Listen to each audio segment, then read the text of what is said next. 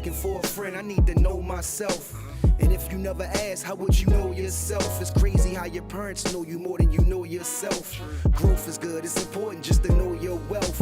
Don't let them take advantage like niggas who speak Spanish and you don't speak a lick of it. The game will make you trip a bit. Street money is cool till you get sick of it.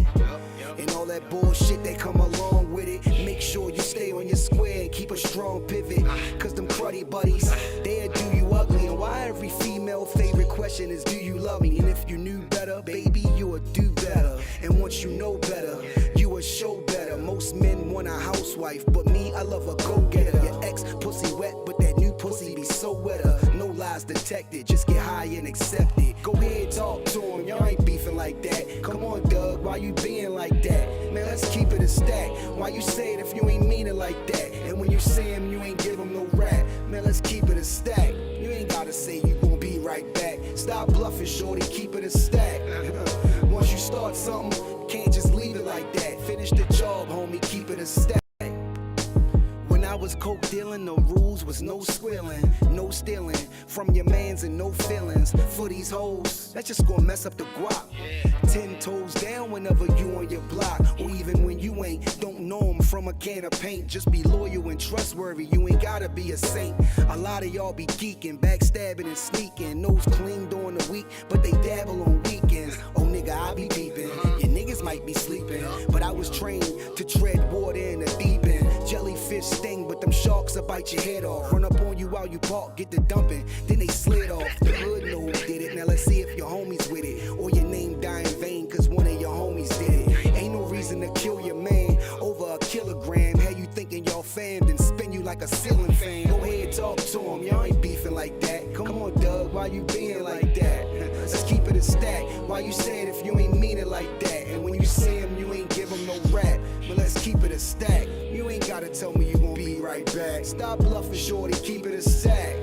And once you start something, can't just leave it like that. Finish the job, homie, keep it a stack.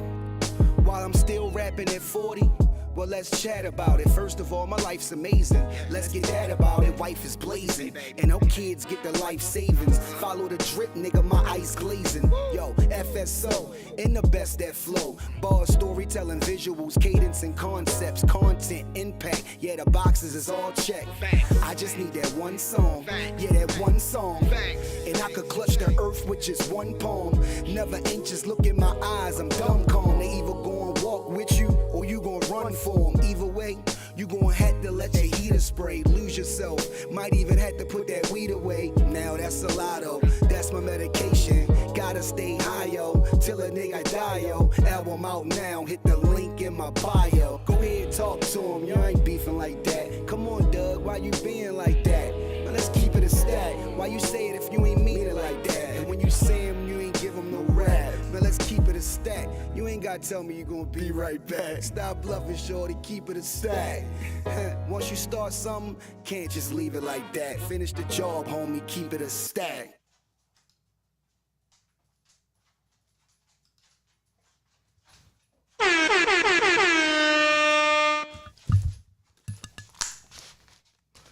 What up, what up, what up? What's going on with everybody? Oh man, I'm just in time. I was a couple minutes late, but I still got something to do. I'm not finished work yet. Totally. So, but I just wanted to start the show. Maybe we can have 2 shows today, depending on how the first show go. But anywho, what's going with that? What's going on with everybody? Damn, I got the Zoom link going already. Boom. Got the Zoom link going already. So we can get into the conversation. I know y'all see the title of the show, and that's what we're gonna rock with for the first part of the show. Cause we've been having some discussions in the back chat. But every time it seemed like we're getting somewhere with Unc, he go ahead and throw another curveball into the situation. But yeah, the title of the show is do we romanticize African history, and do the pseudo killers need to grow up, right, and take an honest assessment of history? But without further ado, got my man Pseudo Killer official Concrete Corey is already on the show early. What's going on, Corey? Peace. What up? Can you hear me, Chef? Yes, sir. Yes, sir. Yeah, what's going on, man? Shit, just I'm still in get money mode, but you know, I stopped through for a second because I got a little bit of time. You know what I'm saying? Okay, that's what's up. But so what you think about the title of the show? Because you was on the phone when we was having the conversation this morning. So what you think about the title of the show? Yeah. Maybe the pseudo killers do need to grow up, right? I don't know. Pseudo killers don't know everything, right? But what we are trying to do is grow every time we have a show, every time we do a podcast or whatever. We should be taking some new information away from it. And, so that's what it's all about. So, yeah, if it's things that the pseudo killers need to brush up on, then the conversation can be had. You know what I mean? You know, we brush up through the conversations.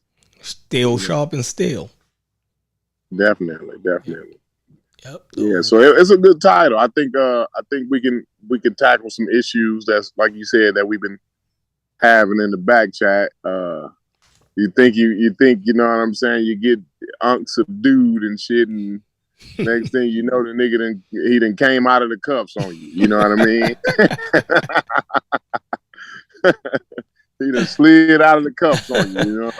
Yeah. Right when you thought you had him subdued. You know what I mean? That's a fact. But you know, it's all good, man. You know, you gotta appreciate Bobby Banger. He gonna stand on the square. You know what I'm saying? He definitely gonna do that. He's definitely gonna do that. But yeah, so I know he's still working. I'm gonna wait for him to come in here. But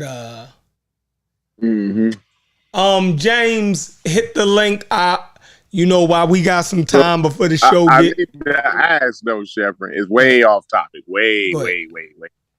But my feelings was hurt. And maybe you probably heard the news.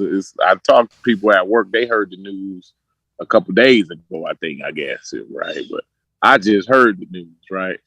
But they discontinuing the chocolate taco, man.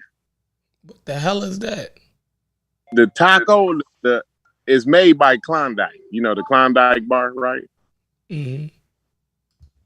Yeah. So they had those tacos. They had it's like a waffle cone, but in a taco shape, and it's great. It's like vanilla chocolate swirl, and it's got the chocolate on the outside and shit. You know what I mean? You never seen the chocolate taco? No, I'm not into. You're not an ice cream guy. Yeah, I'm not. You ain't junk food guy. Nah, that's what's happening, gentlemen. You Muslim, they probably only let you have like candy like once a month. Or some shit. No, but it's ice cream. It's like an ice cream taco. I was almost gonna call it an ice cream sandwich, right? But that would have been way disrespectful. It's an ice cream taco, is what it is. You know what I'm saying? No Saint said it's a Choco Taco. Choco Taco. Yeah. You ain't familiar with that? Who was that? Tuck Ma? You ain't familiar with that? Yeah. You saying they discontinued them? They discontinued it. How you feel about that, man? It broke my heart, bro. It broke my heart. Now I gotta go to the store and look for them, and just to taste it before they run out of supply. Oh, they bomb. They gone. I know they bomb. Oh, I'm gonna go to the store. Upset, matter of fact, before this show over, I'm gonna have a Choco Taco on because I gotta run out in a second anyway. So I'm definitely on this show. I'm gonna put up the Choco Taco just for Corey because he had to bring that shit up. So it must mean a lot to him. See, back in the day, right, when the ice cream. Let me explain this to you, Chef. Right. So the ice cream truck, right? I don't know if everybody got the same kind of shit in their hood. Definitely. We got ice cream trucks. We got the Mr. Softy. That's the ice cream the soft ice cream. Then you got the good humor trucks. Now they like the store on wheels. And they come through, they got all of the candy, the snacks, the ice cream bars and different things on the truck. So go ahead. Yeah, we got it all. No, you from the hood, everybody got the same shit. Trust me. I'm talking about a good humor. You talking about some expense. The good humor truck went to the good neighborhood in my hood. The good humor truck come nowhere near my house, bro. We had ice cream truck that say ding-a-ling-a-ling-a-ling-a-ling-a-ling. Yeah, we got them. That ice cream, that's the only thing we had, Chef. I don't know all the shit you're talking about. We didn't have all the rest of that. We only had that one, right? Now, that one, right? That's Mr. Softy. That's Mr. Softy. He talking about the ding-a-ling. He talking about the other. It's three of them, but go ahead. Yeah, we call him the ice cream truck in my hood. We call all of it the ice cream truck in my hood. So, but it's like three different ones, but they all the ice cream truck. Oh, okay. Well, y'all had. Let me tell you, Chevron, you was living a life of luxury. Just let me tell you that. So, but on that ice cream truck, you had levels, right? You had like the first roll was like back in the day, I think it was probably like 50 cents. Right. It get all the way up to like $3.25. Right. Yeah. Let me tell you about the Choco Taco. That motherfucker was probably like $5 back then. Damn. Now, if you're $4 or $5 for one of them, right? Now, if you got one of them, you were selling dope. Special day for you. You remembered that day for the rest of your life if you got one of those, buddy. The Choco Taco, like that was a very special thing. So, and it might not be the same for every hood. You know what I'm saying? But in my hood, that was special, and for that to be canceled, that's like taking away a part of my childhood. You know what I'm saying? It's bullshit. I'm about to go get a pack. Heartbreaking. Yeah, we got a random continental African that drive around in a little one window van out here in Tulsa, Oklahoma. So he be all over the place. But yeah. It's yellow. With the Ninja Turtles with the gumball eyes. Okay, so I appreciate you, Tuck. You came up in the hood like me. Now, Sheffrin, he was out in Beverly Hills. I don't.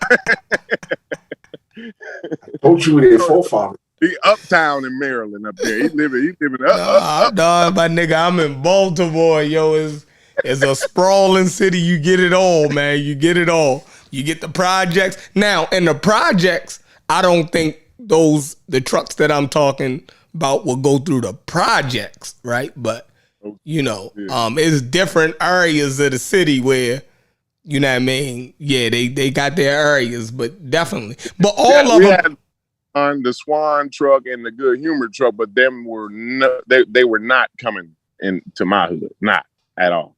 They'll drive through. They wasn't stopping though. You might see them going through the main street, like Lincoln Way. Like you might see them going through. You know what I'm saying? But no, they not. No, they not stopping. I need to see y'all hoods. Then y'all hoods must be some serious fucking hood, because Baltimore is a black city. So I just couldn't imagine fucking hood, because Baltimore is a black city. So I just couldn't imagine y'all having anything worse than. That's growing up. That's growing up. I don't stay in the hood no more. For the black people, right? Yeah, we got a city full of black people, so that means the people in charge got a little bit of empathy for black people. So the people here in Indiana, right? No, there's not nothing black about Indiana at all, right? And they got total disregard for the hood. Believe me. I know what you're talking about. Yeah, right. Chef, you in an urban hood. Yeah, them hoods in the Midwest, they be calling them like the bottom and shit like that, you know? Yeah. Damn. Yeah. You know what I'm saying? I was real in the fields, the killing fields, man. They call it the killing fields, man. Dang. Yes, sir. Oh yeah, see, yeah, it's different. Yeah, well, but it's the same, but it's different. I get it. Yeah. A little more poverty, a little bit more. Yeah, poverty is definitely. You know what I mean? It's up. He said, so Tuck said he in Tulsa, Oklahoma. Yeah, I'm in ground zero. Damn. I'm ground zero. My people is from Bowling and Taft, though. Go ahead, my bad. No, I was just saying, I wasn't trying to interrupt. I was just saying I thought Tulsa was a black city. Well, it was before they dropped the bombs and all of that stuff. But Bowling and Taft is some of the first black cities. That's where my peoples is from. They're from Bowling and Taft. But my pops is from B-More. That's why I think drew me to Unk and stuff, because he sound like my pops. Y'all got that B-More, that deal. You know, yeah, they sound like that. But yeah, I'm in Tulsa, Oklahoma though, and it's some of the most racist stuff in the world around here, boy. Still to this day. But yeah, like what Corey was talking about, like growing up in the hood is different than what I live at now. You know, I got my own business and all that stuff now. So I got 2 daughters. You know, I can't do none of that. They don't know nothing about no hood neither. They don't know. They seen the ice cream truck. We went to the ice cream truck the other day, and they was looking fascinated because, you know, they used to want to. Hey, the ice cream truck came in my neighborhood, Tuck. I said, "Oh my God!" I jumped up. My kids looking at me. They looking at me like, "What the fuck is wrong with this thing?" I jumped up, ran outside. Right. Had a whole bunch of change. Ice cream truck. No, they don't know. They don't know. They culturally different than even me. Like it's how these kids is. They got hoverboards and all this stuff. We used to go outside with sticks and cops and robbers and stuff like that. They don't do none of that. Well, they do play outside, but it's not the same at all. No, I never, like, they be trying to come in. My kids wanting to be in the house and shit. I never wanted to be in the house and shit at all. Period. Never. I couldn't cuss and all of that stuff in the house. You know, as kids, you know, you got to get your cuss words out and all that stuff. You can't do that around here. People's all at church and all, you know. Can't cuss like you want to. I'm allowed, you know. I was a big cusser when I was a kid. I thought I was a bad mother. I wasn't around the family, boy. I was a bad boy.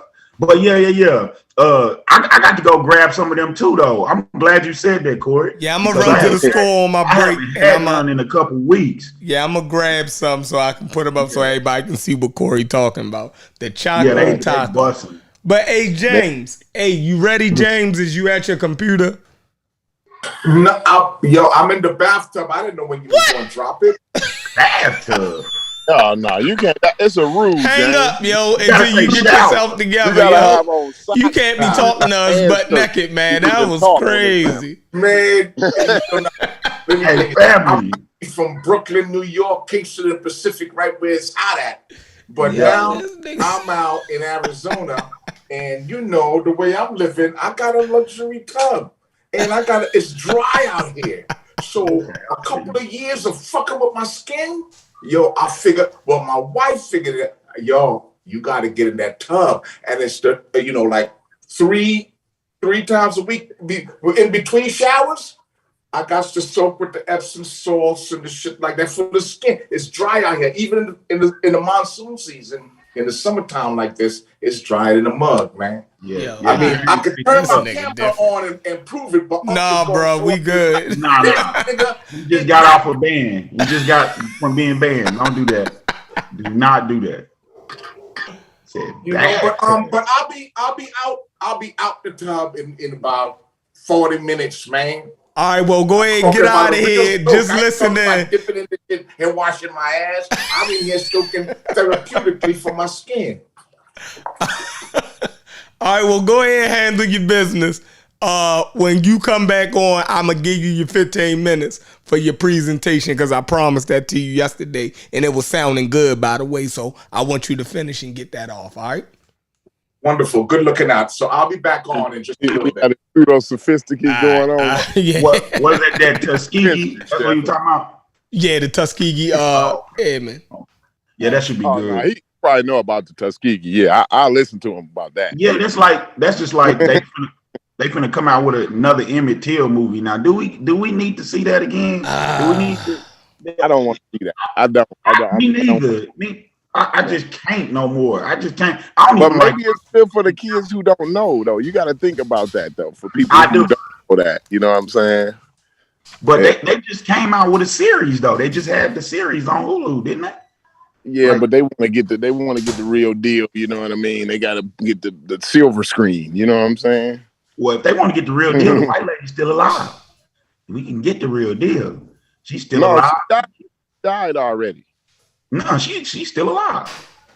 No, I thought she admitted it on her deathbed or whatever. Nah, they were saying that, but no, she's still alive. Oh, yeah, alive and kicking.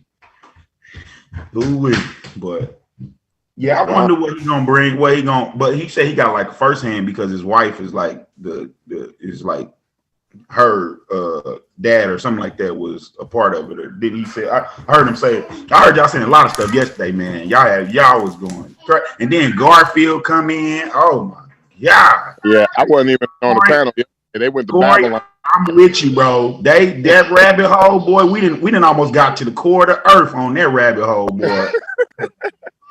Ooh, crazy, yeah. Like, hey, I can't do Babylon.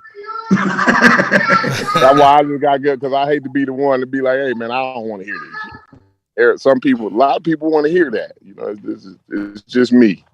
Maybe it's just me and you. Yeah, it's definitely me.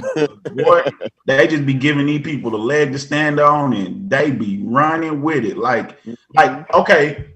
During the course of the discussion, they was talking about who the mama was, and then you go to the Bible to talk about that. But then we talking about historicals. I was just I got off too. I was just like, we really doing about who the mama is and all this shit. Yeah, but the mama in the Bible, but the dude that y'all talking about is not the one in the Bible. It's confusing. It's confusing. I'd rather be confused with mirror neurons, because it's the first time I ever heard somebody say that. It is when you said it, Corey. So, you know, I was looking up mirror neurons and nebulas and all, you know. Oh, you checked out the mirror. Sosa won't check that out though, man. He won't look at I was in it a little bit, but you know, I'm listening back and forth. I usually have my headphones on listening, because you know, I'm parenting in the middle of it too. So I'm trying to get Sosa to do a presentation on that or something, you know. Okay. He want to go to the Bible. He want to do a presentation on the Bible though. Oh my God, don't we all? But like Q Buddy said, most of these dudes is Christian researchers, and they don't know it. Most of their time is spent in Christianity, and I'm starting to get with you on Kemet too, Corey. I'm getting sick of it. You seen the I'm start saying ain't nothing that I showed you the other day? Say it again. The region. Remember I showed the map with the region on there? Was you on the other day when I seen that? Yeah. You see that region? That's all they talk about is that region. If you ain't a Muslim, a Kemet nigga, or a goddamn Christian, or a Jewish nigga, it's that same region. Everybody want to be there. Every nigga want to be from right there. You know what I'm saying? It's like, man, niggas, if you niggas don't get the fuck away from that goddamn region and leave them people alone. Yeah, leave them people in their shit alone. Hey, but chef. Hey, look, let me say it real quick. I pull up real quick because I'm still on the doing something. Corey, I did. I know what the mirror neurons is. Like, I understand what it is. I want to have a presentation on it though. Yeah. It's still a lot of still a lot of work to be done on the mirror neurons though. But yeah. We want to be on the reason I was saying about the snakes and stuff, because that's not like mirror neurons. It's like see it, do it. Yeah, you're right about the snakes. That was a bad example. That's why I was. Yeah, that's all I was saying. Yeah, that's all I was saying. But I want you to get us straightened out on that. You know what I'm saying? That like people need that. That's a piece that we ain't got in this community that we need. Yeah, you know what I mean? Yeah, I feel you, Corey. You trying to get us back to more important stuff, because we've been discussing Bible and all that stuff. Maybe we don't know if we don't know everything about the Bible by now. Shit, we got a learning disability. You know what I'm saying? Yeah. That's a fact. Oh, I'm good because we got Yolanda up in here, because I need her to run this shit while I go do this. All right. Black yeah. But I'm listening though. I'm listening. I'm gonna fall back. I'm listening though. All right. Cool. Juju, what it do? What it do, fam? Black African power in this. I needed you to come through. Black American power up in this motherfucker. Goddamn it! African American power up Eric in this Power. Hey, Corey. What's up? What up? What up? What up? It's Zephyrin. What's up? Peace to the panel. Peace to the chat. Tuck, what's up, Tuck? What's going on, family? Chilling. Sosa, what it do? Sosa he's still grinding right now. Oh yeah, he working. He stay working. All right. I just got in. That's what's up. How your last consultation go? It was visit number 2 at the Mayo the other day. Visit number 1 was horrible for me. Right. It's just a lot of BS. I was talking about earlier about having to adjust my insurance. Lots of things you don't think about, in a predicament like this. So I'll be doing that, but I have a plan to get back to the original plan. But as it stands, I start chemo in about a week after I do 2 procedures. Okay, so they think they got a way for you to get ahead of it. So that's good. Well, I'm ahead anyway. Okay. I'm lucky. It's lucky for me, or however you want to say it. Or yeah, they caught it early. All praise the genetics. Okay. The thing is, with this particular type of cancer is aggressive and very specific and very ambiguous. Like, they don't know. That's the scary thing about this diagnosis. It's not like breast cancer, but they kind of got a handle on things. You know what I'm saying? Mm-hmm. They have some proven techniques or whatnot. They really don't know this. And, when you look up the data, I mean, it's enough to, I can't do it anymore. I don't even look at the data. I ask questions, or I ask certain individuals to do some work for me, because me being in the position, looking at it, is just gut wrenching. Either way, the second appointment, which was the other day, was better. I spoke to an oncologist. She was pretty dope. Her PA was pretty dope. And it is what it is. With this diagnosis, it's surgery, chemo, radiation, chemo, surgery, radiation. You get to pick one. I'm lucky I get to pick. Most people don't get to. So I wanted surgery first before COVID came, so I could be in recovery and my immune system be good. I really did not want to be taking chemo. I have a compromised immune system with COVID, upsurging again, Marburg, and that motherfucking monkeypox. Like, yeah, that monkeypox look crazy. So, I mean, that's it. I'm good. Y'all already know. I'm straight. So what do you think about the title of the show? Oh, man. Oh, about us, about Pseudo Killas? Y'all, excuse me. I'm about y'all needing to grow up and shit like that. Yeah.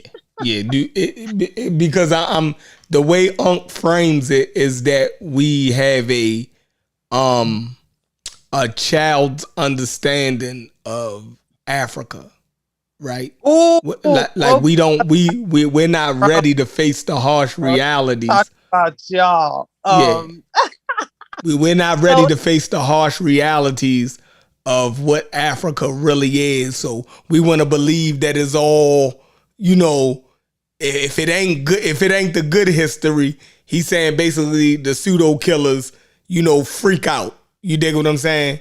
If it ain't, Shaka Zulu won this war and he was the great African liberator, he's saying if we don't get that brand of it, then we just freak out. We can't handle it, right? Let's clarify the conversation. I think I'm understanding.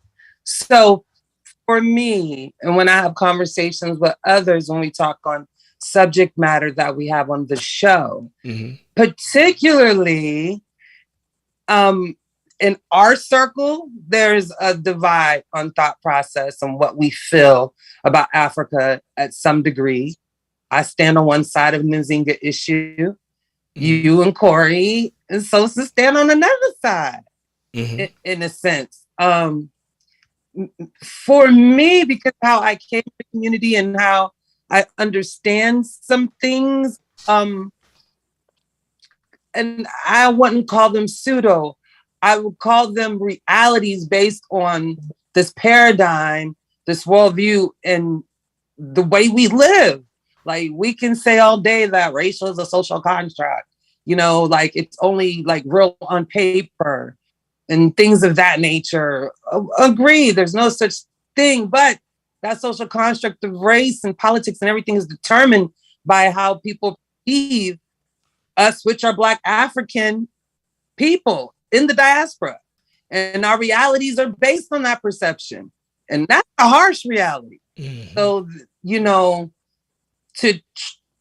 for Nzinga, i.e., to not put that situation in a context that is appropriate, considering the time, considering the environment, considering the reality, the ultimate reality. It was pretty much chess, and it was pretty much understanding the politics and where she was and what she was at a pivotal time, a crucial one.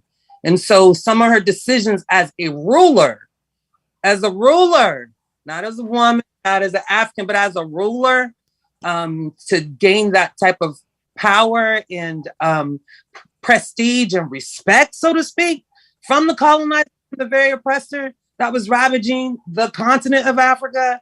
Like, that's astounding. So when we speak on her, we quote unquote her slave trading attributes and whatnot. But the reality, and I think that's what Bobby was getting at when he's saying this, is just, it's not clear cut. You can't just put her aside Leopold and say, well, what's the difference? Or put her aside Benjamin Franklin and be like, what's the difference? There's a fundamental difference. So I'm not going to say you got to grow up. I think the difference of understanding and, you know, reaching some sort of consensus on the idea, or disagree. You know, I understand the detriment and the harm of demonizing Africanness has been on, you know, human history, period. So, you know, I'm not gonna say you have to grow up. We think differently about it. And that's okay. And it's also to show that no one's beyond question. And that's okay. And to be critical and to criticize and learn from our mistakes. And that's okay. That's where I'm gonna leave it at. Definitely. Well said. Well said. Well said. Mr. Rich, what's up? Hey, what's up, Chef? How you doing, man? How you doing, miss? Chilling. Peace. Yeah, I was watching the Smash Rockwell, you know, that we was talking about. It's ancient Egypt Black. You know what I mean? And the responses you guys give after getting the facts and understanding that, you know, this Egyptology started off with a racist scholarship, and all the other Black authors tried to bring it to attention. You know what I'm saying? Mm-hmm. And it's like you guys are still stating these same racist arguments that that they were saying, and they're just trying to clean it up. And you guys kind of like trying to dirty it back up. And it's kind of silly when I hear all the responses that I hear when they already established that North Africa, I'm saying, was indigenous to the Nubians. You know what I mean? From all the other research, the new research that's coming out. So it's like y'all just not getting it, and maybe you feel like, y'all, you know what I'm saying, y'all you playing around, or you know what I'm saying, are you guys really serious going against the scholarship, the new scholarship, and not bringing no new information up as far as the Mediterranean thing? You know what I mean? It's kind of like, you know, one thing we learn in African studies is that Ethiopia is Egypt's oldest, you know what I mean, is the oldest sister. You know what I'm saying? But we learned that shit a long time ago, but this is an old argument that you guys still stating the racist scholarship.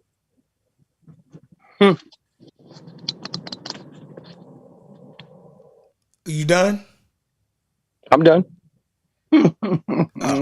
Okay. Tuck, did you want to respond or?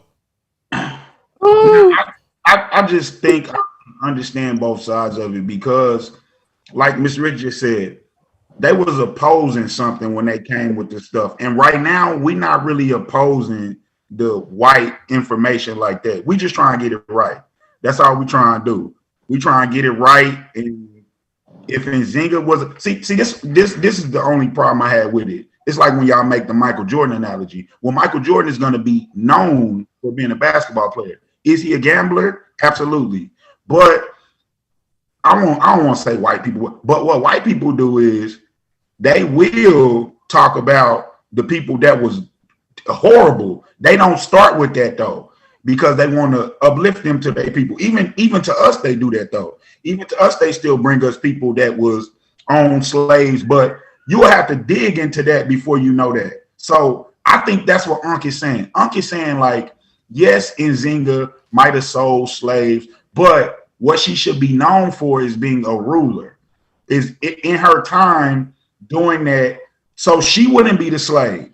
So if you can think back, and I know we tried this exercise 1,000 times, Chef. I know we did, but if you can think back to being her, would you rather be Nzinga or one of the people that didn't own slaves and eventually became the slaves? So I just think Aint want y'all, and even Dr. Ben too, even Dr. Ben, liar. I know y'all did all of that though, and I kind of cringe at that still because I'm still blackologist first. Right. So I just think that they want the context of it to be different. Dr. Ben is a great teacher first. Before all of that other stuff, he went and did studies first. So we should revere Dr. Ben. We should revere Nzinga if you can take it right there, Chef. That's all I want to say. No, I'm not here to argue today. I think all y'all made some awesome points, and I'll consider it. Like, I'm not, you know what I mean? So, you know, I think y'all got me twisted. Think that I'ma just, you know, argue every point. Like, I definitely feel y'all. So, you know, for me, it's more of a thing whereas I'm trying to get an accurate picture, right? Without no fluff on it, right? I want something I can give to my children where they're not blindsided by, you know, go ahead, Tuck. I see. But Chef, in that, sometimes you do take on a different side of the argument to where it's like, we come with this, and then it's like, well, wait, but and it might be from I don't like doing the Eurocentric and Afro. I don't like doing that. But no, go ahead. No, but I don't like doing that. You got to do it all the way so we can get the point. You feel me? Yeah. So some talking points you might get onto that, and then when we arguing, I know how it go, because no, you didn't get me on that. Now fuck that. Right. I'm finna go all the way with it. Then mm-hmm. Right. So it's just them in betweens, because most of the time I'm hearing y'all not disagreeing a lot. It's not a big disagreement, but in the heat of battle though, I'm gonna keep saying some things, and you gonna keep saying. Yeah, we dig in deeper. Like, it's like, of course. Yeah, everybody dig in deeper, right? That's I'm gonna tell y'all, and Mr. Rich, Aint makes us dig in deeper. He take more harder stances than we do, and it makes us have to fight back, because, you know, it's one thing for y'all to just say we are completely wrong. Like, y'all don't give us no ground but to fight back, right? You know what I mean? Like, it's no way I could be like, would I have a comprehension problem now? Like, I just read this to you, like, flat out. And then it'd just be like, you know, you're completely wrong. Like, how? You dig what I'm saying? So, but then you scoff at that, and then now I got to be completely right. Now exactly. I got to go all the way in. Yeah, we definitely, you know what I mean? We definitely dig in. But I mean, go ahead, Juju. There's no absolutes. I think the truth is somewhere in between. Mm-hmm. And none of us from there, we won't actually know. But what was left behind, what has been recorded, is what we know. And, you know, the truth is going to be somewhere in between. That's it. But Queen Nzinga, Tina, all day. So I would say this. However you choose to look at Queen Nzinga, is fine with me. But I think at least we laid the truth out on the table. Now, however you stomach that, that's on y'all. I'm not saying who should be everybody's heroes. If y'all can stomach that, then y'all go ahead and stomach that, right? So, everybody from the hood. So it might be a drug dealer in your hood that you rock with. You feel me? It might be a nigga like, he sold the most drugs, but he definitely every year, he brought the hood dirt bikes. He put up new rims at our basketball court. He threw cookouts. You dig what I'm saying? If somebody needed their rent paid, he looked out for the hood. So everybody else looking and be like, but that nigga was a poisoner to the community. But the niggas in the community like, that nigga looked out for us. I can't look. So I get it. If that's y'all one, that's y'all one. You dig what I'm saying? That's Chef. Hey, Chef, but those niggas in the community who fuck with the drug dealer might be trifling too, though. So, yeah, definitely. I got an anecdote for you then, if we got to be like that. So I was raised in a dope gang. My mom did time in prison. Her charge was like 500 pounds of marijuana, conspiracy to distribute, or something like that. All I can tell you is like, I saw none of that. I saw other stuff. It was bricks, but it wasn't that. So imagine the type of thing going on. For me, I have a different conceptualization of what it is to call someone a drug dealer or a menace to the community. At the same time, she was my Girl Scout leader.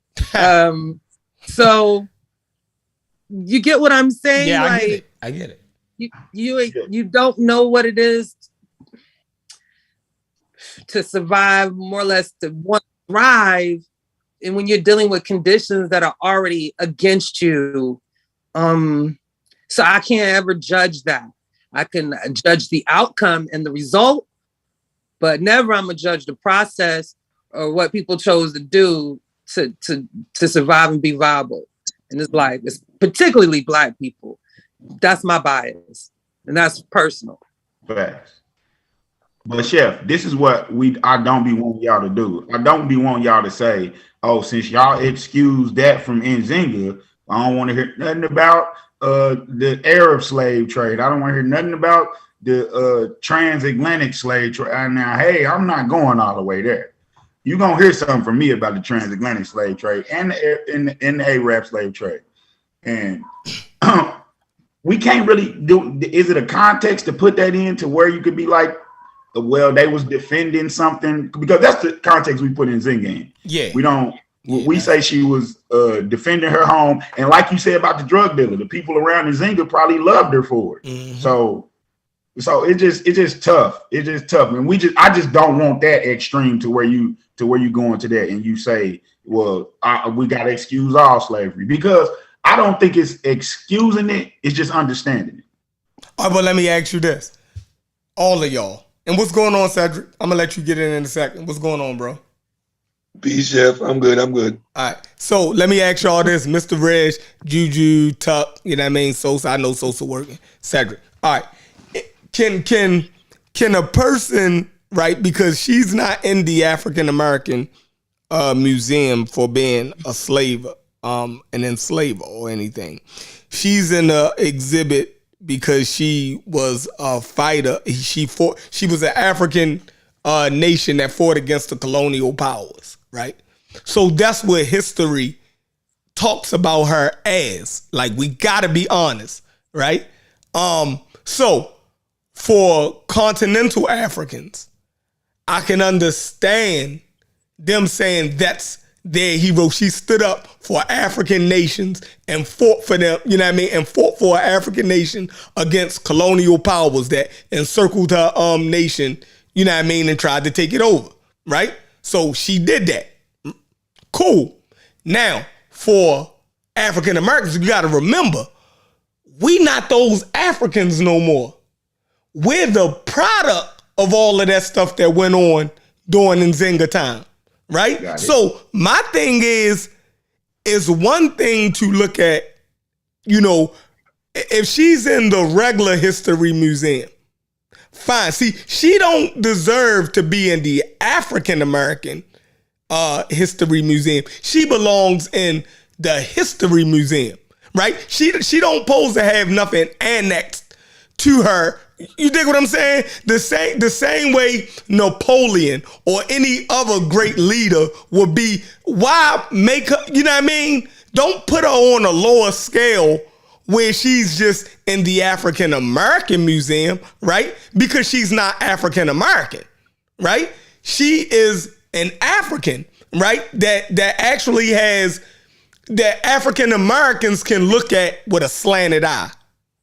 Shepherd. So what kind of message would that send out if they like put her in the National History Museum?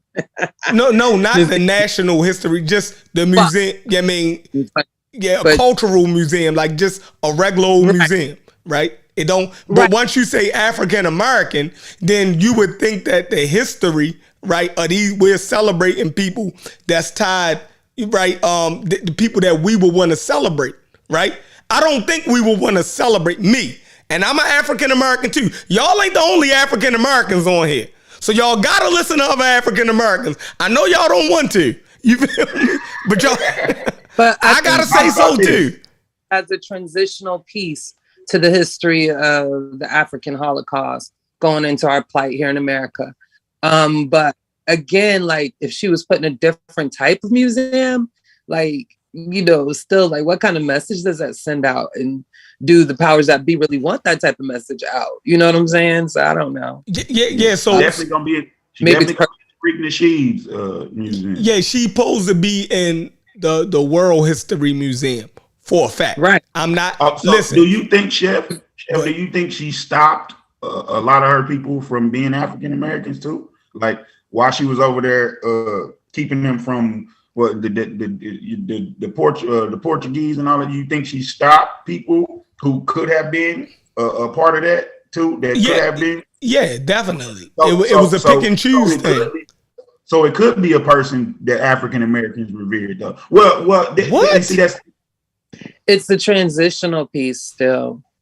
Yeah, what you mean by that? Our plight through the African Holocaust to America, and you know those ancestors that stood on Native land and fought for freedom. That's how, if I was a museum curator, have rationalized placing her there, because she's not African American, but it would definitely to understand the full picture as a transitional piece in history. So them telling if her whole story is not told in the African American museum, how does her story have any relevance to African Americans? That's a good question. Anybody can answer that. If you're not talking about her selling slaves, right, then how could her story have any relevance to African Americans? Understand your point. Uh-huh. I understand the point. I don't really have an answer for that, but I do understand. Now, as a world figure, as a historical figure that Africans all over the world can celebrate and people all over the world can celebrate, yes, right?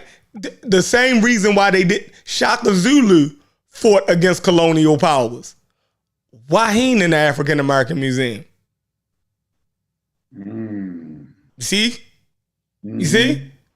So, if you going, what would be her connection to us other than her selling slaves? And why wouldn't they put that shit in the museum? Like it's not.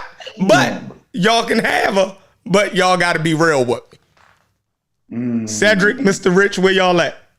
Move, criminal. I'm right here. You see, when the word hero comes into the discussion, then again, it becomes a matter of subjectivity and an emotional connection to the subject. And I simply do not have those discussions. But you African American, you should have some type of feelings towards it. No, if we're going to have the discussion, then it's separate from her being in a museum. Museums do not only represent Our heroes, they represent the individuals or certain characters or paradigm shifts in our history.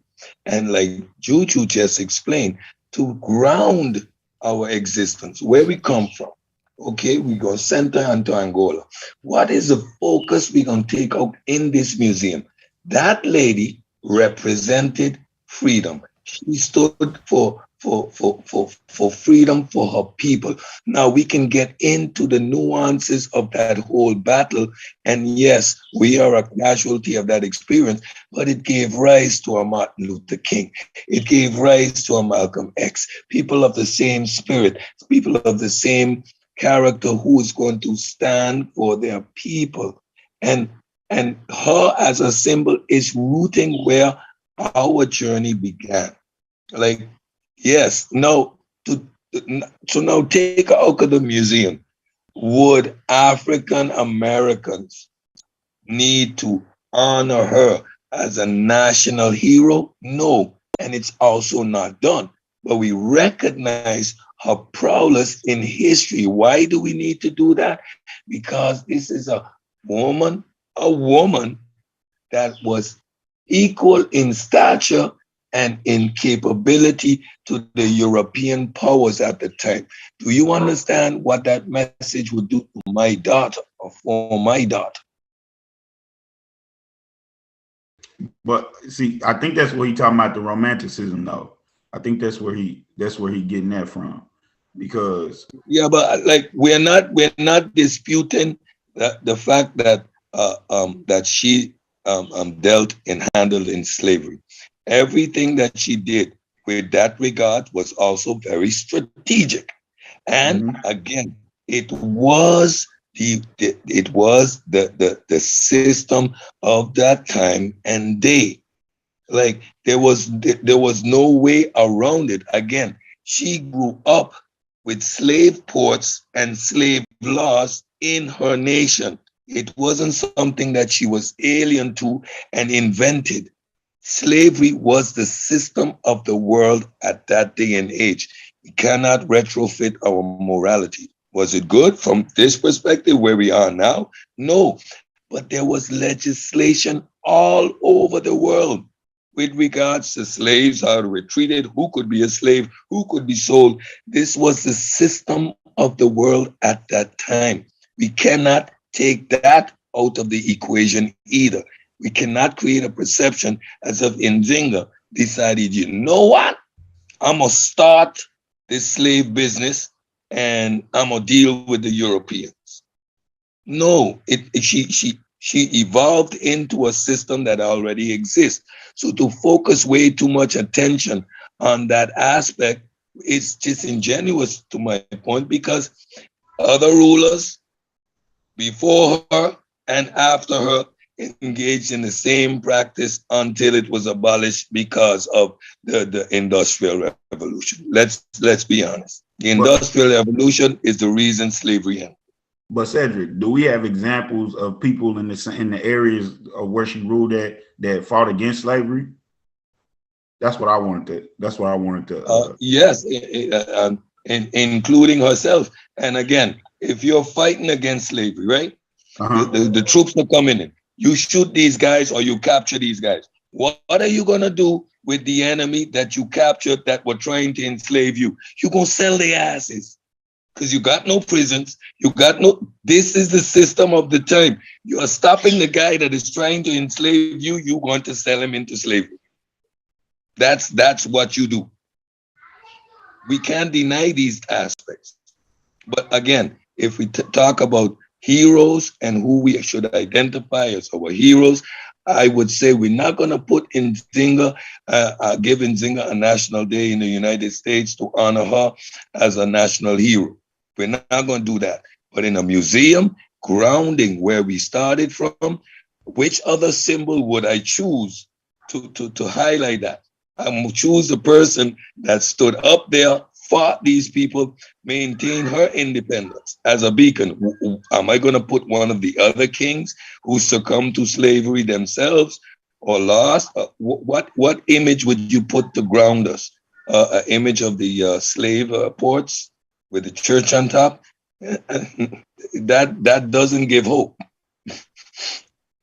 either. I appreciate and understand Juju's point, and I understand the perspective what that chef is bringing. But to put it in the context of a museum, and especially this one, there's also images of the Ku Klux Klan in there. It's a part of our history. We're not deifying him, that aspect. We're not saying that is great, but it is a part of the collective experience of the African American. We can't take that out of that museum either. It's not that it's a hero museum. It's a part of our history telling the story, the good, the bad, the ugly. That's why the Ku Klux Klan suit is in there. That once that's in there, I'm not thinking this is a museum that I'm looking for heroes. This is a museum that is telling our stories. I could have heroes in there, but it's just the story being told in its totality, including the lynchings, including the Ku Klux Klan, and all of those aspects.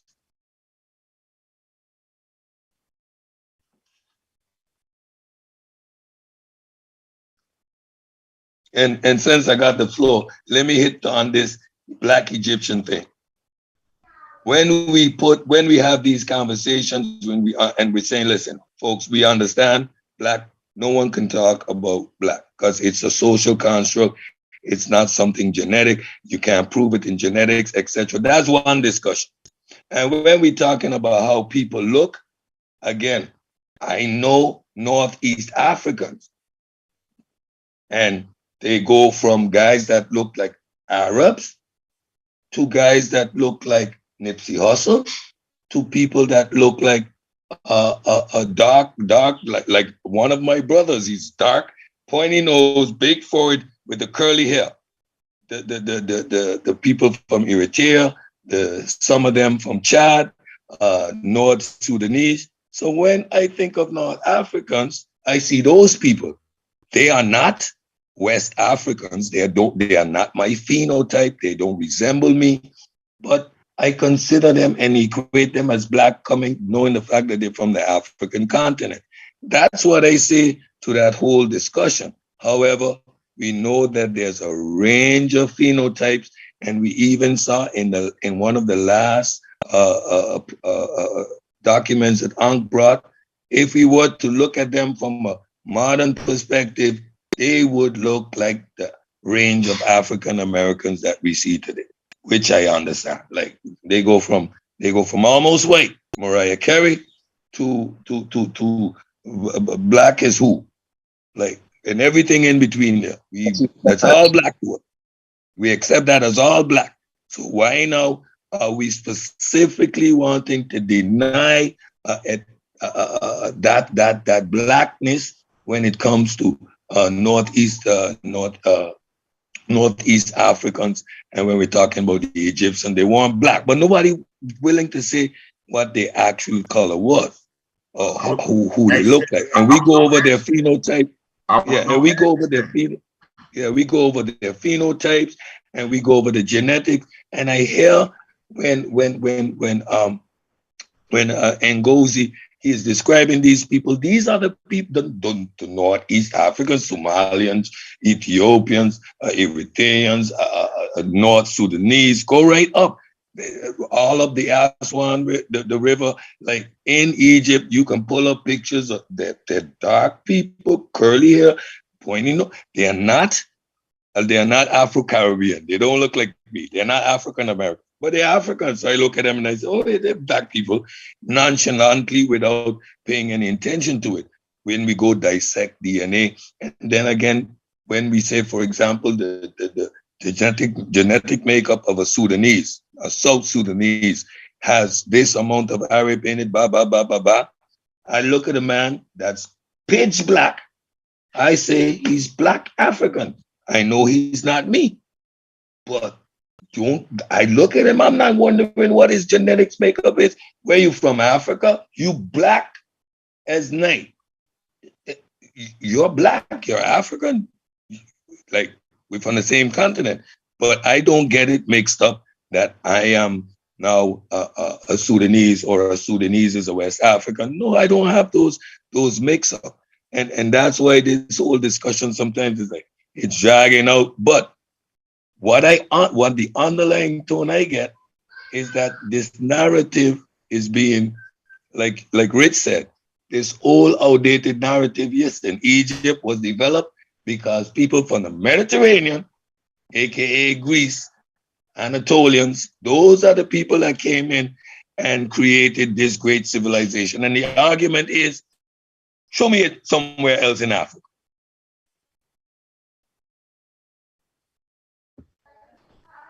And that's what we know now is a complete farce. It's an indigenous, homegrown culture. Yeah, because I always thought that was trickery, saying that they neither black nor white, but then not saying what they are. That's where we get stuck at. But then goes further and say this indigenous African. So I don't understand arguing past that though, because it's all shapes and it's all colors on the continent. So but a place where everybody met, which called the area of confluence, where everybody met, they was going with a whole lot of different peoples. But then they won't let you go back to explain to you where the people came from. So it's just a little sticking point to me, to where you're going back too far, Green Sahara. But then we come to they the same people as there right now. It just get tricky to me, Cedric. Yep. Yeah, I see it trying to get tricky, but I don't allow it to get tricky. You know why? Because I am well versed in the European doctrine, and I hear it. And I'm standing firmly against it because I know it so well. That is what I've been taught. Honest to my God, if you talk to me about the ancient Egyptians, I would have not said Africa. That word would not have come out of my mouth.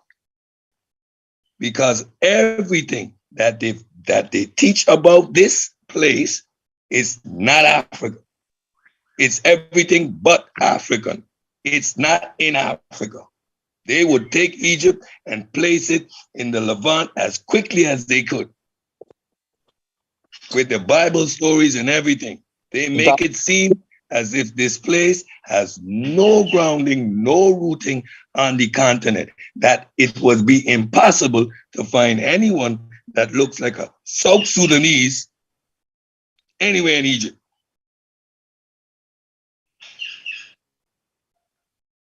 This is the narrative. Listen, even up to the cave drawings that they found in Libya, they attributed those cave drawings to Europeans, to the point that they even tried to falsify painting to make it more European because they would deny the Africanness of it.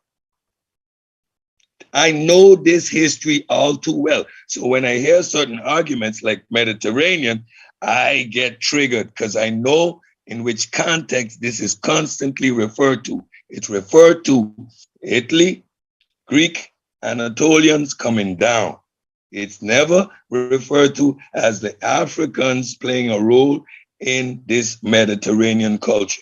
It is always created the narrative that if it's this culture was brought into Africa, and it wasn't.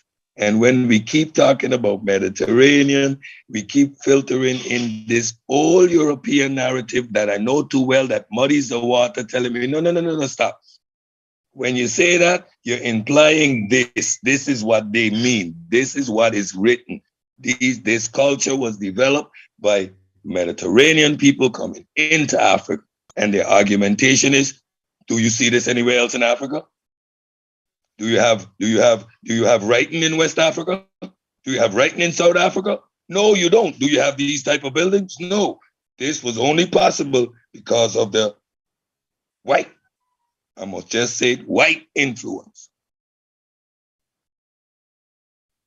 And we know these arguments, so that's why I just be on the pushback. And then when I look to my reality, everybody that I know from Northeast Africa has the phenotype that I see on those walls. And those people I consider Black. Me too. That's all I was taught, Cedric. That was it. And that's how they look too. So Yeah, they're I like don't understand the how people on the wall resemble. Look, I see Nipsey Hussle on the wall. yeah. He's irritating, right? I know. Ethiopian. Go look up the Miss Ethiopia. She's as fair, almost white, but she's a black African woman. Sade. Sade is an African. Look at her. That's a black African woman. Look at her. Like, and we like, like all of a sudden the Egyptians ain't black. Like, was black then? I'm confused. Yeah, that's why I said that. It's very confusing. But like you said, you ain't getting stuck in the confusion. You ain't gonna let them change your mind, Cedric. I ain't trying to change mine. They ain't provide me with a sound argument yet. Especially Especially to the back migration. And when you back migrate, you back migrate, you bring your outside genetics into what is there. Yeah. Doesn't change that I'm African, I'm here. You could bring in whatever genes you want. Doesn't change. Those genes were brought in to indigenous African people. The people who were there, what they mixed with, were indigenous Africans, right? When Aint make his statement, these are the people that came out of the Green Sahara, right? So they were black Africans. And now through admixture, exactly, through admixture, you get the different phenotypes and in different concentrations, right? But the foundation of them are what? Still remains totally and completely African. Like, so they Mediterranean. Yeah. What do Peace to the panel. I just want to speak to everybody. What's going on, Pan-African? Yeah, we bringing them back home, Pan-African. They're gonna be Egyptians after we done. Yeah, I seen you. I wasn't able to tap in, but I was like, yeah, I appreciate that brother for being on point with what they've done, and the demonization of Afrocentric thought, or what they're calling it, and they don't understand that they're parroting the Eurocentric thought when they do that. That's what I've been trying to convey, to get people to understand that this argument starts before us. You know what I mean? So we're just in the fight, and we're using the evidence and documentation that our elders went and retrieved for us to be able to have this fight on a sound foundation. Now, I wanted to say that last night, I wanted to apologize if I was a little bit too aggressive, but everything that I said, I was correct on once I went back and replayed it. So I was just interjecting where falsehood was being interjected. So that's what I was doing, because what he was saying. You talking about the Jesus stuff, Pan-African? Well, some of the things that the brother Garfield was bringing into the conversation, like he actually did say that it's a possibility that they got that Heru image from someone else, and I know that's to be false. Also, I know that on the 25th of March, they used that because of the spring equinox. I know this. So when I'm telling them this, I'm not telling them this to argue with them. These are just facts. Yeah. So that's the only thing I want to say about last night's discussion. Yeah, y'all went, boy. It was Rabbit Hole Productions, boy. Y'all went all the way there last night. But I appreciate you, Pan-African. No, they laugh and joke though, but you be on your square, bro. I be appreciating that. And some people in the chat do too. They just afraid to come up here and say so. They just afraid to be challenged. So you allow yourself to come up here and be challenged and say and keep it right there. You be trying to slow them down, but they be running them stop signs. That's right. They be running them stop signs. And like I said a little bit earlier, he went from the historical person back to the Bible, then to the historical person and back to the Bible. It's like when you ask who his mama was, when you ask who the man mama was, that's profound right there. Yeah. I set him up for the right hook. Real beautiful. Man, what type of pseudo madness y'all got going? Hey, that's what we doing. That's what we doing. The Jesus story, you lose either way. If Jesus was a real person, the character in the Bible is false. And if the character in the book is what they ascribe as having been real, that couldn't be real either. So either way, the Jesus story doesn't work. It could have been a real dude, right? Real dude. However, he couldn't turn water into wine. His mother wasn't a virgin. His father isn't a ghost. He didn't walk on water, and the nigga ain't raised from the dead. So either way you turn the discussion, it's a mute argument. Listen, the discussion on the historicity of Jesus is not a religious argument. So it's not for anybody to get. I stay just with let me Dr. Richard Carey. I let you finish speaking, and then I start speaking, and you get right back to me. Now, what I'm saying is that it's not a religious argument, so it's not for the Christians to get a win. That's not what it's done for. And I always say, like, if you come into the conversation and you don't understand that it's not about nigga walking on water, shit like that, then you really, at that point, you need to excuse yourself out of the conversation because you don't really understand what's being talked, what the argument is. Sosa, you just made these assumptions, right? And I'm gonna say this: I follow Richard Carey when it concerns the historicity of Jesus. So I believe Jesus is a myth. Hold on. So why you feel the need to cut them? I just don't understand. Like, what did I say that upset you that you feel like you cut in? Yeah, because you assume that when I talk about the Bible character, I think that has anything to do with the historicity of Jesus. No, what I'm saying, I wasn't even talking to you. I wasn't talking to you. I wasn't talking to you. Tuck said they was talking about the miracles of Jesus and going back and forth between the real. I said it's not about. Hold on, Sosa. No, he did. He when Pan African asked who that man's mother was, he went back to the Bible and said it was Mary. So that's what I'm saying. It's like you got the Bible is a source in that argument because you get the stories of Jesus in the Bible. That's what I'm saying. Like before you dive into the argument, you have to know what the historical critical method is. I recommended a Yale video you can watch. It's only like 13 videos. Just get yourself a basic understanding of what's going on, then get in the conversation, and then it'll be more fruitful. Otherwise, it just be too chaotic, bro. So how can you use some parts of the story in the Bible, but then not the other ones? How can you do that? And they explain that when you watch the lecture, they break all that down. Yeah, anybody can make up excuses for when anybody wants to like that's crazy. Whether Jesus is real, I suggest you follow Richard Carey and echo his argument on the historicity of Jesus. Richard Carey is not hailed as some elite scholar in the field. Like, there's two other peer review scholars. So now there's three of them that question and challenge the historicity of Jesus. So us mythicists has sound scholarly information to back up the point of the historicity of Jesus, and we're mythicists. What's the consensus? There's a 20% likely chance of Jesus having been a real character. No. You made that up. What is the consensus? No. That's some shit. Nobody said the consensus. 20%. The consensus. Like I just illustrated. I have now 3 scholarly peer-reviewed articles challenging the consensus. The consensus has to yet deal factually deal with the arguments raised. At this point, consensus is out of the water because we got scholarly review.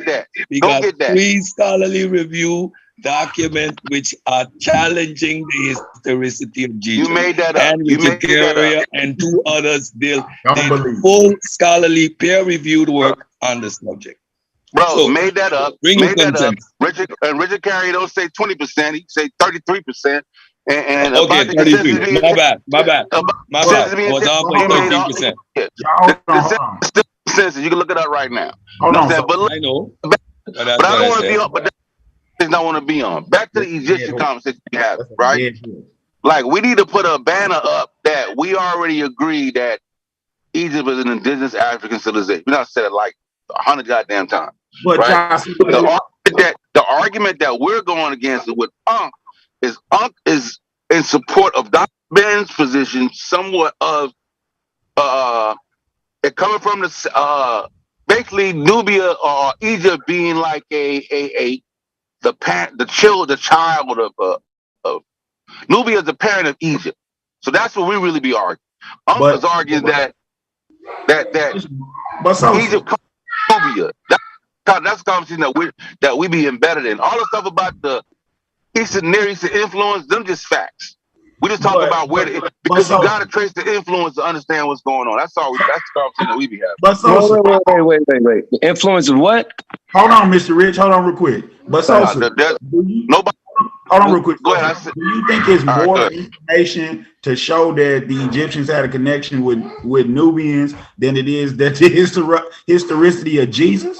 See, I don't want to. That's why it don't be making no sense to me. That's a separate conversation. That's what I'm saying. But come on. So let's just lead the Jesus conversation. Making analogies. You the master. Let's lead the Jesus conversation to the side. Like I said, I need you I just asked you a question, Sosa. Well, repeat the question, bro. Is it more evidence of the relation between Nubia and right? Egypt? Yes, because we have more. But do you see how y'all argue separate points separately? No, because when you talk about Nubia in culture, you talk about groups of people who believe in pots, pans, and all type of other shit. Of course. Spans over 1,000 years. A person versus a person that lived a human life. 30, 50, 30, 40 years with it. Come on, bro. Hold on. Let me ask Sosa a question. So you believe Jesus was a real person too? I believe that the probability is, I believe that there's the probability that the story is okay. I just wanted to get that on record. But the Nubian, I'm already on record with that. It came from the Nubian. You see, it don't. We could examine it and see though. That's what we're doing. We and I don't think in my opinion, I can't win that argument yet. Yeah, your opinion. Well, I'm telling you, brother. I know you don't want to hear this, but that civilization starts together, and then it splits apart later on. That's how it happens. No, they're contemporary. Where it doesn't happen where Nubia was always one thing and Egypt was always one thing. When you look at the geography of where the civilization was supposed to ignite it from, it's right there on that border. That's why they put the first cataract there, which is a false border, because actually we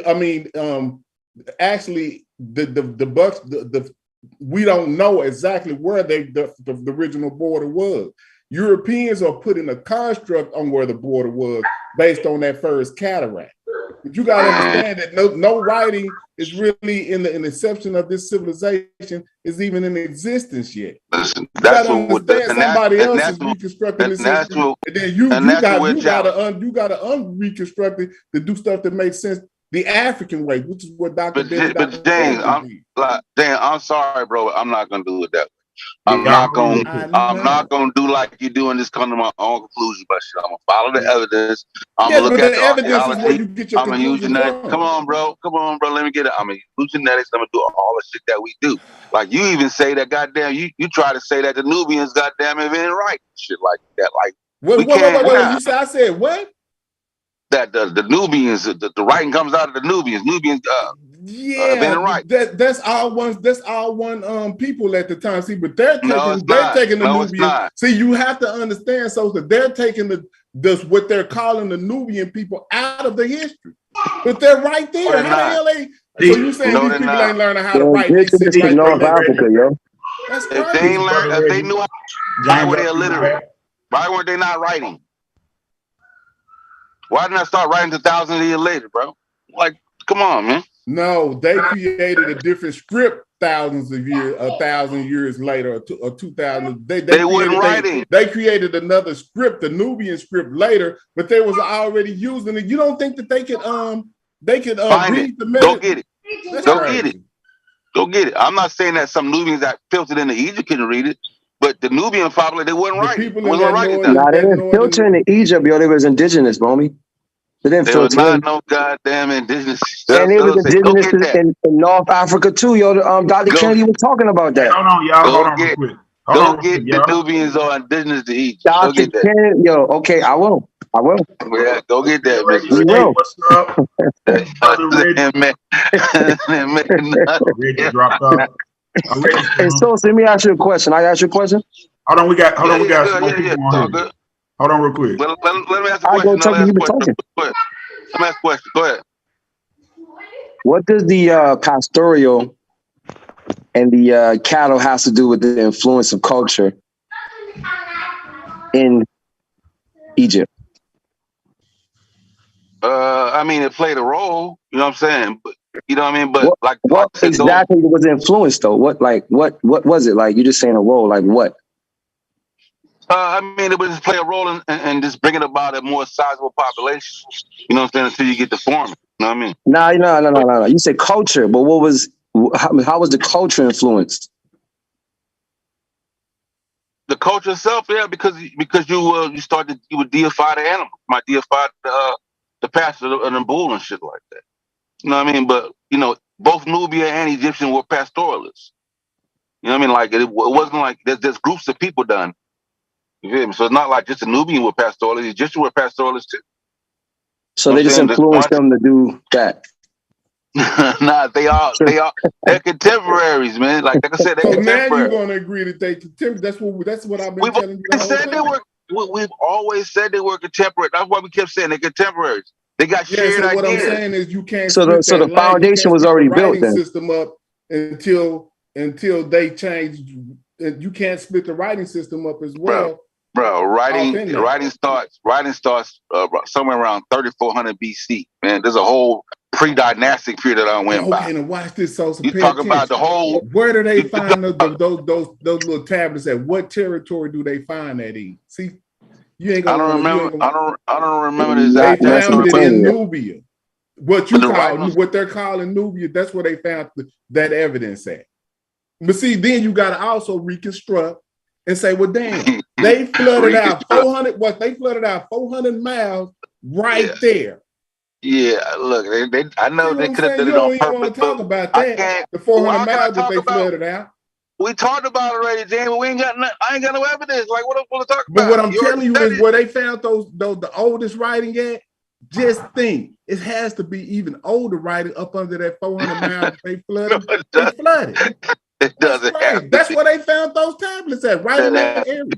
You got sometimes. I'm not sure, right? I gotta go. I got to look. I'm in a whip. I'm not sure what area they found it in, but I know the date. I know the time frame about 3400 BC, and I know that only one. Nubia, I know so if they found the tablets in Nubia, wouldn't that be Nubian writing? I know the only one group started writing in hieroglyphs. No, what I'm asking you, so listen carefully. If they found the tablets, if they found those tablets in what we call Nubia or what the territory, wouldn't you call that Nubian writing? No. James, if you find some writing in Nubia, you ain't gonna attribute it to the. Okay, I got it. No, because the Egyptians colonized Nubia. So listen, why don't you find hieroglyphics in Lower and Upper Nubia? Ran off. Let Brother Reggie speak, because see, maybe he could explain it better than me. I don't understand why you what is you doing, understanding what we're saying. I don't see Reggie. Reggie's here. I'm here. Oh. Reggie's here. Brother Reggie's in the building. Oh, I see him. Yeah, go ahead, Reggie. Go ahead. Yeah. So there is the precursor of writing. So writing didn't pop up out of thin air. So the precursor of writing is in Nakata, what they call Hierapolis, and what they call Nubia A. These areas, Upper Egypt. These areas were in existence before ancient Egypt and was the precursor to ancient Egypt. So Gunther Dwyer found a group of labels in Abju, which is in the Egyptian territory or the Nakata territory, and that it is accepted that was writing. In the Nubia area, there is the Kustal incense burner and other rock etchings that they show motifs of the white crown in men and some deities. Men is a deity that will be later found in the later kingdom. So yeah, that incense burner is disputed though, Reggie. They think that Nubians, like, there's a debate with that. That's why we don't touch the incense burner, right? Like, well, you gotta let people. no, You gotta let the people know. Yeah. So so then let's tease out where the debate is. So the person who found the incense burner is one person. The person who's done the most work on the incense burner is who? Is who? Who I don't was? know. I'm going according to the Orient of Chicago. Yeah. So it's Dr. Bruce Williams. So so on the incense burner is certainly the white crown, and Oh, that's then not up for debate. Yeah, we don't debate what's on it. They debate so they debate whether it's Nubian depicting original Nubian ideas and concept, or the Nubians reflecting. You want to interrupt me? I'll just stop. Listen. I'm saying, but like, you're not telling the whole story though. Like, you're leaving parts out that's gonna mislead people. No, but you tell the whole story. Listen, tell the whole story to the people. No, all right, go ahead. I'm clean up after No, you. no, because you was interrupting me when you want to. All right, go ahead. I'm gonna fall back. Go ahead. I'm gonna fall back. Go ahead. So the question is, on the Kustal incense burner, you can see a separate culture by the motifs that are separate than the material culture in the kata. So then the issue is, do these motives or these motifs themselves, are they writing?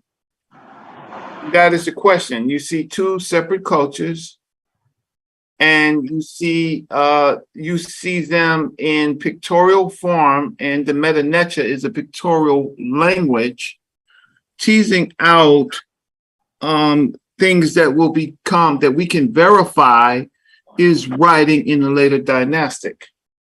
So so the question is, were the so-called Nubians writing, or were they make pictorial? Then you have to do, yes, someone's saying something. So then you need a methodology. The methodology would be, are these phonetic, or are they simply signs? And so that you need an analysis as to what constitutes writing from symbolic signs versus writing. And so there are several experts in writing, not necessarily in the language, that have models that say whether or not they were writing, or that they were in fact not writing, not comprehensible. And so writing, you could have a model where the writing is just phonetic, and you can have a symbolic writing, and you could have a symbolic writing and a phonetic writing. And so then the analysis of different, but a model, like you do historical comparative linguistics, you can do that. So those models, those phonetic motifs, we find that in the later Egyptian dynasties, that they are actually phonetic. So the question is, were they only phonetic in the ancient Egyptian period, or were they phonetic in the 500 years prior to ancient Egyptian? So were these people looking at, both in the Kata and in Nubia, were they looking at these motifs and not pronouncing them? And but the evidence is that that from Gunter Dwyer's work is that they were, at least to the period of Gunter Dwyer. So my work that I'm working on, The Origin of Writing, I use all the models to prove that they are in fact phonetic. We don't have a lot of evidence in what is called Nubia, but we do have some evidence that shows that they were using the rebus, which is phonetic, and that these motives combined in the Nermer period and then in the later periods to actually be full writing. So with what you call rules, grammar rules. So the earlier period is the beginning of it. So that's what I would like to add. In absence, if I have to pull up Dr. Bruce Williams and we can talk about the controversy with evidence, but if you want to show the evidence contrary, please do so. Please show the evidence contrary, and if you don't show it, then the point is moot. It's just it doesn't have any weight. By you saying that there was a debate, but Dr. Bruce Williams, through the many years that he's worked, is the leading expert on the subject of Nubia A. So I will wait for you to show us what the arguments are, since you said that they're arguments.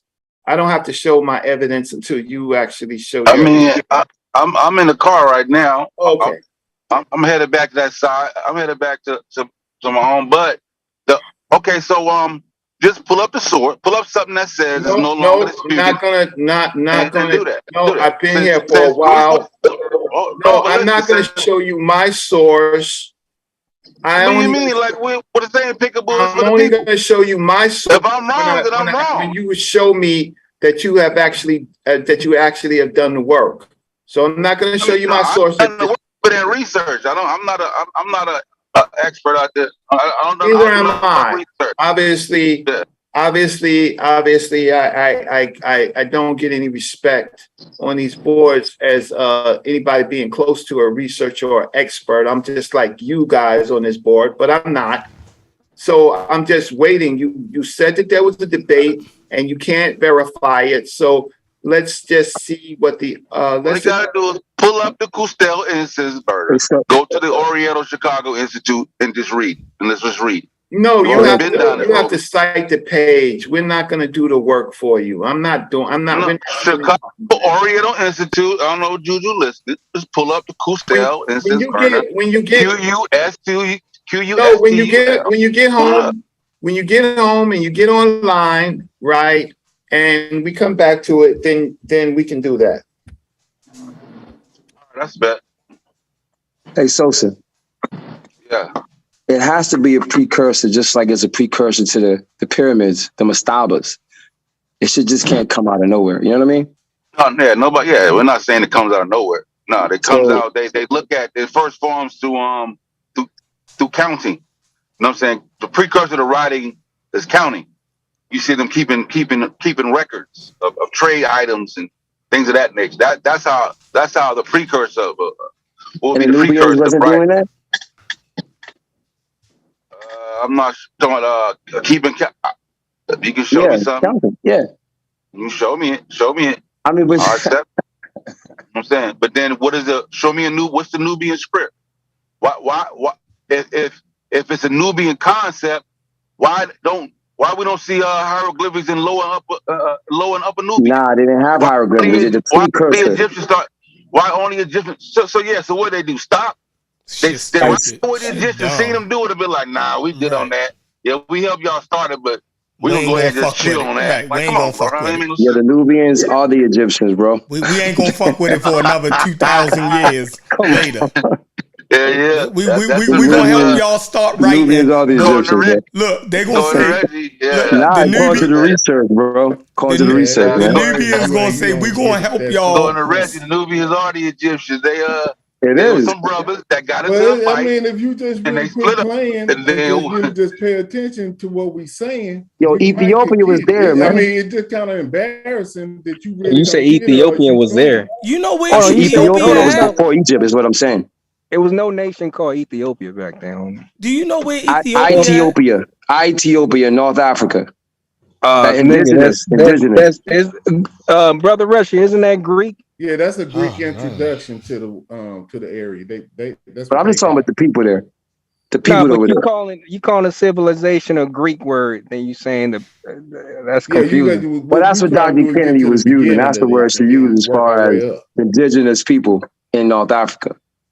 Dr. Reggie, what do you feel about that?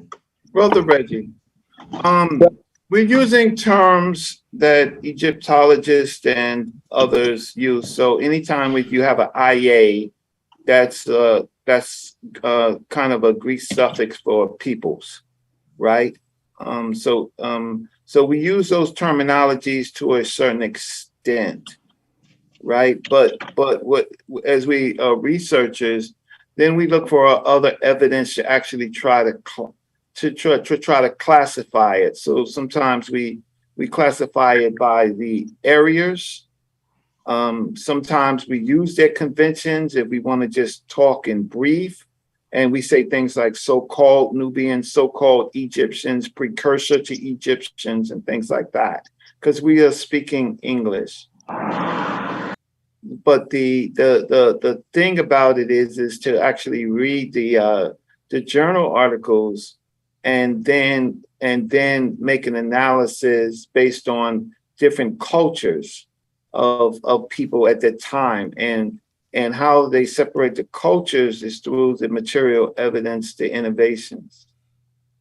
And that's how we separate things like vases and styles of art and things like that, and which we see predominantly in one particular area and not in another area, right? And that's how we begin to separate cultures. So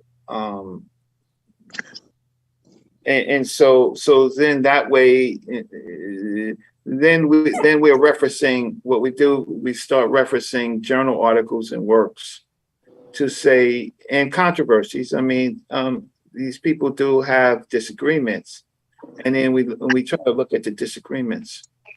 So who was on the opposite side, opposing side, that's saying that the Egyptian was not African? Who or it was no opposing side to it? We all agree that they were African. I mean, what would be considered African?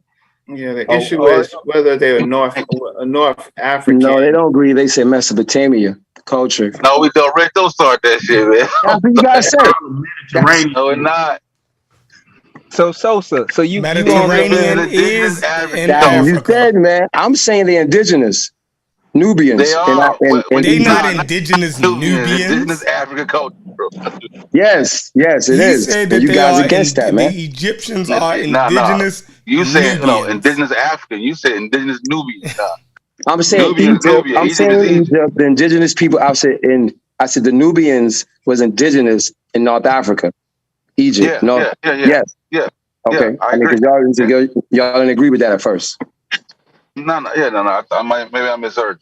Yeah, I thought you just said that the Egyptians we all agree that they're not Nubians. a Mediterranean culture. No, y'all ain't taking that off the table. So we all agree upon that? No, I ain't. Yeah, we shouldn't bring that. Well, you gonna get to arguing over that because part of running, man. They running. Right, I'm not letting y'all take bait. Listen, I'm not letting y'all crazy. Part of Egypt is in the Mediterranean. I'm not letting y'all crazy Afrocentrics take geography off the goddamn table. Then what you call Sub-Saharan Africa? Will you agree with that, or you disagree with that? Speak to influence. I don't measure the amount. I just speak to the influence. I say what the influence is, and then you go from there. Well, Mediterranean, the argument is proven false by material culture. Peoples around the Mediterranean, you need river valleys. River valleys is the kind of blossom to civilization. And so seawater doesn't beget life. So you need the cultures around rivers. So the analysis of the Mediterranean, what could have developed based on the Mediterranean side, you need the river valleys, and you need titularies and wadis to travel drinking water. So it would be around the drinking water. And the question is, what groups of people were populated Africa, and what other groups of people came in and or back migrated and mixed with the African population on the soil of Africa. So you want to speak, so go ahead. I have a question, Brother Reggie. There's a lot of culture in our community where people don't recognize what it is to stand on the shoulders of ancestors. So I noticed, I have a presentation coming up where I'm going to show how, how people in the aviation community do it. But do you think that's pervasive in our community where people kind of throw the predecessors, even in knowledge, under the bus? Yeah, I'm going to share my screen. Well, first in the so-called conscious community, so the absence of now Dr. Joseph Ben and Dr. John Henry Clark, and basically a lot of sits on Dr. Leonard Jeffries and his peers, Dr. Malefi Asante. Prior to that, it was Dr. Jacob Carruthers. And so that we have a new generation that is going against the, they may have some right to a certain extent to challenge some information, but and then it's the generation like myself who knew Dr. Ben and Dr. Clark and worked with them when I was younger and listened to most of their arguments, and then that's based on the prevailing amount of information that was out there. And then you have new groups of people 10, 12 years younger than me who really never had a big relationship at all with these people. But what it comes down to it is not that you met Dr. Ben and Dr. Clark. Do you have any work that's even respectable around the topic, whether it's written form? And very few people have any written arguments or major presentations. I happen to have, I actually have presentations and I have writings. And so I'm fighting against people who, one, may not even be able to write. I mean, write, research. And so they're equal to me because they're bigger and sometimes stronger and more and can articulate their arguments, but not necessarily prove their arguments. So I'm going to show you something. What page is it? 58. So let me see if I can share my screen and just show you where. So this new group of let me just see where I can share the screen. Talking Reggie Mabry. Let me just see if I can share my screen. Share screen. Great. Okay. Okay. So then sometimes, okay, so the argument is, this is on page 58, so I'll come back to it.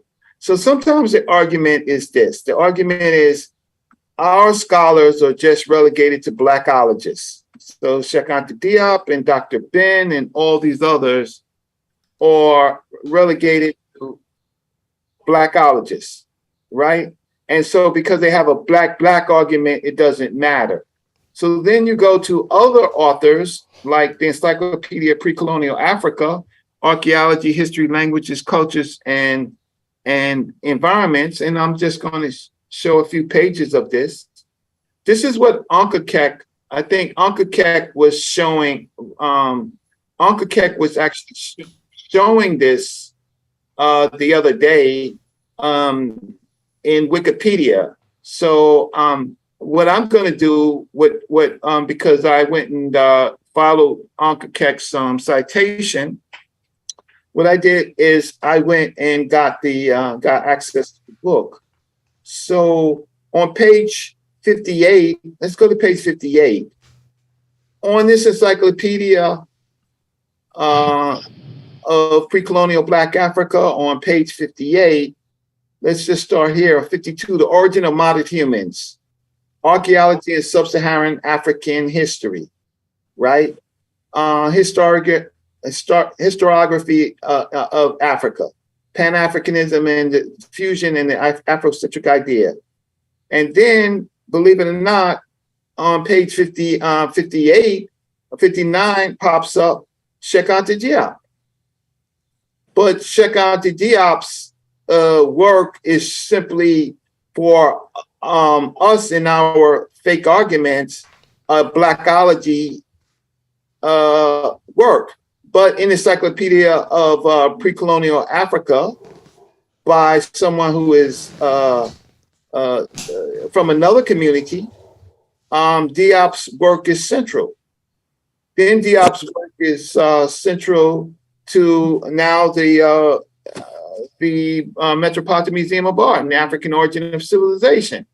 But giving the Black the people who attack what Black people say, who only really care about what white people say because they're the experts, they have no air when white scholars end up embracing the works of the so-called Blackologists.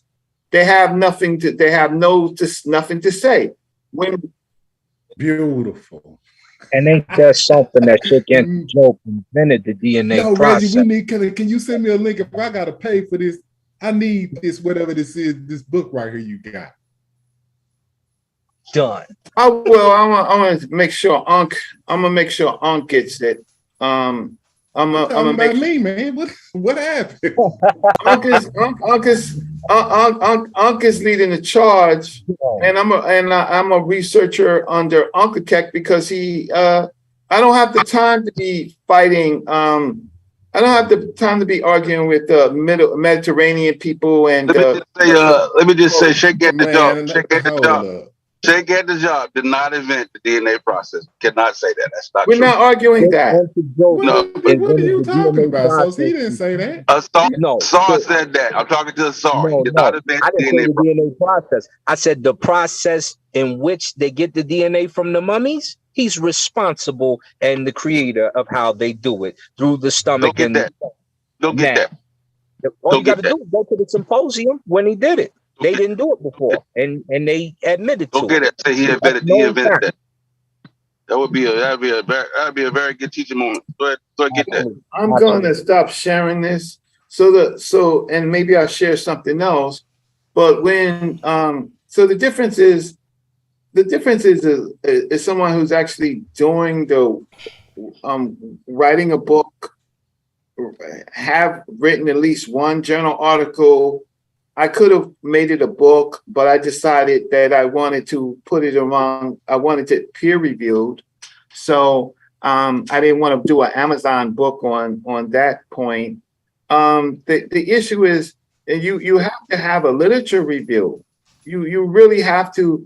And so what happens is we have a lot of pop-up articles to make fake points that actually make the points for the other sides. And so, I got high blood pressure now, man, and I got a lot on other platforms. I got my brother Sonetta putting up a video. Why do I hate Jabari? I got to deal with stuff. Jabari. Look, the thing is, man, do you have skill sets to read the meta-nature? Don't say this, that, the third. Just read it. Just read it. If people want to know, just read it and stop the BS. Just read it. If you can't read it, just admit that you're illiterate. I don't hate him. I just say that the things that he says, I can't prove it, nor can he prove it in the writing of the ancient Egyptians. I can't do this. And and people want to believe, but he's like the 12 tribes. The 12 tribes chart that we complain with the Hebrews, where Arya creating that 12 tribes chart. Well, his teacher basically created a chart, put him at the head as a priest, and then Brother Jabbar's a priest under him. I don't get the imagination. This is by revelation. Show me the people in a research library doing the work. Show me them reading the Medu Neter. Show me them in conferences, the same conferences that I could have went to, like ASCAC, the Association for the Study of Classical African Civilizations. Their contributions in ASCAC, which is the leading research organization on Nile Valley culture, their access, their participation in ASCAC is a very minimal. But I got to be everybody's friends and nobody's my friend. I'm your pal. You know you family saver. Let me go back to your initial points and where we was at. Everybody says that, oh, the DNA. We got the excavation, which starts with Nubians and Libyans. The other thing we have is, as time goes on, who did the Egyptians marry?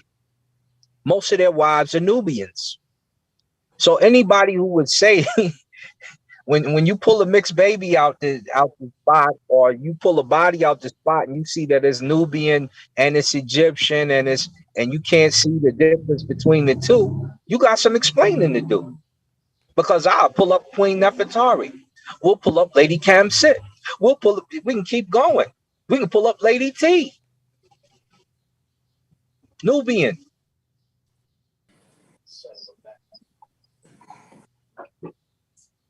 So anybody claims they're not Nubian, you've already shot yourself. You've already shot yourself in the foot. All that right there is family in a family basin. And we ain't even get to where it locks, where it tells you keep out the Libyans, keep out the men.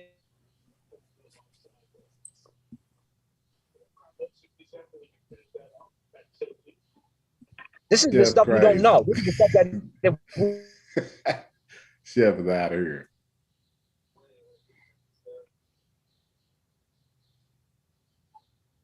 Yo, what's up, y'all?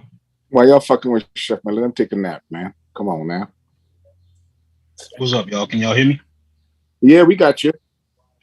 What's up, everybody, man? What's up, Brother Reggie? I'm peace. How are you? I'm doing well, man. I'm doing well. Let me ask you a quick question. First off, I want to make sure I didn't mishear you before I ask the question. I think I've heard you say at one time or another that you can find Hebrew gods, not necessarily Hebrew gods, but I guess you would say Semitic gods being worshipped in Egyptian temples. Did I hear you correctly when you said that? Yeah, in the later period, a form of Astarte, which becomes Anat. You can find Anat, and you can find in the late period where they're writing the contingents of Horus and Seth, so that you can find Canaanite concepts in later Egyptian. Yeah. Okay. That's the same thing Garfield was talking about last night, which is 2,000 years later. I'm asking you, can the Bible to some extent be a part of a political movement by these people? Like, are they trying to express themselves uprising against possibly that sort of a situation where, you know? What do you mean a Bible? Qualify yourself. Or you mean what they're calling the Old Testament, or you're talking correct. What part of the Bible I'm talking about the Old Testament. I'm kind of sort of saying, since Egypt is its own mixed multitude, and they were able to come together under ideologies that we would call religion, right? Like, are the other people taking that idea as an influence and trying to do it in their own way? Well, there's lots of history in between the time period of what you call look, there's North Africans, and then there is Canaanites coming into Syrians and Canaanites coming into North Africa. And so these are different groups of people. The North African people are not related to the Canaanites until they come and then they mix. In the period of ancient Egyptian time periods, if you want to call it ancient Egyptian period, you have the first, you have the Old Kingdom where there is lots of integration with the Canaanites, and they're being becoming a large part of the ancient Egyptian kingdom under particular kings, like Pepi. And Pepi had enormous problems with nepotism, and you see ancient Egyptian weakening, and that is going to lead to the first intermediate period. During the first intermediate period, then you have Africans largely killing each other over kingship after the Pepi II reign. But at the same time, you have enormous famine created by climate, and famine created by the lack of effective food production. And then you have you have King Keti in the Delta, that was kind of like the arm against those groups of people coming into ancient Egypt. And then you have the Thebians, and then you have Tefi. And so that's just one period. And so now you try to put the Bible story over it. The Abraham story is not even in this particular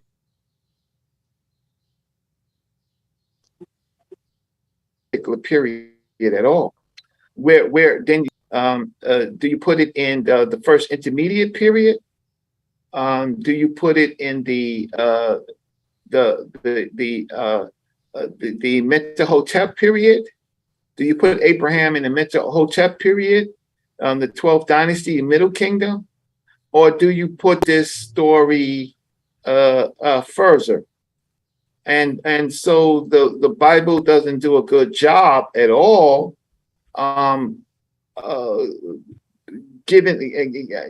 being able for anyone to put who this Abraham is. And Abraham's work is largely not even in Africa. It's or whether it's Ur Chaldea or in the Hittite area, and Haram, right? And then he briefly says that he goes into Egypt, he gets kicked out, and then his Joseph gets kidnapped and enslaved into so-called enslaved into Africa. What period? So the Bible doesn't do a good job at all at history. It skips around a bit. In fact, somebody made me the moderator. I'm the moderator. Yeah, you're the boss right now. Brother Reggie, I understand that there's nothing historical about it, right? So I'm more so asking the politics of it, right? Like, are they trying to produce works that basically inspire them to do something similar to what Egypt did? Like, can you even put it in that kind of context, or is that just all the way wrong? Well, okay. So politics come in, like Garfield says, and it seems that y'all giving Garfield enormous amount of problems. Garfield is saying, when does the Bible begin to be written? He's shown that the Passover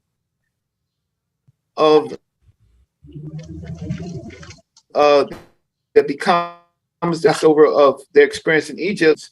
He talks about the Elephantine Papyrus, and that Passover is not clear at all, because they don't talk about Moses at all. And how could you talk about Passover without talking about Moses? That's not there.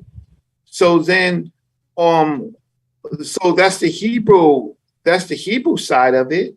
But then what happens is, Rome now is in charge of, well, first the Greek king Ptolemy Philadelphus.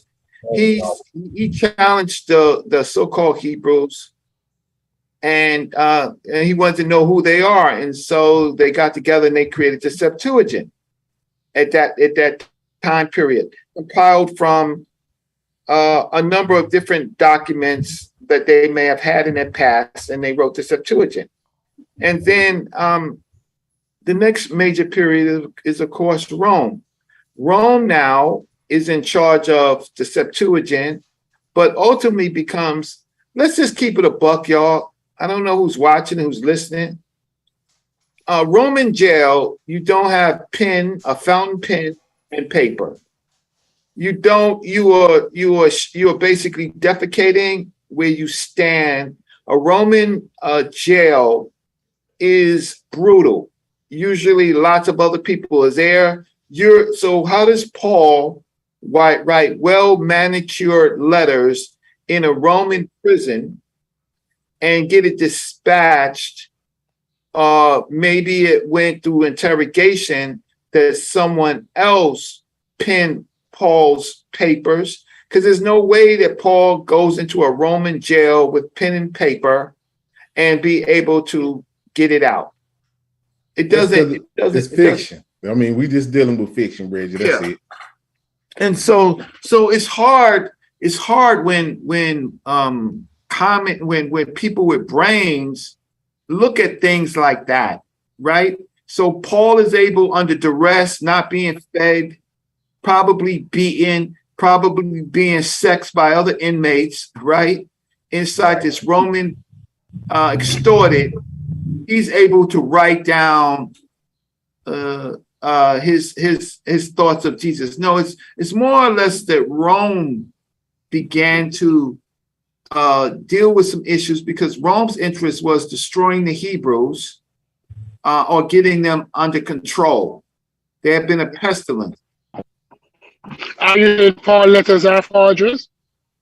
Are you saying all, commenting me a while ago, are you saying all Paul letters on both sides? On both sides, couldn't you say that propaganda was like a large part of the strategy on both sides? No, stop by the question. Reggie, are you saying that Paul letters are fake? I'm saying that the letters attributed to Paul, right, was controlled by the Romans. I'm not so sure if they dragged him out of the cell and they told him to write, just like they did with Josephus. Josephus's writings and his thoughts were heavily controlled by Rome. I think that everybody can see. Reggie, you cannot make that comment, Reggie. You cannot make that comment. You know what? I shouldn't have. You know, I am so stupid. Since I was the moderator, I let you come in, and what evidence? Show me a comparison. Show me a comparison, Stupies, of Paul's letters to verify that he and only him wrote it. If you don't do that, man, my mistake was just letting you in. Here's some stupidness. Reggie. We have consensus. Oh, God. Forgive me. I read that you don't believe in consensus. My apologies. That don't make no sense. It doesn't make no sense. I will stop. Because can anybody else, can somebody else chime in? Whether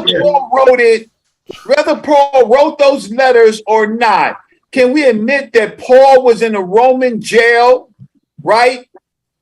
And the conditions were most likely horrible, and that he didn't come in there with a pen and a paper to write neatly with no light in a Roman jail. This is plausible. Huh? This is very plausible. What you say rings true. I mean, it makes sense. I mean, I assume he didn't have a suite up there, for sure. Yeah, Rome is going to let Rome, who is fighting against these people, is going to purposely help Paul write these letters. Some covert shit going on.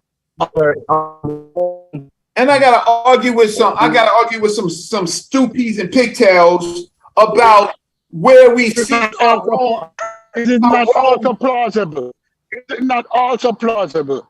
Because Paul, the status that he had, he wasn't a poor man originally. Isn't it also plausible that his treatment would not be the same treatment? That not all Roman prisoners were treated the same? Is that also plausible? That not all Romans prisoners were treated the same? No. Is it? You said something is plausible. Is it not plausible that Paul, because of his status? Hold on. Let us all MCAR get in. Go ahead, sir. Let me say it again. What other slave during Paul's period was allotted that type of freedom? Just name two of them.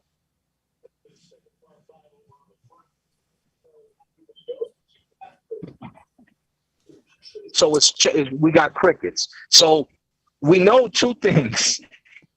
If the only one who was allotted that same type of privilege, and it wasn't common for that to happen, and there's already been most of the consensus initially, from what I read, said Paul's letters were forged.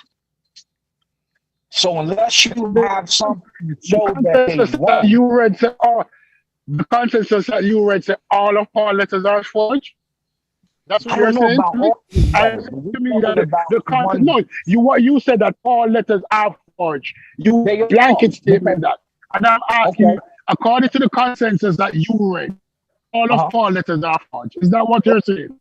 That's what they said. Is that what you're saying? No.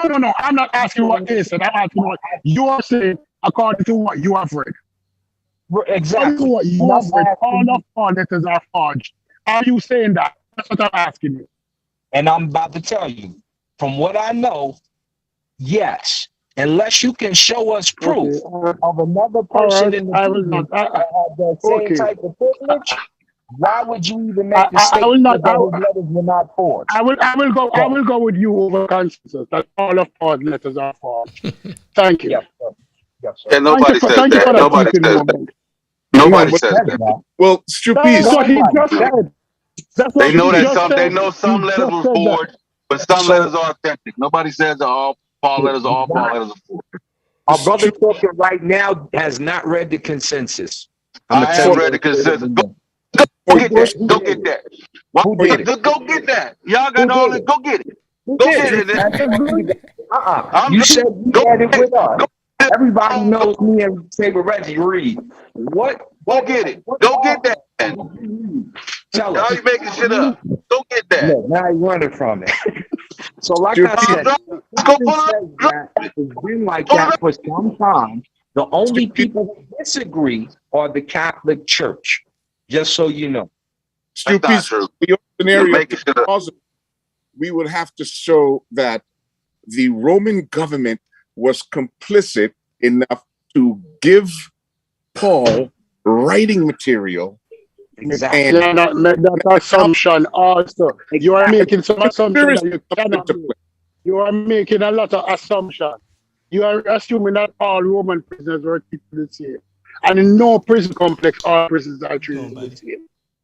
Use common sense. Since it's common sense to use it, in no prison are all prisoners treated the same way. Right. But I'm a poor man. Writing material was a poor man. All right. This is why you have to. They got different in Rome. They got different degrees of slavery. This is the test on the table. Well, name one other prisoner that had the privilege. That's all we ask you to do during Paul's time. Name one other prisoner with his privileges. You're gonna get crickets again. I know. Well, I do it. So what you're saying is that that's because there's different degrees of slavery in Rome. You do know that, right? Some slaves can own property. You do know that, right? Absolutely. Okay, so that right. So some slaves can't gain an education. So yes, Dominus. Yes, Dominus, and we know how you rise in the ranks without question. I ain't talking about the gladiators. That's wrong. It gets worse. It actually gets worse. Hey man, yeah. See now y'all got man. Somebody call Garfield. This y'all make this Well, up. Y'all just make a bunch of crazy ass it shit gets up. worse. It gets worse. First of all, first and foremost, Paul never met Christ, never seen Christ, never saw his crucifixion, never saw his resurrection, right? Paul himself, whatever Paul said came from a vision. So now he's writing his vision in a Roman jail. I'm waiting for one of you people to pull up a copy of What authentic vision? copy of Paul's letters. Hold on, Reggie. You say he recorded his vision from jail. Yeah, because remember he had a dream about Jesus on a donkey, fell off the donkey. That wasn't from jail. Why do you pick against the prick? No, I think Reggie got two different Pauls mixed up. Making up all type.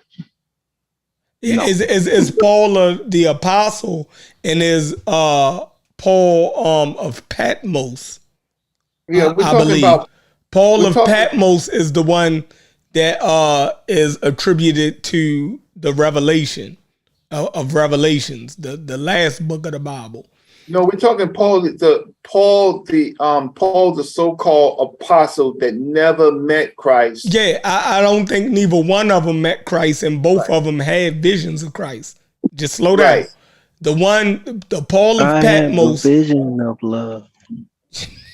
So the question is, so now you have a man in a Roman jail under duress, right? That's Paul of Patmos. That's the one that wrote Revelations, who had the vision of Jesus. That's the one that gave us the description of Christ as the Son of Man. That's that Paul, right? Now you have Paul, the Apostle Paul. Now the Apostle Paul is the one that is attributed to writing all of those letters in the Bible. Right. In the New Testament. So there's two different Pauls. Let's get that. Okay, so we're talking about the Paul, the apostle. The apostle, right. Who's now in prison, who begins to write the letters that actually become the major parts of the Bible. Right? I don't know if it's Galatians. I think that Paul that you're talking about is Paul the Apostle, and he wrote the I don't know if he was in jail when he wrote the letters to the different churches. And well, that's the point. The point is, okay, so what? I mean, you might be right. You might be. Look, I'm not a Bible buff. I just don't. But go ahead. Shepard. Shepard, wasn't that one time Paul on the house arrest? You said what happened? Wasn't Paul on the house arrest? He might have been. Wasn't Paul on the house arrest? And in Rome, show me a source. I'm tired of you talking. Right. This is crazy. They like this is for real. No. I'm not showing that source. You haven't show me a source. I've heard you talk for the last hour. You went on that blab. I should have. Okay. So you listen. Guess what? Wait. I'm the moderator. I've been deleted off this channel. Where's Stupid? And you showed no source. Reggie, what you about to do, Reggie? I think he done got him up. I'm finding a participant. Am I the host? Yeah. Sheffrin, after I do what I'm getting ready to do, you do this now. You do this now, and I know that you're not doing. Prove to me that you're first. That's the first thing. You're strong. Keep talking. Okay, Stupid, you want to keep talking? You are soft. You are soft. All right, put him ready. Reggie, the guy, the host today. Good Lord. Okay, so Sheffrin, how do I make you the host? I'm already the host too. I'm the host too, Reggie. Okay. All right. So we're not going to deal today with a person who just keeps moving their argument without any source. And then to say that Brother Reggie expects me and say I don't give sources. I'm not doing that. I'm not doing that. If Corey was on, Corey can do whatever. Chef Friend can do whatever. But Stu Peas is not. Stu Peas and Pigtails, because that's his name. Stu Peas and Pigtails is not a host or moderator of this channel. So Reggie, did Paul write letters from jail, or is Paul letters fake? Which one is it? Here's the thing. No matter. It's a simple question. It's a simple question. Yeah, it's a simple question. No, I know it's a simple question. We would have to. I would want to look it up to verify what letters was attributed that he was written in prison. What are they talking about? I'm just saying, were the letters fake? Did he actually write letters, or was it fake?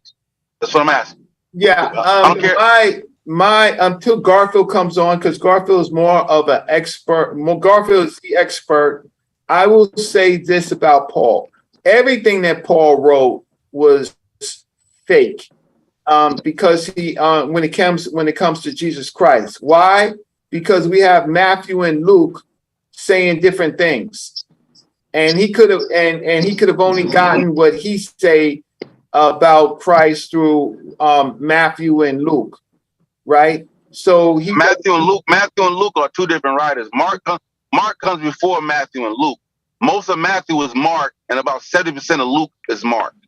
Yeah, that's true. That's right. Mark my point is that right. So my point is that I would refer to those people that was around the man called Jesus rather than Paul. Yeah, Paul not even real. So I would refer to that. So my whole point of it, even if he was someone, a Herodian, as they say, actually lived, if they say, the fact of the matter is that he wasn't really helpful to the Hebrews. He was the person who allowed the Hellenists to actually be part of that faith. So yes. So you're saying he's a real person now? I'm kind of confused. I don't know. Look, I should care, but I don't have the evidence to say. Yeah, but you just said that he's responsible for doing this. So I'm trying to figure out why his writings for doing it. Yeah, come on, follow me. Paul, who's writing? No, Paul it could have been somebody else, whoever wrote it, and says it's Paul. Yeah. So if it's, that means somebody else wrote it. No. They know what letters are forged and what they know what letters are forged and what letters is not. The consensus is Paul was a real person. Okay, well, help us. Show me, pull up any site where there is any scribble scrabble of Paul. Now, there may be, but just pull up the site so we can look at the scribble scrabble of Paul. Why would you want to look at the letters? You want to look at the letters? I want to see what he wrote. I want to see an actual artifact. You can't read it. You can't read it. It doesn't. You know what I can do? You know what I can do? Most of them motherfuckers with the consensus, and them motherfuckers Christians anyway. They has to happen to be archaeologists and shit. A lot of them motherfuckers want Paul to be real, but they believe that shit. Yeah, yeah, but the consensus though, Garland, the consensus that he's a real person. No, that's Christian consensus. Half of that shit is that's not, bro. That's not. Even among the people that I read, some of the people I read are atheists, bro. It's not a consensus among Christians, bro. Yeah, they stupid. Them motherfuckers. They experts, man. We can't keep saying they stupid. Well, I can find an expert that say Marcion wrote that shit. You can find the same shit when you go back to Marcion. Yeah, I mean, you can find scientists that say the Big Bang ain't about man, shit. No, evolution ain't real. It ain't real. I mean, we can always do that. But we got to go with the experts, the consensus. That is not the consensus among Christians. Like, we can't fake that. I ain't going with them experts. Them niggas don't know what they talking about. Them motherfuckers Paul ain't real. Yeah, that's true. Yeah, that's normally how I get. On the consensus. See, I like this. Because now I see that y'all don't go with what everything Europeans say. Hey, interesting. I go with the consensus, like until it's changed. But I'm just saying, see how the consensus used in other arguments, and then tossed aside. We got to be consistent. That's what I'm saying. So Hey, watch. hey, Sosa. Hey, the consensus say that the Phoenix. Hold on. That the Phoenix Suns was going to be the Dallas Mavericks, Man, you and I lost tripping, bro. money. I You lost tripping. money off of that. That's So the different. They tripping. consensus was wrong. So the That's true. consensus That's was not the wrong. same thing. Now you and see now you're mixing up two definitions of what consensus means versus scientific consensus and academic consensus. Those are two different consensus. You know So what I'm watch saying? this. Like I heard No, somebody made an those argument are like the experts. consensus Those mean are the experts. majority. So peep game, right? Peep game. Right now, as it stands, because Ferdinand Christian Bauer is the one who took it up in 1840. 4 letters bear Paul's name. Other letters are considered to be his. And the 4 letters that bear his name, they still don't think are from him, and they call it pseudepigrapha. So A pseudepigrapha is, if I'm not mistaken, is letters written in the name of Paul that was written by somebody else. So all the letters are not pseudepigrapha. Hey, now why did they go I'm gonna say it again. goddamn different? Yo, Let me yo, say it again. Just so I we're can't clear. understand why so many people are speaking about what they don't know. There's not 4 letters that are attributed to Paul. There are 13 letters attributed to Paul. The Only scholars say 4 7, have his signature. 13. Only 4 have his signature. You No, know that, right? Signature. So the you're telling me scholars, Paul had a 4 signature? his signature. And So the you're ones saying that Paul have had his a signature? All right, I'm yes, out of here. his whole signature is considered to be pseudepigrapha. So I'm Right, telling you. read what the pseudepigrapha mean. Hold on, let me look up. you don't know what food. You don't. I Jesus don't. Christ, you gotta look it up. What he's Right. saying is, Because you gave a bro, good definition. He said for it. Paul had a pseudepigrapha, signature, y'all. Do y'all hear that? That's all the letters, crazy. all the 13 letters. I heard are it, Chef. by I was just Paul. over here Paul, the laid person back writing the on. letter, call themselves Paul. The issue is that the scholars have said that some of the letters don't seem to be from the time when Paul lived. So they call them pseudepigrapha. That means that somebody else is writing saying, I'm Paul. That's all that is. So watch this. Spurious or pseudonymous writings, especially Jewish writings, ascribed to various biblical patriarchs and prophets, but composed within approximately 200 years of the birth of Jesus Christ. It's a noun. That's what Somebody you else go writing find. and saying, I'm Paul. That's all that is. And they specifically talk about Jewish writings. Paul was a Jew, you know that, right? Right. So I'm just letting you know what the word says. No, if you but look you're speaking with too much authority, and I don't think you know what you're talking about. okay, well, like I said, agree. you got I agree. facts on Yeah, the I table, agree my with that, brother. Asar. All You need to have get your do shit is show together, us- Asar. You on the pseudo killers. That's right. So we're killing the pseudo today. We just showed what pseudepigrapha means on Pseudo Killers today. And Live then with we my brother Catherine and our other brothers. So, and our brother Strupies. So this is the test. It's a simple test. Show us any other prisoner that had the same privilege to write letters in the time of Paul. Wait, before we go there, are you saying that Paul was a prisoner all his life? We didn't say that. What the heck did? How many letters did he write from prison? I'm asking you about the epistles in particular, right? That's the ones that made, Ephesians, Philippians, Colossians, and Philemon were written from prison. the epistles. Okay. So you're a Christian. You got the authority. When I say epistles, you definitely supposed to know what that means. So how many of these are real? Number one, and number two, just give us what other prisoner had the rights to Paul during this time, because he supposedly wrote them from that time frame when he was in prison. And so the phone goes quiet again. So if you're in the chat, can you help our brothers out today?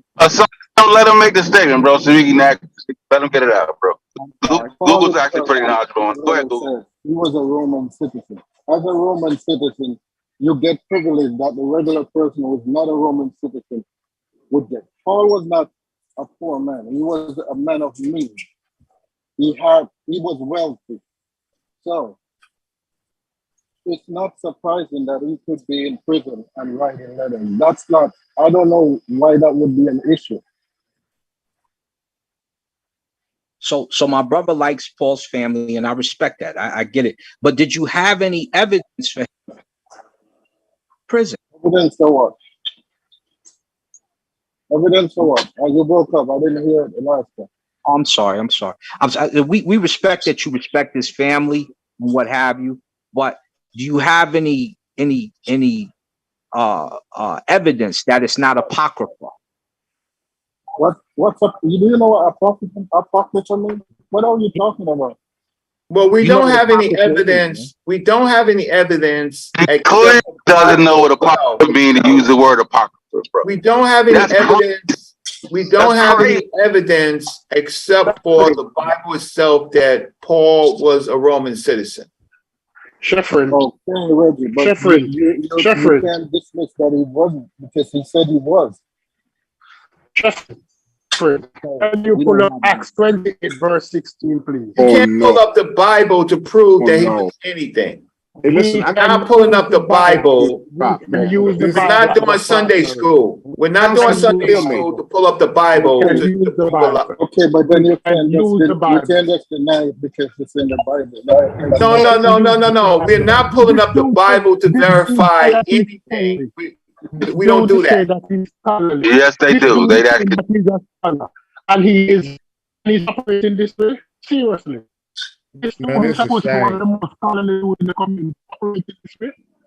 Love your white boy all you want.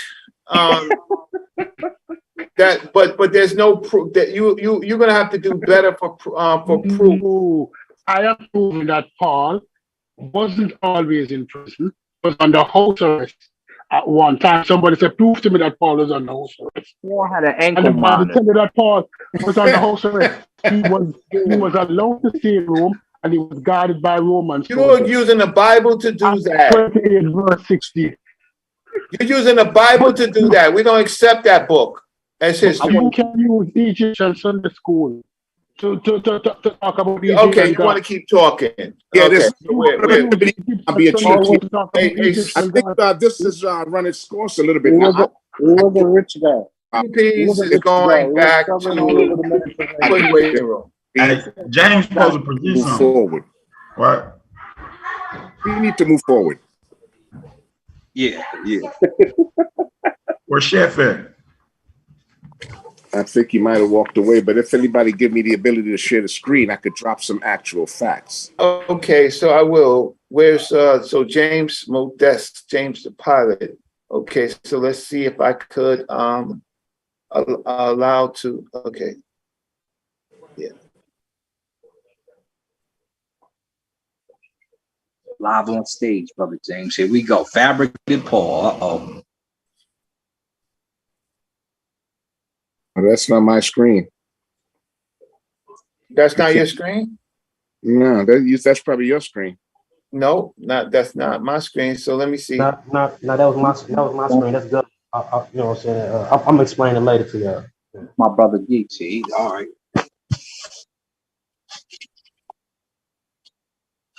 Can you share your screen? It seems a screen broadcast button is not working. Okay, so it says start stop video pin. We might have some action. There you go, James, right? Is my PowerPoint on or? I can't Says see boom. You are sharing screen. All right. So you guys see that? I'm sharing screen, right? Yes. You still see it? Yeah, history of Tuskegee Airmen. Yeah, you guys see this? Yes, history of Tuskegee Airmen. Wonderful.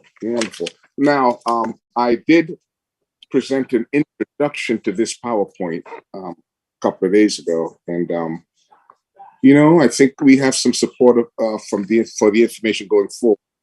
Now, I just wanted to mention the person who prepared this PowerPoint is a professional. Wait, is Jesus in the plane? Is he in the Tuskegee Airmen? Are we talking about Jesus or Tuskegee Airmen?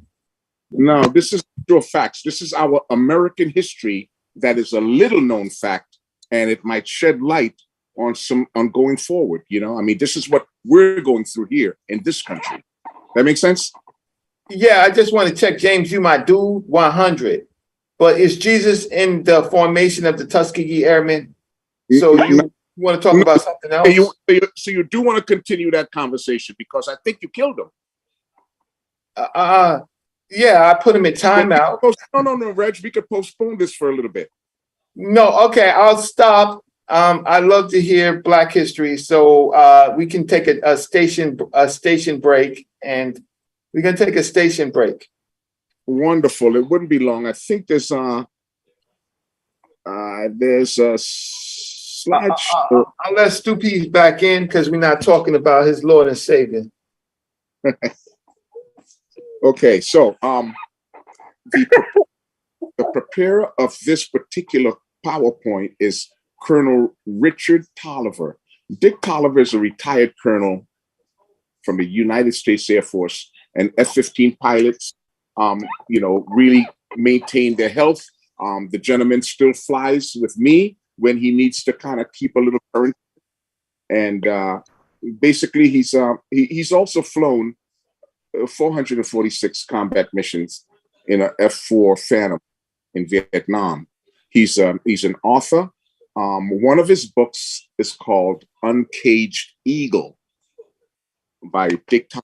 And that tells the story from how he came up as a protege of the Tuskegee Airmen, because he's 84, so he came up as the classes right after the war ended. In fact, he served with many of them, under many of them, and know them personally.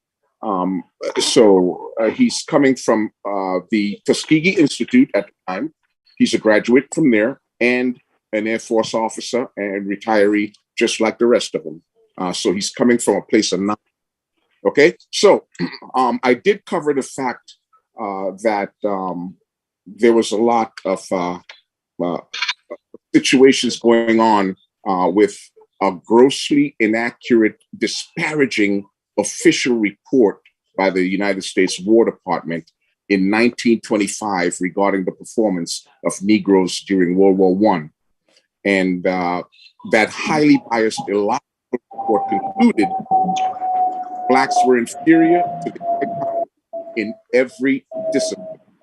Blacks lacked the intestinal fortitude for battle and were unreliable under fire, and they were incapable of possessing the necessary skills to operate and master the complex military equipment employed in combat. Now, needless to say, the experts and the national leaders of that time chose to ignore that Black men and women had performed early, courageously in every conflict and major event since the Revolutionary War. Right? Crispus Attucks, a Black man, was the first 5 who gave his life in the name of freedom during the Boston Massacre in 1770. And of course, we know Nat Turner and his quest for freedom led the slave insurrection in 1830. Right? There's some narrative that I will be providing along with this slideshow. So I'm not going to be reading the slideshow. It's there for our consumption, and please have at it. I could share it with anyone who wants, right? But these things I will narrate with the knowledge I have on the background of the matter, right? So that's what was going on. We had Eugene Ballard, we had Bessie Coleman. I mean, Eugene Ballard immigrated to France during World War I to earn his wings and served with distinction in the French aero squadrons. Bessie Coleman is the first Black female to earn a pilot license, also in French, barnstormed across America in the 20s. And about the same time, the War Department was publishing their findings about the Negroes' performance in World War I. Bessie was killed around the time in an aviation accident. Here it is. Bessie was wing walking, all right? And that's something, there's a whole different safety culture. You're not going to see anybody wing walking anymore, But Bessie was out there, but this is one of our predecessors, and she did it. Despite the hurdles that the War Department and government was providing, 2 early Black aviators, Dale L. White and Chauncey E. Spencer, embarked on a history-making to help break the yoke of racial oppression and distortion. With the sanction of the National Airmen's Association of America, White and Spencer planned a cross-country flight from Chicago to Washington, D.C. They hoped to use the publicity of this venture as an appeal to the U.S. government to allow Negroes to be included in the government-financed aviation training programs. To do so, they had to overcome a myriad of obstacles. They used a borrowed airplane, obtained a loan, used their own money, bad weather, malfunctioning equipment, and no place to hang their aircraft at night. Needless to say, the consensus of the day, this was a foolhardy and ridiculous stunt. Nevertheless, with the blessings of Illinois Governor Dwight Green and Senator Everett Dirksen, White and Spencer departed from Harlem Airport in Oak Lawn, Illinois on May 9th, 1939. Theirs was to be an odyssey of uncertain and high risk to prove that Black men and women could indeed hold their own in the relatively new world of aviation. White and Spencer landed in Washington, D.C. several days later. Upon arrival, they were introduced to a man who probably did more to turn the tide for the fortune of Blacks in aviation than any other person at the time. This man was Senator Harry S. Truman, who later said, if you guys had the guts to fly this thing to Washington, I've got the guts enough to see that you get what you're asking for. That's my Harry Truman. Yeah. Still, yeah, that's a good slide. Good work right there, bro. I see you. Yeah, still, good work. Still, these many hurdles and setbacks had to be overcome before Negroes would be allowed to participate in military aviation training and serve their country in the meaningful and dignified manner of officers. So what happened was, true to his word, Senator Truman interceded on behalf of the aspiring Negro aviators with President Franklin D. Roosevelt, Secretary of War Robert H. Hinckley, the Negro press, and others. As a result, congressional action enabled Negroes to enter the civil flight training in 1939, howbeit on a separate but equal policy. Laws were passed. Number one, the Civilian Pilot Training Act program, that's CPTP, and number two, Public Law 18. I just want to go over these two laws briefly because they're very important. This is where the tides are turning now. You got to understand where they are. It's only public interest because the government policy is still the same. So now here's the first. The CPTP was administered by the Civil Aeronautics Authority. That agency is no longer existing. The FAA, of course, took its place. And it authorized certain colleges and universities to instruct students to fly. The purpose of this program was to build a backlog of aviation pilots who could quickly adapt to the military aviation in times of war. When the program began, only 8 Negro pilots held commercial ratings, but the future for Black aviators was considerably brighter. 6 Negro colleges, or should I say, the historically Black colleges were selected. Okay. Howard University, Delaware State College, Hampton Institute, North Carolina A&T, West Virginia State College, and Tuskegee Institute. How are you doing? Now, the next was Public Law 18. Now, that stated that the Air Corps needed additional training facilities for its primary, and that the U.S. government would stock, primary flight training, and the U.S. government would stock and supply the civilian schools. The government would also monitor and dispatch the necessary funds and see that prescribed military standards were upheld in the Black schools.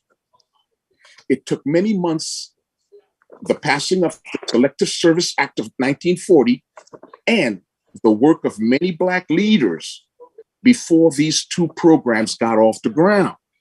Military historian Alan Grobman said military leaders considered this an experiment at best and an, quote, an unwarranted political intrusion at worst. Nevertheless, in December 1940, the Air Corps was obliged to present its plan for the use of Negroes. It called for the employment of enlisted men and officers in a pursuit squadron, a base group detachment, weather and communication detachments, and various allied services necessary for a separate corps. Tuskegee Institute, now a university, of course, but was the prime status in 1940. It was, as it was, the largest of the Negro programs because I believe, what's his name? Booker T was over there? Carver? Also, it was one of the few educational institutions to provide Booker T. Washington and instructions. So what happened next was you had white commissioned and non-commissioned officers on a voluntary basis would be assigned as instructors, inspectors, supervisors for the period of time necessary to train and replace them with qualified Negro personnel. General Henry Hap Arnold, Chief of Staff for the Army Air Corps at the time, that's the Army Air Corps, but turned it to the Air Force, claimed, however, that approximately 3 years would be necessary to train a crew chief, 2 more years for a hangar chief, total of 10 years for a line chief, right? He felt that a Negro combat unit could never be formed in time to be of value, if at all, to the national defense. Despite General Arnold's pessimism, the plan to proceed, and by the spring of 1941, the civil contract was authorized for elementary flight training of the Negro cadets at Tuskegee.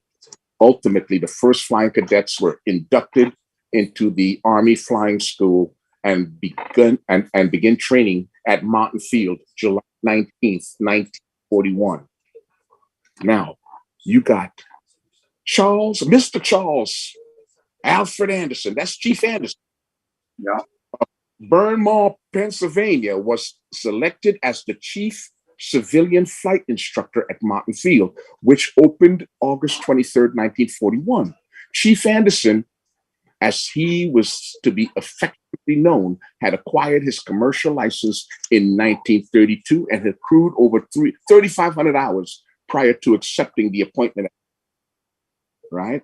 And 12 cadets and 1 student officer, Captain Benjamin O. Davis Jr., reported for flight training.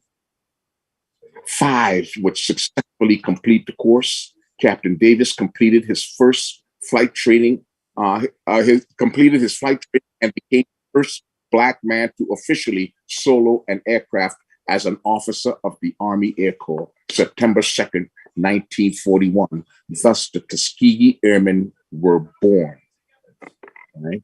During the first year, approximately 100 Negro students were trained under the CPTP program. Of these, 91 qualified for their civilian license. This successful accomplishment was a notable record, and it was as good as that for students in similar programs. Now, yeah, I don't know, but you're not changing the slide. I just want to make sure you knew that, so we can make sure we on point. Yes, of course. This is a picture of Benjamin O. Davis as a cadet in West Point. A little backstory on this. The reason I took a little time to change the slide is because Benjamin O. Davis went through what's called the silent treatment at West Point, where, you know, because of their fake delusion of superiority, they chose not to even speak with this man. So whereas there's a tradition in the military, you get to gouge. One class passes information to another. Some of us have to get up in there and get that knowledge and overcome the next set of hurdles. All right. And this is what these gentlemen did. The treatment of the white instructors and the supervisory personnel, the continued resistance of the local white community, and the disdain of senior military leaders made the road to acceptance very difficult for the Tuskegee Airmen. Nevertheless, the roster began to swell, and the successful young black aviators from across America started flourishing and completing training and doing it. Upon completion of the 9-week primary training at Mountain Field, the airmen were to be transferred to the new Tuskegee Army Airfield that was completed about 5 miles north. Here, the airmen would eventually receive their basic and advanced training in the BT-13 and the AT-6. You guys don't know the aircraft designation. That's not important now. During this time, the 99th Pursuit Squadron was formed and led by Colonel Benjamin O. Davis. And in addition, the 83rd Fighter Squadron and the 689th Signal Warning Company were also formed.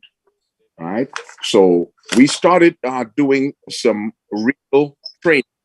Now let's get to the nitty-gritty. All right. A lot of you guys, we are talking about a North African. This is some gem of history coming up right now. The 99th Fighter Squadron finally arrived overseas at the Casablanca, Morocco, in North Africa, April 1943. I can't give you that date, right? Because those movements were kind of, clandestine. This unit's final destination was in the middle of a little town of Ouedja, pronounced Ouedja.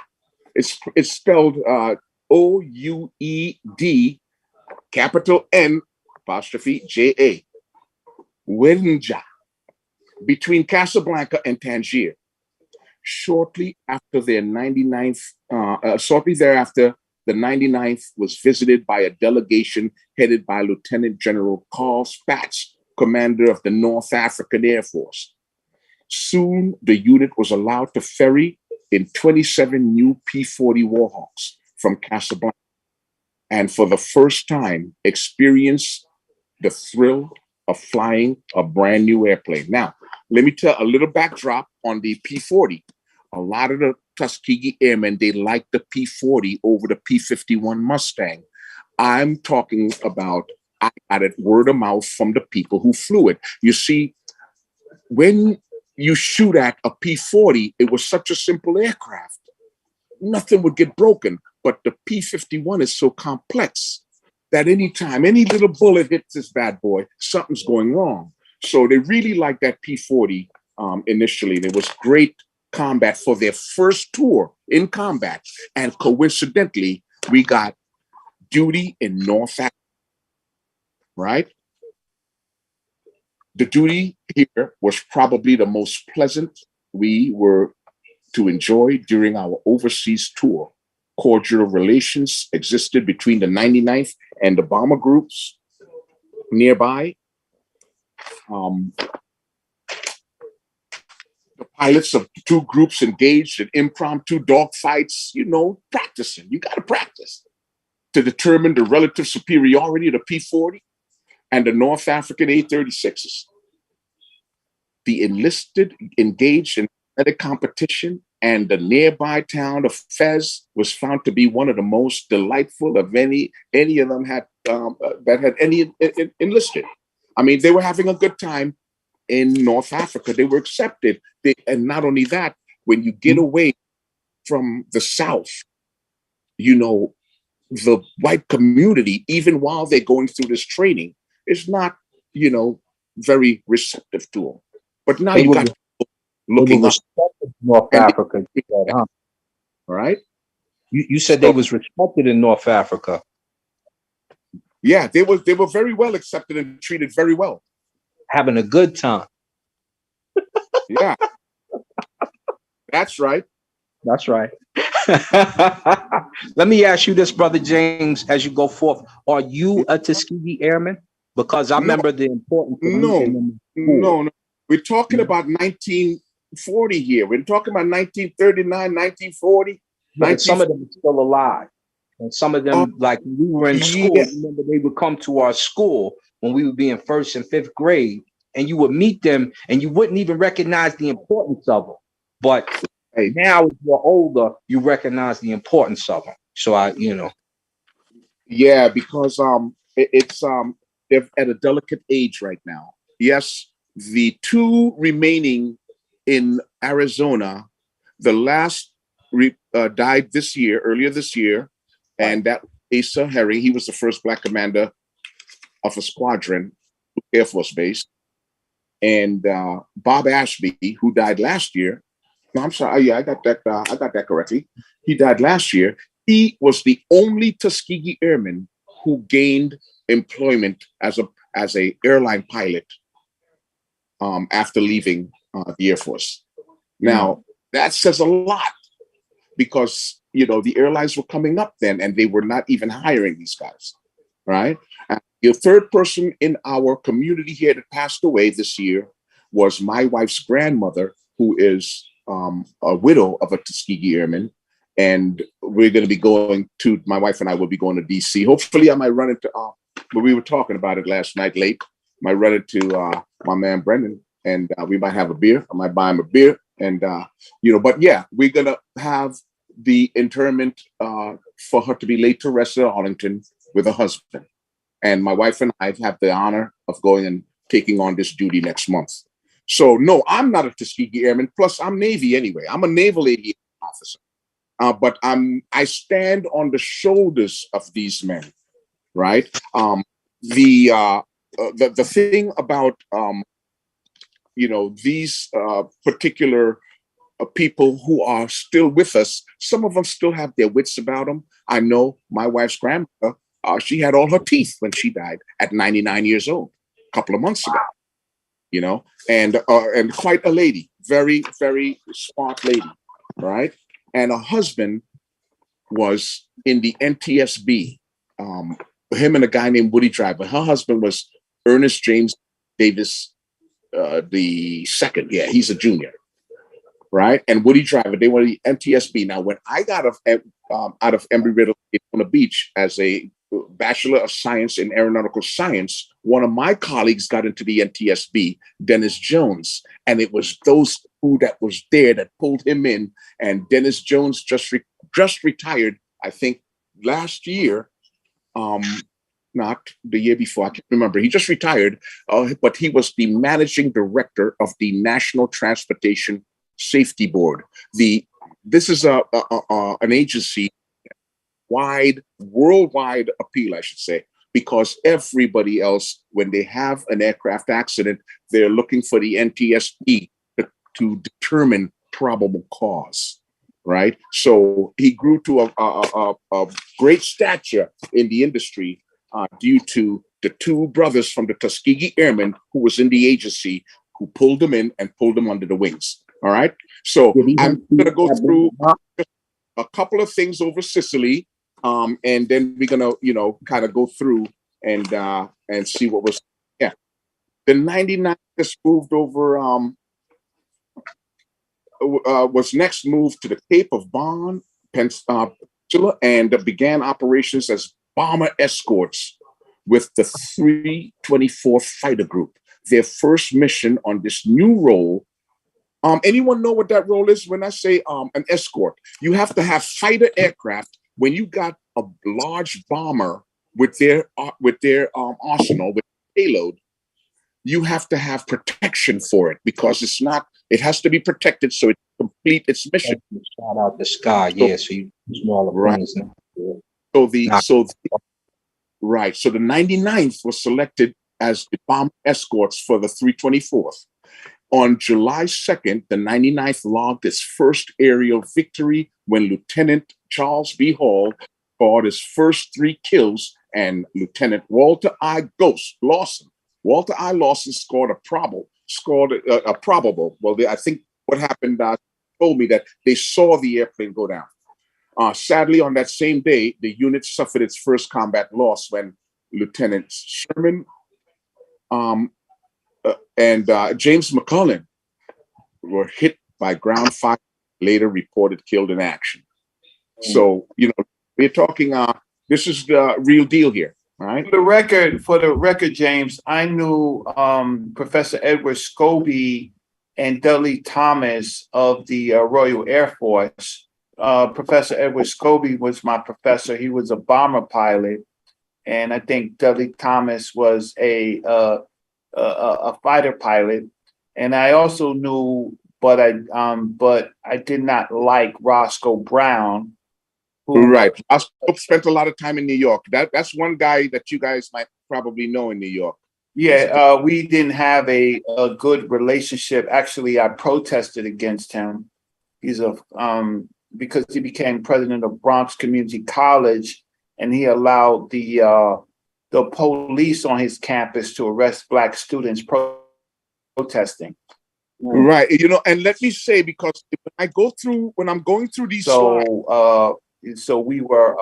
You guys say what? When I'm going through the slides, you guys might see the way Dick Tolliver writes and everything. Now we're talking about a devout Christian. I'm not holding it against him. I still hold him as I bestow the honor upon this guy as a predecessor. No, I'm not trying to interrupt. I'm just trying to say those are the fighter pilots and bombers that I actually knew. My professor, the RAF guy, was he an American RAF guy? Yeah, RAF was Professor Edward Dalrymple, Vivian Scobie. He was my professor in Caribbean Studies at City College, and a good that's what I was trying to get. That's the information I was trying to get, because a lot of more often than not, the RAF particularly would look for their minority diversity in their colonies. So, like in Trinidad and Tobago, the managing director of BWIA back in the 80s, when he hired me, I didn't accept the job, but my cousin knew him, and he hired me. We had a good talk because I'm ex-Navy and he was ex-RAF, and we were talking. We had some commonality, but the BWIA was not paying very much at the time, so I ended up going with BWA and stayed my ass right back here. But now I'm ready to retire in the islands. Yeah, Dudley Thomas was from Jamaica, and Professor Edward Scobie was from Dominica. That's what I was trying to confirm. And Ivan Van Sertima, he wasn't an airman, but he served on the British Secret Service desk. I just wanted to add that Ivan Van Sertima served as on the British secret desk in the Caribbean. Anyway, that's right. Yeah, and your brother right amongst you right here, right now. I'm an American veteran of the Naval Aviation Officer Corps, and I understand exactly how these guys serve and what they do to navigate the hierarchy, bad boy. And so when I speak about the guy who prepared this, you might see him even in the PowerPoint refer to you know, in one part he says we are all Christians and we serve the Christians God or something like that. But and I'm saying this is not a That's fine. This Can I is ask not you? right. I don't want us to hold it.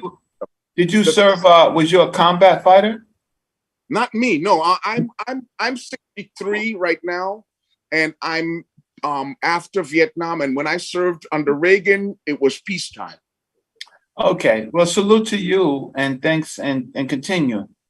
Right. 1991 was my last active duty year, and at the beginning of Desert Storm is when I served. So yeah, you got some designations in the military and stuff. But no, I wasn't there bombing anyone. I have killed no one.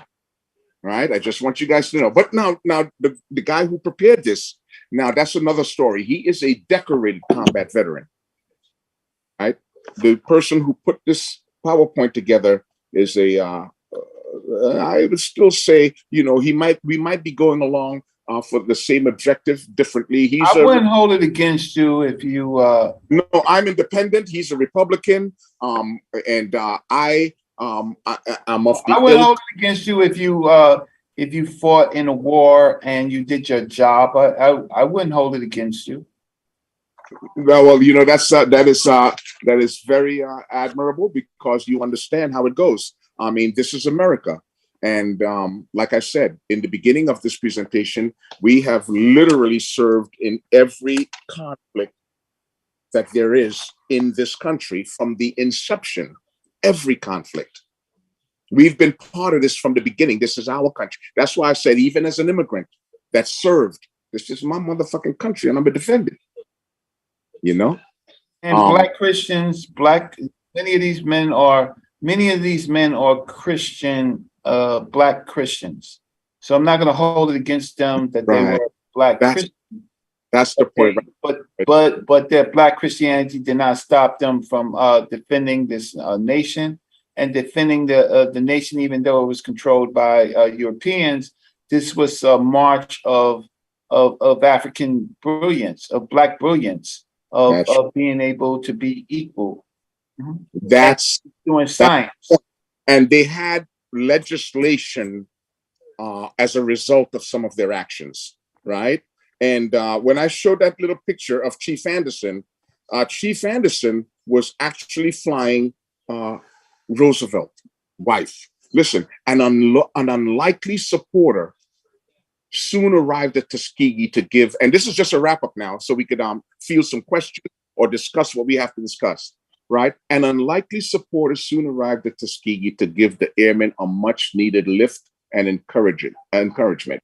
Mrs. Eleanor Roosevelt, the wife of President Franklin Roosevelt, not only visited the airmen, but also flew with Chief Anderson over the skies of Alabama.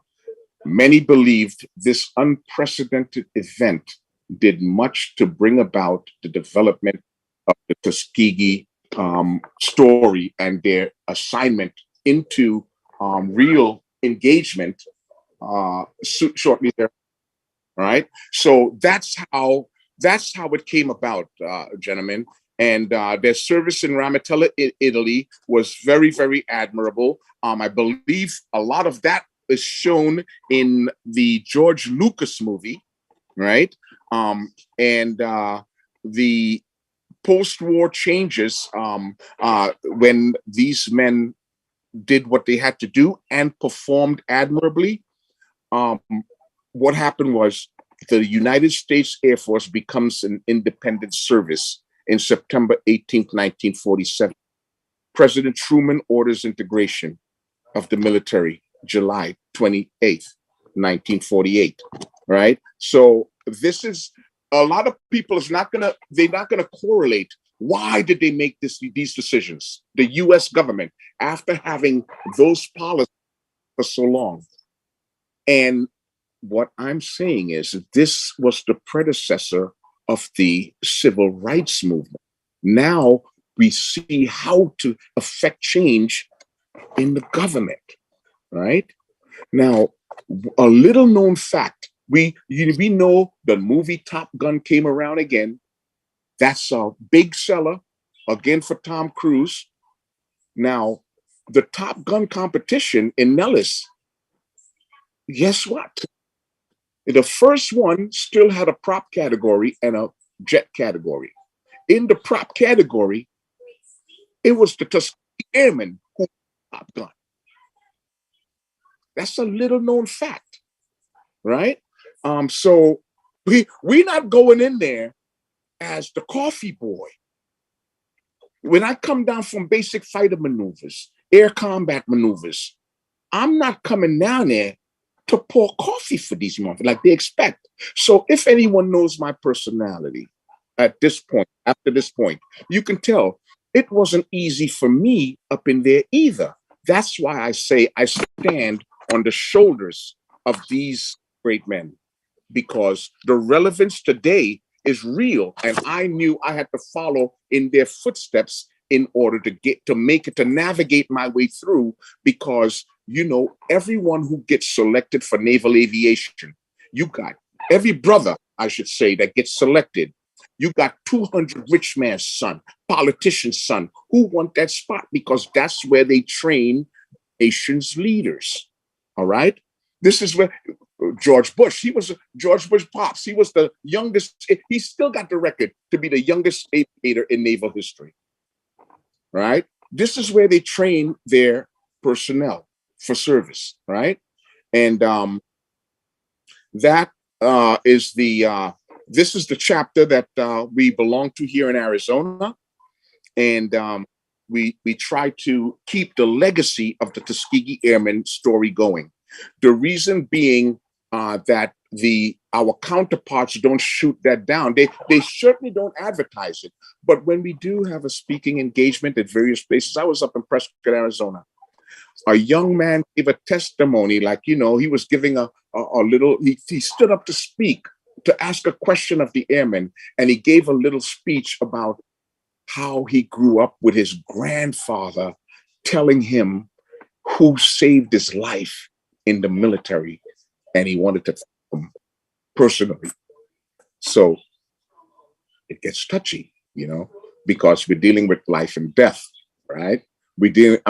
A lot of people who haven't served may not really know what camaraderie is established when your life is on the line and you got to depend on the motherfucker next to you, right? So it's that kind of scene, right? And I am open for any questions that anyone might have about this part of American history. And I must say, I hold these men in high honor, regardless of their religious affiliation. I know for a fact all of them weren't Christian, but a lot of people, in order to appease the military leadership, you gotta tell what religion you are before you get up in there, you know. And you ain't gonna come up in there talking about you know, something foreign. This is just the facts, right? So we gotta give these guys a pass. I myself had to put Pentecostal down on that form because I knew if I put anything else, I wasn't going to get election, and I wasn't going to have to sit there. I was never going to get the chance to sit on 10 tons of dynamite and shoot my ass off a cat.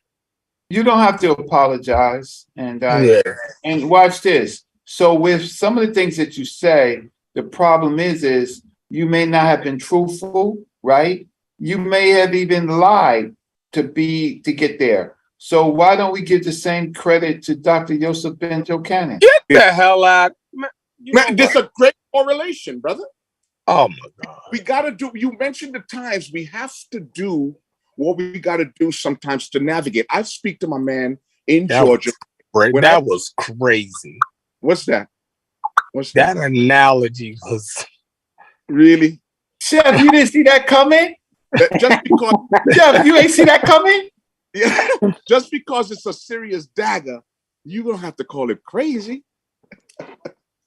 You know, but wow. You gotta do whatever you gotta do for the dignity of your people, right? Now, you knew some of these men, and some of these men weren't nice guys, right? It's just the nature of the human being, right? Some of these people drunk. Some of these people were womanizers. Some of these people were gamblers. But the fact of the matter is, some of them might have been atheists, right? But the fact of the matter is that they did it for the dignity of their race. And so, just like my teacher, Dr. Yosef Ben Jokanan, Where got one laptop here? Where's the other one? somebody got their mic muted. Somebody got to mute that shit out. All right, so I just hear it, right? I gotta mute that shit, man. Okay, Who was that? Hey, James. Yeah. Mute your mic out. Y'all off the presentation already? That wasn't James Mike, yo. That was Federated States of Kemet. Oh, all right. He got an unfederated self. He finished. He finished. Hey, he finished the presentation. Yeah, it's concluded. That was classic. You should be commended. That was good, yo. Now I'm mad at you. Now I'm mad at you. Why? Yeah, cause man, nah, dog, you ain't gonna do that, yo. Yo, that was a great presentation. The slides was great. I wasn't bored, yo. You had great energy with it. You know, crystal information. You know what I'm saying? And then you come on here and say some crazy ass shit for 2 hours straight. That's crazy, yo. How you mix it up like that, yo? That's crazy. That don't make no sense, yo. Hey, no, that ain't me. That ain't you. Hey, Reg, that ain't Reggie. Hey, Confederated, That's Federated States, yo. He keep Federated States, yo. Hold on, how do we mute him on this motherfucker? Reggie, handle that situation. Yeah, I am right now. Well, that's high praise indeed, brother. I didn't know you were present. I was thinking you had to on tape, man. All right, okay, I see he's muted. All right, bet. Handle what situation? Indeed. I'm glad you guys find it interesting. This is pure American history. This is what I call Americana for us. Right? That's Africana. I don't know how Cornell looks at Africana, but anyway, I'm trying to shift it. But no, seriously, regarding this part of American history, just let me know, and we can go at it. Yeah, I see. I ain't fighting you on that shit. That was good. You won't get me. I fight you when you start talking crazy. I have a problem with that. I have a problem with the last statement you just said. I have a serious problem with that. You said that was pure American history. And Americans were not the only person in the Tuskegee Airmen. A lot of Jamaicans were part of the Tuskegee Airmen. Yes, so when you said that was pure, you said that was pure American. I didn't go over the nationalities of the individuals. Now, No. You don't have to argue. Hey, America. Listen, America is made up of different people from different nationalities. So that's what makes you an American. Right. You gotta stop that stupid. And the entity is the Tuskegee Airmen, which was part of the Army Air Corps, which turned into the United States Air Force, and that's why I say it's American history. You can't say nothing else. You can't say it's Russian history. Thank you. I will accept that. I'll accept that. Thank you. I'll accept that. And yes, because I'm not going to go into history of other air forces. In a good presentation, it was good.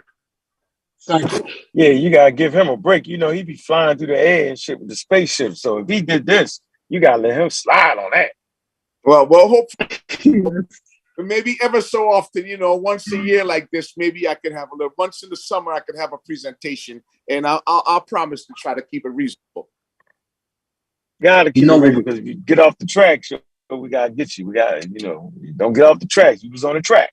It was good. No. Yeah. And here's another American history for us right here. There you go. That's right. But if you fuck with that. Tombstone. when you take your that's slick as shit. That's slick when as you shit. take your vaccinated ass to the store, you better wear your mask. That's all I'm saying. I do. I do wear my mask, but I know a mask ain't It's not the that dude slick. who That stance. I don't know why you would attack me on that. I gotta attack you on it because you sound crazy. Misinformation. It's misinformation, yo. Anti-mask is worse than anti-vax. You know that, right? No, I don't know. It's all crazy. Well, why would you be anti-mask and pro-vaccine? It all go hand in hand. It's a tool in the toolkit, yo. If it's anti-vax, I could understand, but anti-mask is crazy. This is both of them is crazy. How about monkeypox? Suppose that start getting. I bet you won't play with that. I am anti-mask. I am pro-vax. Sosa gotta explain. I am anti-mask. Crazy. And I'm pro-vax. I got 3 vaccines. And I wish everybody who don't get vaccines. You're gonna get a free sandwich the next time. Well, what's important is he said the Tuskegee Airmen was very comfortable in North Africa and enjoying themselves, and that was the highlight of their moments when they was overseas. I enjoyed myself in North Africa as an American also. My TWA. Them American dollars look real good in North Africa. I'm gonna tell you that. TWA, my parents got a trip to Morocco. Now listen, I had a flight going from JFK to Cairo every freaking day, and I never went. And on what's called interlining, I had my parents who taken their daughters to, and they went to Morocco, had a great freaking time. Now, that's just, leave that as it is. I mean, you can have a good time in Morocco. Right. So what do you mean by that, though? Well, there's the history also. There's the history. Hold on, James. Let us get to it.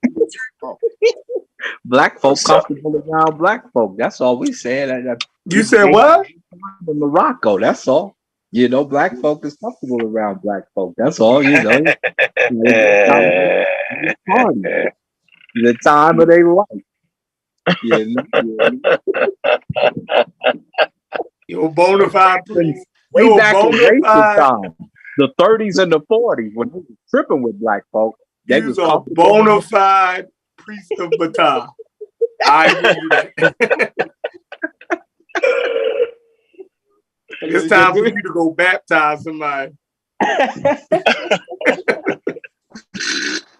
What's interesting, man, how we just we know what we want to say out our mouth, right? And we use terms black, African American. We use all these different terms to describe people, that would have cussed us out if we to use that on them during that time, They'd have probably strung you up and hungry. And that's what I find it interesting. So we need to try to kind of relate to who they was, right? You know what I mean? Like that's probably important too when you're talking about African history, right? You need to relate to the people. That's the thing. You want to try to relate to the experiences and see how they handle their problems, so that when you bring it back to your family, your community, you kind of it means something, right? To just look at it and be hyped up and fake the priesthoods, because we got a lot of fake priests there, bro. And I don't understand it. I don't understand the fake priests. And I'm gonna say it, and this ain't no shot at Mike directly, but if you think you're a real Egyptian priest, you fake as fuck at this point, because we don't gotta do that. We do not have to act like that. We can say, you know what? I'm looking at Africa. I'm looking at this. I'm looking at that, and I appreciate it for what it is. But you ain't no ancient Egyptian priest. Don't nobody know how they really got down. That shit's long gone. It's ancient. See, when you start talking about ancient, you're not gonna be able to pull the strings on all that. When you start talking about archaeology, see, I fucks with archaeology. And that archaeology, right? And you can find a Coke can, a piece of a Coke can, and think it was some kind of damn deity. And then 100 years later, you could have a piece like, damn, that was a Coke can. That wasn't a deity. That wasn't a CO God. That was Coke. The rest of what we say is Coke, COKE. What's Coke? Was they sniffing it? And then you spend another 100 years and realize, nah, they was drinking it. That was something you could drink. Then you spend another 100 years, but wait a minute. They actually had cocaine inside of coke when it first started. That's why it was named that. But all these pieces don't come together at one time in archaeology. So things can always get misconstrued, right? But what we do know about them Egyptian priests, right? They had them sharp knives. They fuck with the blood. We do know the culture is based around blood and dying and death, the mystery of death. That's like one of the greatest things in the world is the mystery. What's the mystery? The mystery of death. Where do you go after you die? They made a place. They called it heaven. Yeah, because they was enamored to the point of pyramids, to the point of mastabas. You know what I'm saying? They was enamored with that. Their grave sites was luxurious. You know what I'm saying? That's how we tell the culture through their grave sites, through their rituals, through their customs. So then when you say you're a real priest, yo, you faking it. Because if you're a real priest of Amun and you're a real priest of Ray, you should be able to do the sacraments. That's what separates you from other cultures.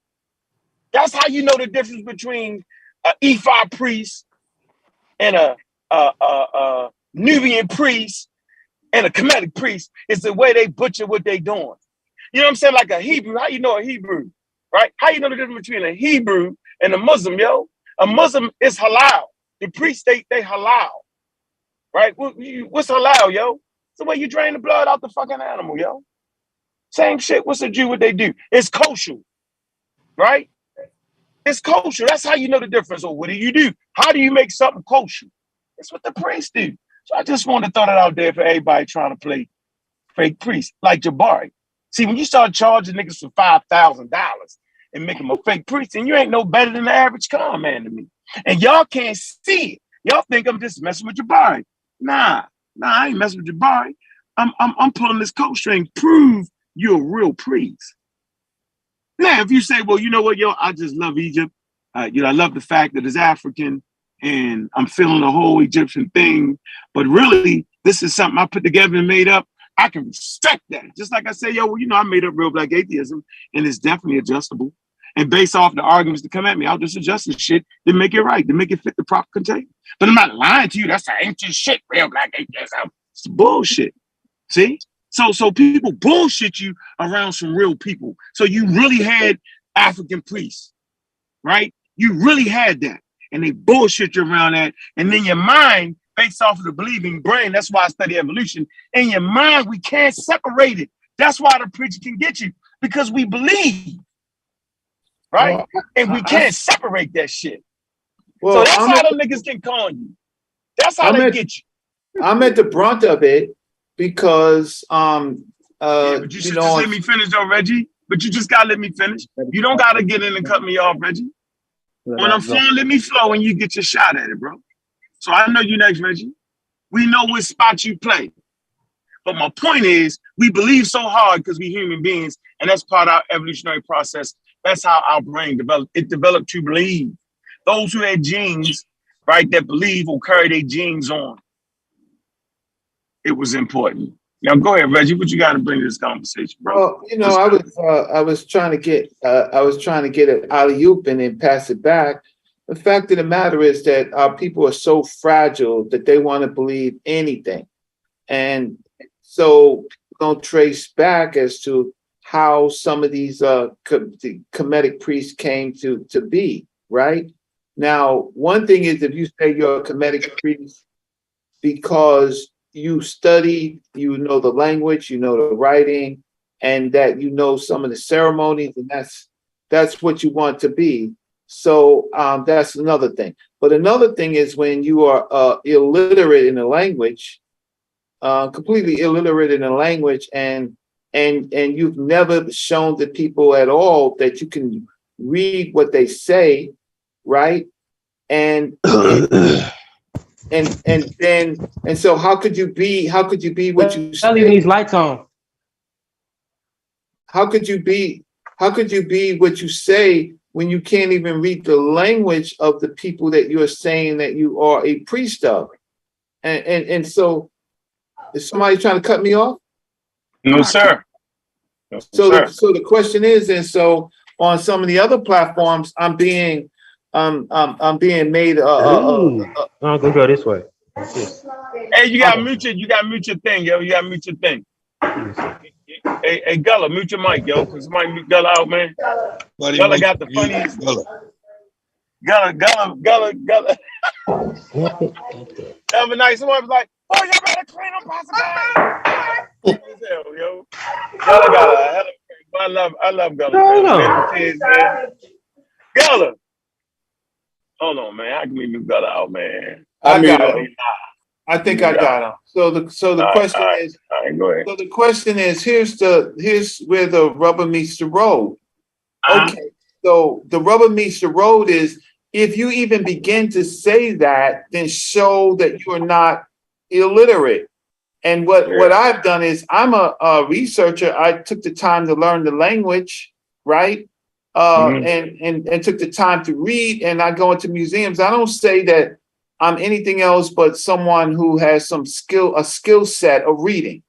Now, I could do a whole lot with the bullshit, but I don't. I just simply say what I could articulate what the writing says, and then when I say that, then it's up for anybody to improve on the writing and the grammar. But on other platforms, I'm being made a fool because all of a sudden I hate somebody. I don't hate the dude. I just hate what he's doing. I don't understand how you could say you're something and you never demonstrate, and then you go, so in the culture, one of the things Ankh is correct about the sacrifice in the blood and in the mystery of death. But the other thing is one key thing in Asar and Kazan. One thing is that a division of the soul, as far as the ancient Egyptians believed, is your ring, your name. So you can't be a Kemetic priest and come up there and mispronounce a deceased person's name. You can't do that because then what you're doing is you're making that person not live if that's the faith that you believe. You can't mispronounce. So to not pronounce, you can mispronounce, but you can't call a person another name, right? When the name is readable. So then what you did was you caused that person, if you believe that stuff, not to live again. So you go to the back of the room. And so when I say this, it's like, why is Brother Reggie being so mean? No, it's a skill set. It's like James is not going to sit in a plane with somebody who can't fly. Well, our people are trying to fly. Our people are trying to learn in 2022 and beyond. And you got people on here trying to mystify things that's not mystifiable. So it's just that the dude doesn't have a skill. Hello? No, go ahead, bro.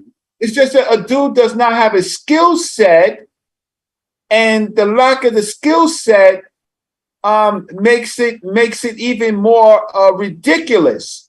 You can't be something and lack the skill set of being the Egyptian gods. If you believe that, ancient Egyptian netters, they don't speak English.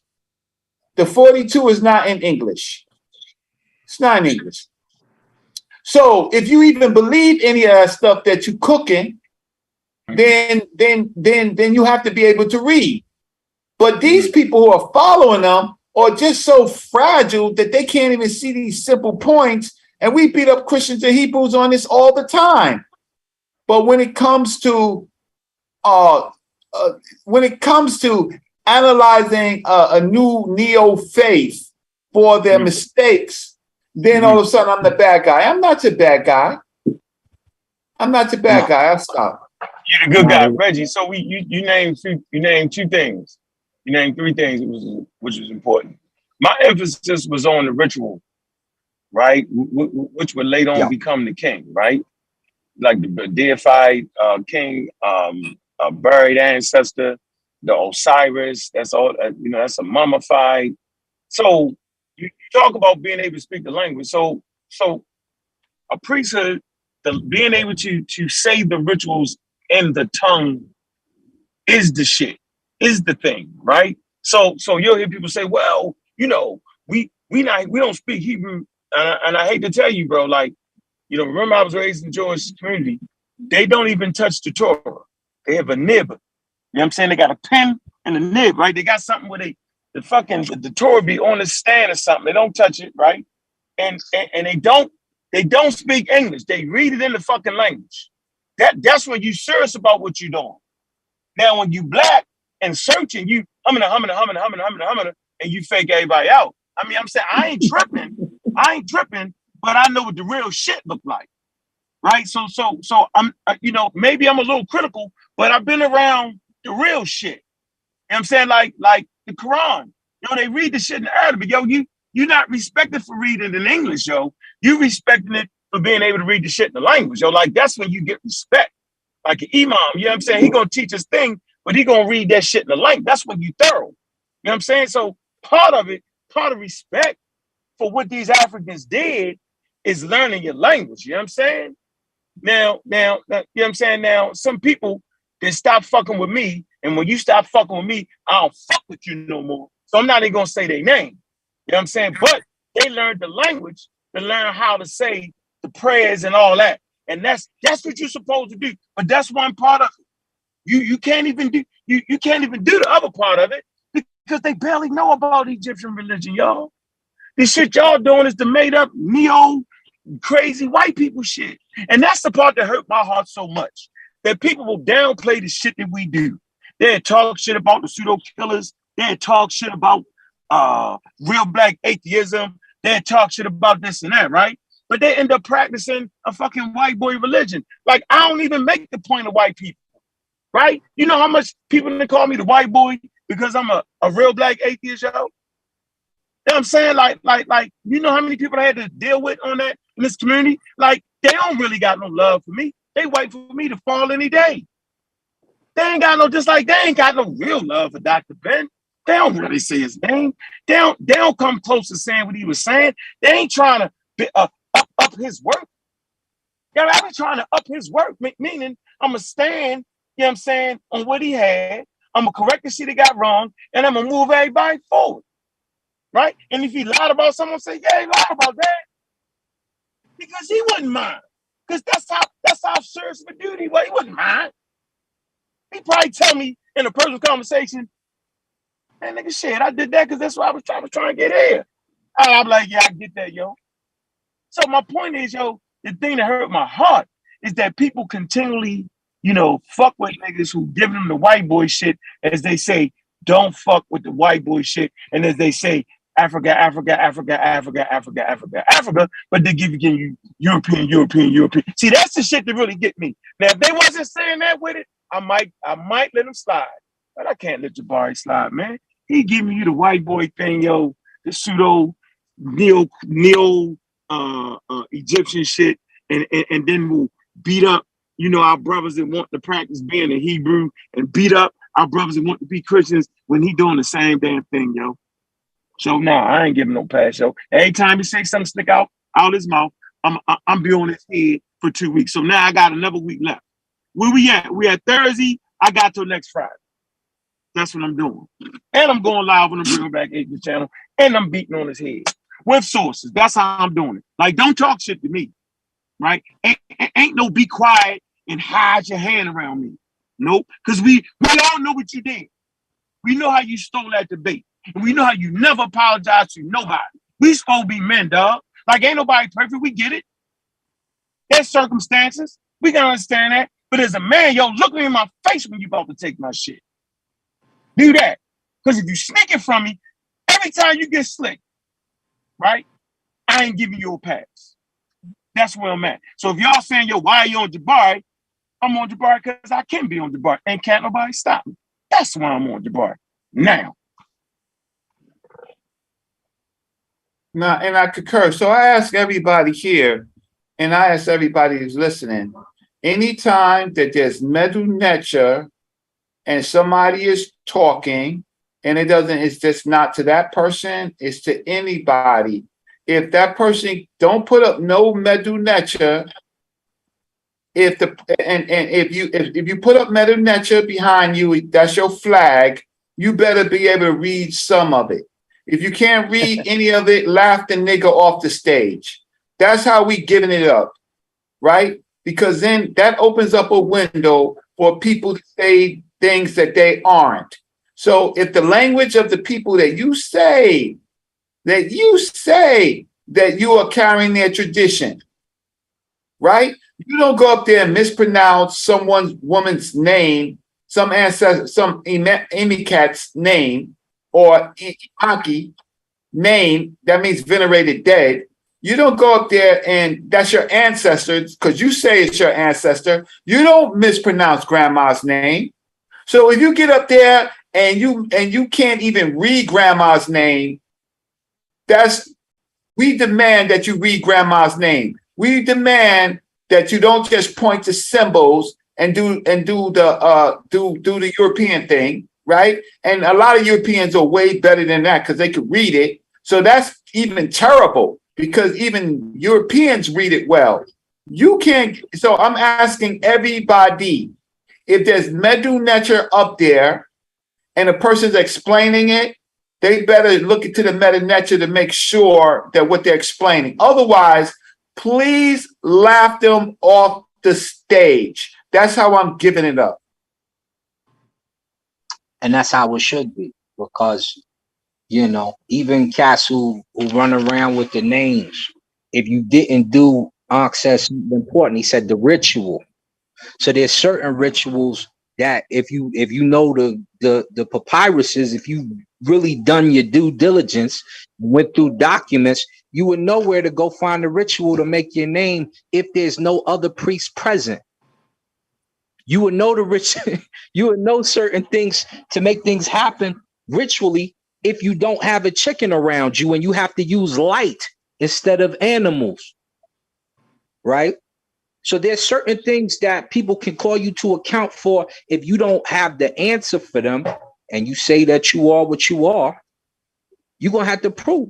If somebody tell me I'm not, or if somebody tell me that the new year for the Egyptians starts on July 24th and you're using the Gregorian calendar, and I know Sirius doesn't rise then because I actually go outside with my telescope and I've already looked at the stars that rise helically in the east to find out when, and I know it rises on the 20th or the 12th of August this year, then I ain't celebrating no wet rim pet on July 24th. These are the skills, these are the rituals, these are the things you should know if you're a priest. Not just, oh, it started here, July 24th. We're going to keep celebrating it on that day when Sirius moves. Ramadan don't start on the same damn day every year. So you're telling us that you're tracking stars. You're an astronomer. What do you think you do? No, I'm saying you are. I'm asking you. You of are. Course. I'm you're telling you right now the date. Didn't I just tell you the date that Sirius is about to rise? August 12th. And it'll be from the 10th to the 12th, just like any other helical rising for a star. Just like Ramadan moves. And guess what? Ramadan, it don't start on this day. We thought it would, but the star is going to show up on this day. It's a few days later. It's called astronomy. So you gotta Ramadan is lunar. You gotta observe. You gotta observatories. In Africa, you're in two different hemispheres. What observatory do you use? You got an observatory, one. telescope? No, I can call downtown to see you just because I know the guy over there who does it, but I don't need to. I have my own telescope. And so the other year, anybody who's in the chair room, you watch me track it to the 12th. And some people will in doubt. The astronomers weren't, because they are in those rooms. I only use my telescope. And so not only did they use my sighting, they used another person's sighting who had it on the same day as me. And this year they predicted on that same day based off the cycle and based off another 24-day period, which you would know if you did astronomy. Quick. You don't need a telescope to see Sirius. No. Come on, man. I heard him say something real quick. Everybody freeze. Hold on, freeze. You said what people use what you say? There's an astronomy and science page that base There's a what? Hold on. information. There's an astronomy. Hold on. There's a what, yo? There's a what? I was laughing. There's a what? Right. That way you can know. There's an astronomy and there's a science page who will base things off of sightings that are seen as well as their own observatory. What's the name of it? Hold on. What's the name of it? There's science. I think it's Science Daily is one of them. I think that's and the you one. Say they use your shit? Yeah, one of them used mine and they used the other guy who saw it. And then there's another one. I do this for me. Do this for me. I'm just saying, I'm not able to believe you on that, bro. You know I fucks with you. But if you can kind of show us proof that you actually did that, I say, you know what? Yo did that. All you got to do is go in the heck in the chair room. You got to be a way to communicate with him. Huh? How you feel about Neil Tyson? How you communicate with that? Oh, we sent our information into the website and to the guy who runs that particular science page. He's a scientist, and one of them is at CU. There's another one at DU. Yeah, because it was me and another gentleman who also sent it for the 12. I have made my observation in the chair room on my Facebook, which is like 300 cats in there. You can go in there. Hold up, listen. You ain't mad at me. But you ain't mad at me for not believing it, though, right? I know you ain't mad at me. Right? I know where you stand. You know why I don't don't. Be mad at me for that, yo. But when it comes, you just can't be mad at me for that, yo. No, I got you. I knew where you was going. I wasn't even tripping. They based the whole Rise in the series on your site, yo. Yeah, I'm fucking with you, yo. But like, come on. But yeah, when it comes to actually doing it, you have to know how to do it. So I got another cat who asked me, this is my little brother, he'd be like, well, I seen some rise in the north. The helical rising don't happen in the north, it happen in the east. Oh, I seen it over here at 10 degrees. It don't happen at 10 degrees. It happens at a different degree. So there's things you should know if you claim to be this or that, or I'm a master this, because like I said, the priests have the credentials right there next to them, and they tell you exactly what they know. They don't always tell you how they know it, but I got that book, I got that text sitting right here too, how they know it. So there's certain things you should know how to do if you claim to be what you are, without question. Okay, my question was in regards to you using the telescope.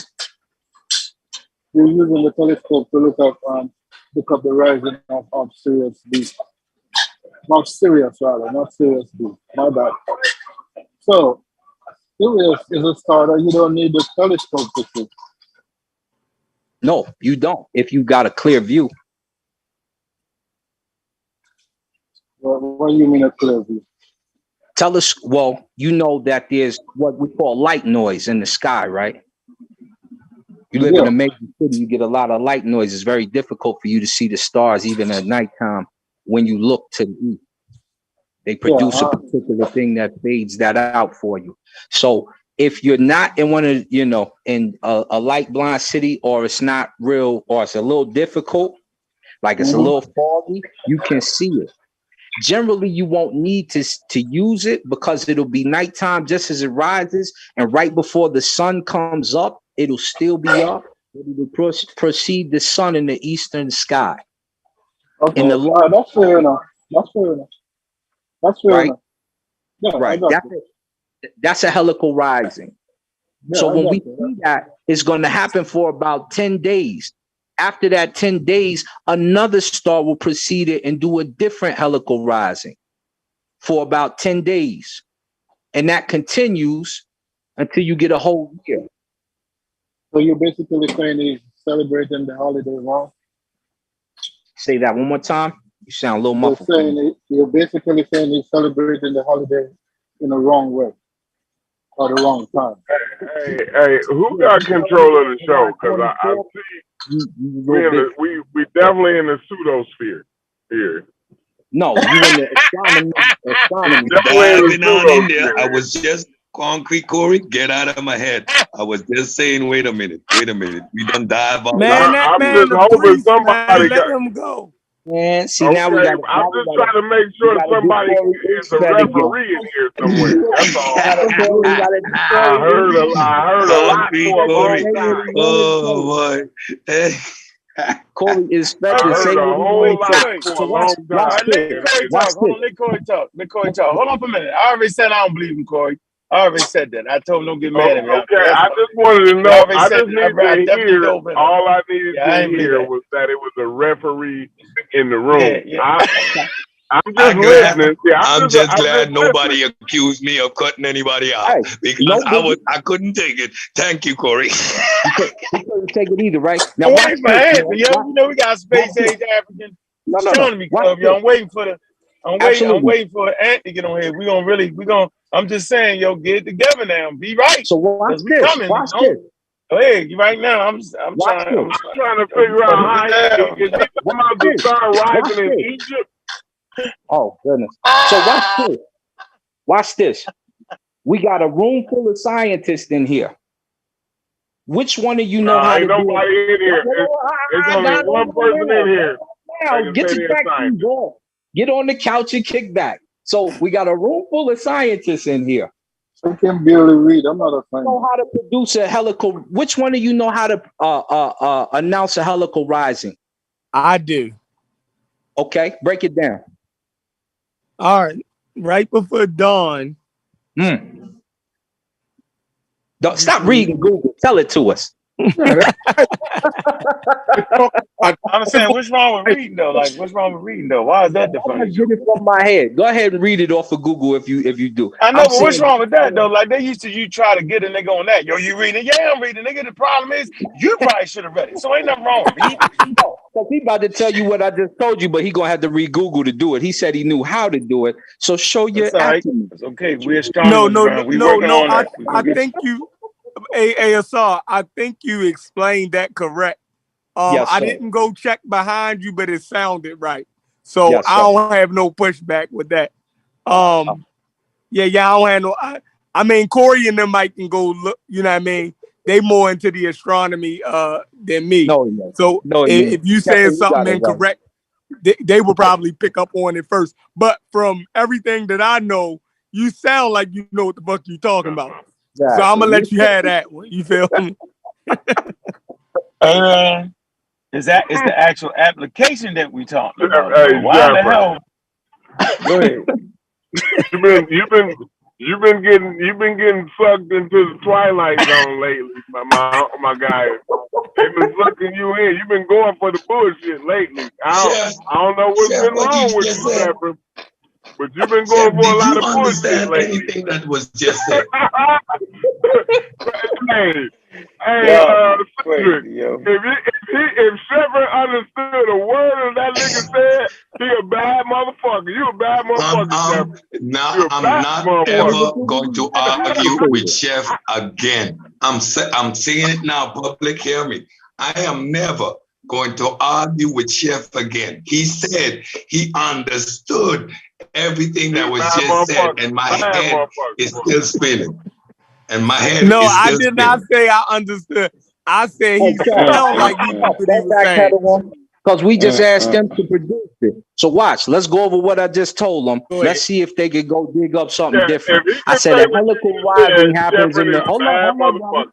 If Shepard can tell me what you just said, I can't because I'm saying I understood what he said. What he said was that if you live in the city, hold on, he was saying if you live in the city, right, where I guess the sky can be clear, right, at dawn, you can see, you know what I mean, according to his calculations, you can see the star on the horizon. That's called the helical horizon. He said, and in 10 days, you know what I mean, you'll see another star appear. And he said, every 10 days, you know what I mean, if you got a clear sky at dawn, you'll be able to see the star rising every 10 days, and you'll be able to mark out the whole year. No. Everybody freeze. Hold on, everybody freeze. I said I understood. No. Sit back on your case. I didn't say I agree with him. I said I understood what he said. one of them try to produce it incorrectly. No, hold on, bro, for a minute. Hold on for a minute, bro. Whoa. Everybody stop. See, I'm an expert in hearing that shit. I'm a fucking expert. Qualified. I'm trying to tell you, that's not the shit that put up my senses. The fact that you told us that you contacted for your motherfucking qualifications that they don't. That's what got me, my nigga. Not the fact that you knew that shit around it. It was that part right there. No, see, with me. No, hey, calm down. Hold on, Asar, calm down. Hey, no, everybody calm down. His homeboy be doing it. He be calling his homie. No, so watch this. He's an astronomer. He told us the other day he was an astronomer. So, is this the astrocosmologist? Yeah. So watch this. Oh my God, Shepard. Hey. So watch this. I don't even know why y'all let this nigga talk, man. Come on, man. You gotta cut this shit out, man. Wow. So this is what we go for sure. After the other day, Shepard, and you let him come back on here, and it's fine. You let him come back on, that's fine, right? But then you let him have 10 whole minutes uninterrupted. Shepard, I'm disappointed, Shepard. I'm disappointed. Wow. So remember, Corey, last time we heard Corey talk, Corey was James was the host the other day, Shepard. Stop, man. Last time Corey talked, African James, which is bad enough, right? Rickety Yaman. We hopped on here, cleaned him up, spanked him a little bit, and showed he not versed in nothing. I thought you was a comedic priest. What's wrong with your Kimoyo, black folk is versed in something. So now you talking to a black person who halfway versed in something, and when you hear information, I'm trying to figure out if you're versed in Kimoyo. Obviously, you ain't versed in Kimoyo. Is this the Japanese Nobel Peace Prize winner? The Japanese university, the astrocosmologist. I'm not the Japanese Nobel Peace Prize winner. That was the teacher in the class. And see, this is what I'm talking about. This is how you know a black person who ain't go to college from one who did. So when there's the nigga said, tell just from how he talked. This nigga said, but if he was well learned halfway, if he was halfway school, he would know. You gotta get your priestly manners. You gotta get your priestly manners under wrap, homie. My manners. Your priestly manners is all crazy. Your priestly manners, Your decorum is an act of turpitude. You was dissing Rickety Yaman, bro. You gotta take a breath. Listen, you gotta at least take a breath, priestly, his priestliness. Your priestliness. You gotta take a breath, man. My holy highness. Y'all crazy, yo. Okay, so let's get there. All right, let's do this real quick, bro. I'm just saying the way you were saying it, one to think for me. The fact that you can't let these niggas suck you into the twilight zone. Yeah, that's kind of crazy. Yeah, I don't know, bro. I think you trying to get my homeboy. Like I ain't going out like this. Like he actually Shepard thought like it was some validity to anything he said. Like a one syllable. He thought.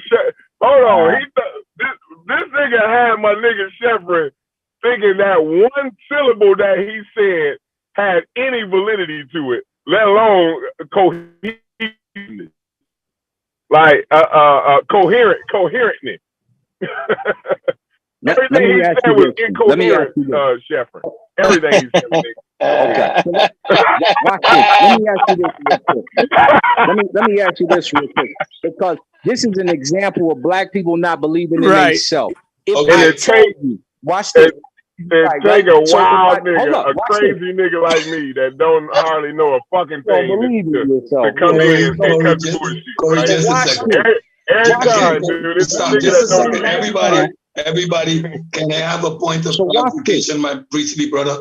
Can you explain the names of the different stars that appear on the horizon every 10 days? And is it literally a new star every 10 days? So we take 365 divided by 10. That means we're going to see 36 stars. You should see 36 stars over the course of a year. Hey, mind you, he done been in the car with I now I'm almost you know there he's with been in the Chef. car with you. I understand what he's Y'all saying. talking over each other. Right. We're talking over each other. Y'all talking over each other. Hold up. Let me finish with him. So, and this said, when you see them and they do the helical rising, they usually form that triangle in the sky, right under where they say in the text that the Amduat start under a star. And you know they talk about his phallus as if he fathered you, blah blah blah blah. So that's exactly what you see. Let me slow it down again. Let me slow it down again. So every 10 days we see a new star. And how does this one star form a triangle with which other stars? Well, it forms one with what is it? Not Venus. What is the I can't remember the other. Dang, you remember everything else, nigga. How you gonna forget that? Well, there's a lot of questions coming at you. You ain't gonna remember everything. That was one question. It's right under Orion. So you can see under Orion, and you can see the stars make up part of Orion's body. You can see that part, whatever website you're looking on. I'm sure, right? I'm just amazed. Y'all keep missing the number one shit, really, though, yo. It's the one star that changes every 10 days, and this star that somehow changes fits in to this a triangle shape with the two other stars that don't move. Right. Okay. That's defying Newton's basic laws, right? No, because remember, you have your northern star. So you can always see that Big Dipper, can't you? Yeah. Yes, because we see the same quote unquote fixed stars. So, and these 10 different stars, what are their names? We're not going over the names right now. We're talking about the helical rising. I know. What are we talking about, though? I'm trying to figure out what are we saying. What we're doing is talking about the cycle of the stars that helically rise 36 times over the course of a year, which is how the Egyptians figured out. No, I don't want to talk about that. You know what I want to talk about? One of the stars that pop up. I want to talk about how you was the one that asked, how you was the one that contacted the observatory, and they're using your shit to do it. That's what I want to talk about. Let me talk about what I want to talk about. Oh, you want to take me out with the rest of that shit. God damn it, too complicated. I want to know something simple. How in the hell did you lay the foundation for these people watching this goddamn star? What I want to know. God damn it. Give me that. All you gotta do is send an email. No. All you gotta do is send an email. That's it. If you send the email and you send the email first, they're going to check your calculations. They're going to check their calculations, and when it pops up, they're going to credit you concerning. But like I said, they're gonna give you credit for it, right? Because amateurs do find shit, bro. So can we see that verification? That's all I'm asking for. Yeah, get me out of here real quick. You can just screenshot that. You got me. I'm on my phone, B. I'm trying to look. B. You did too much not to be to do that. See, Corey, where you at? Hey, Cosmic Corey. Hold on, Cosmic Corey. Where you at? That's an excuse. This is an excuse. You can share shit. You can share shit from your phone, bro. That's an excuse. Everybody chill. Cosmic Corey, where you at? Cosmic Corey. None of that. I'm just on the phone. But if you black, you should believe. Let me. Do you believe that the person on the phone with you taught the person with the highest knockouts in the UFC how to fight? Nah, I don't care about all that. We don't throw me left. We right here. We right here with the astronomy. Don't put me in the UFC. No, I don't believe you have to show that for me. No, how to get busy.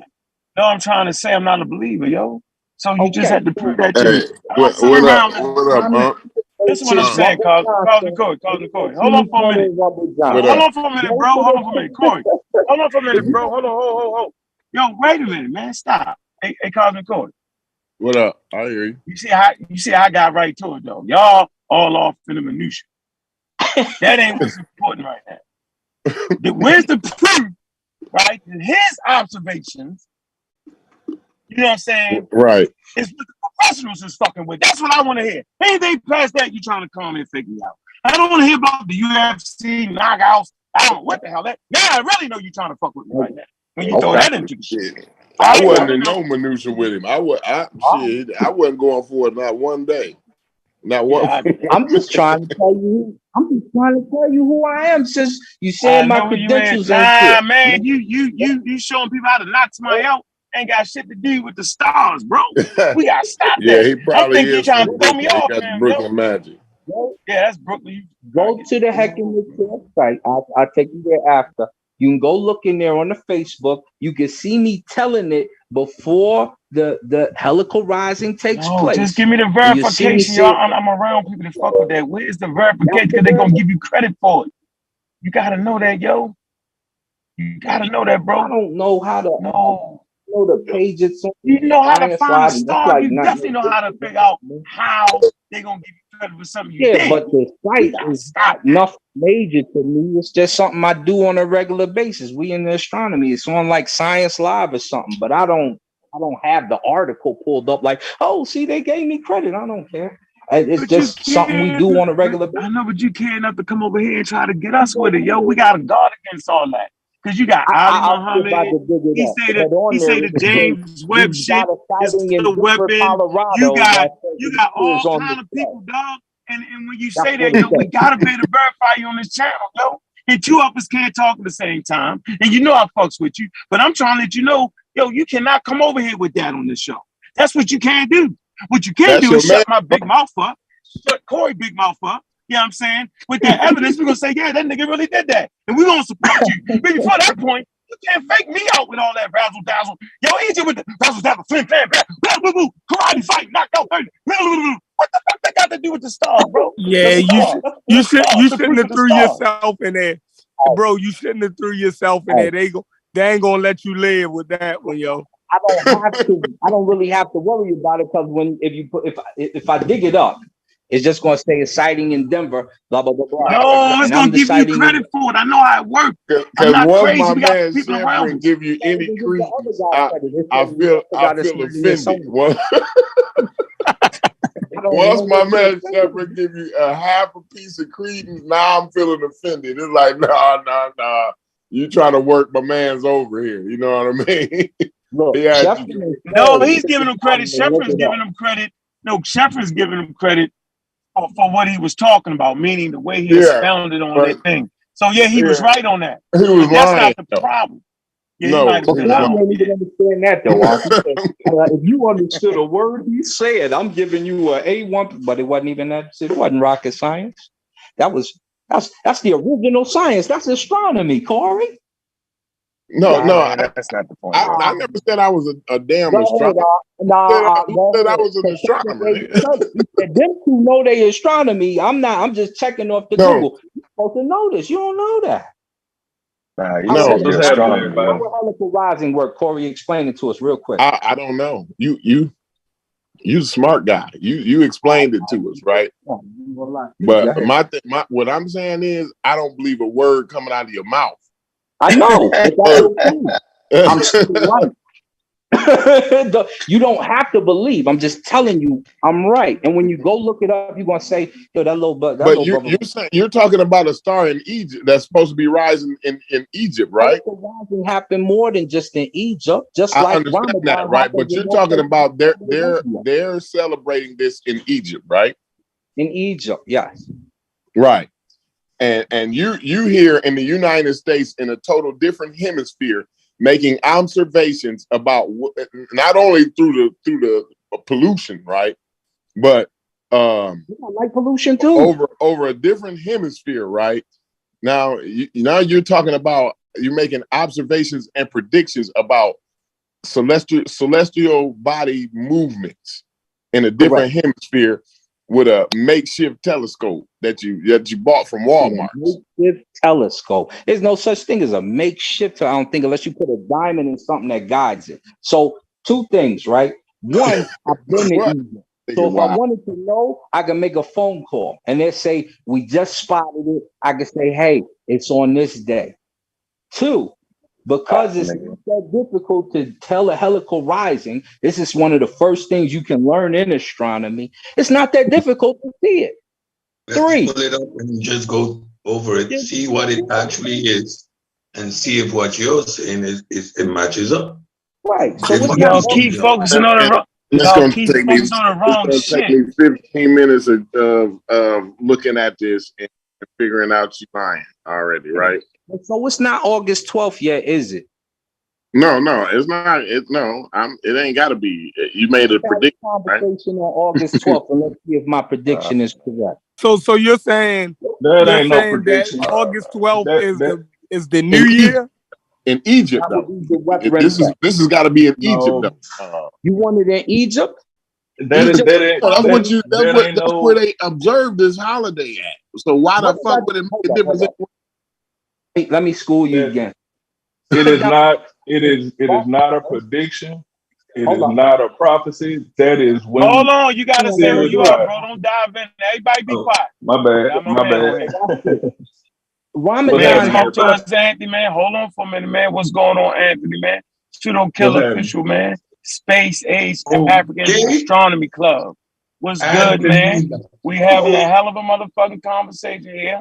And I'm gonna tell you now, the issue is not that the shit he's saying, he know what he's saying. The issue is that he claims that the experts are using his calculations.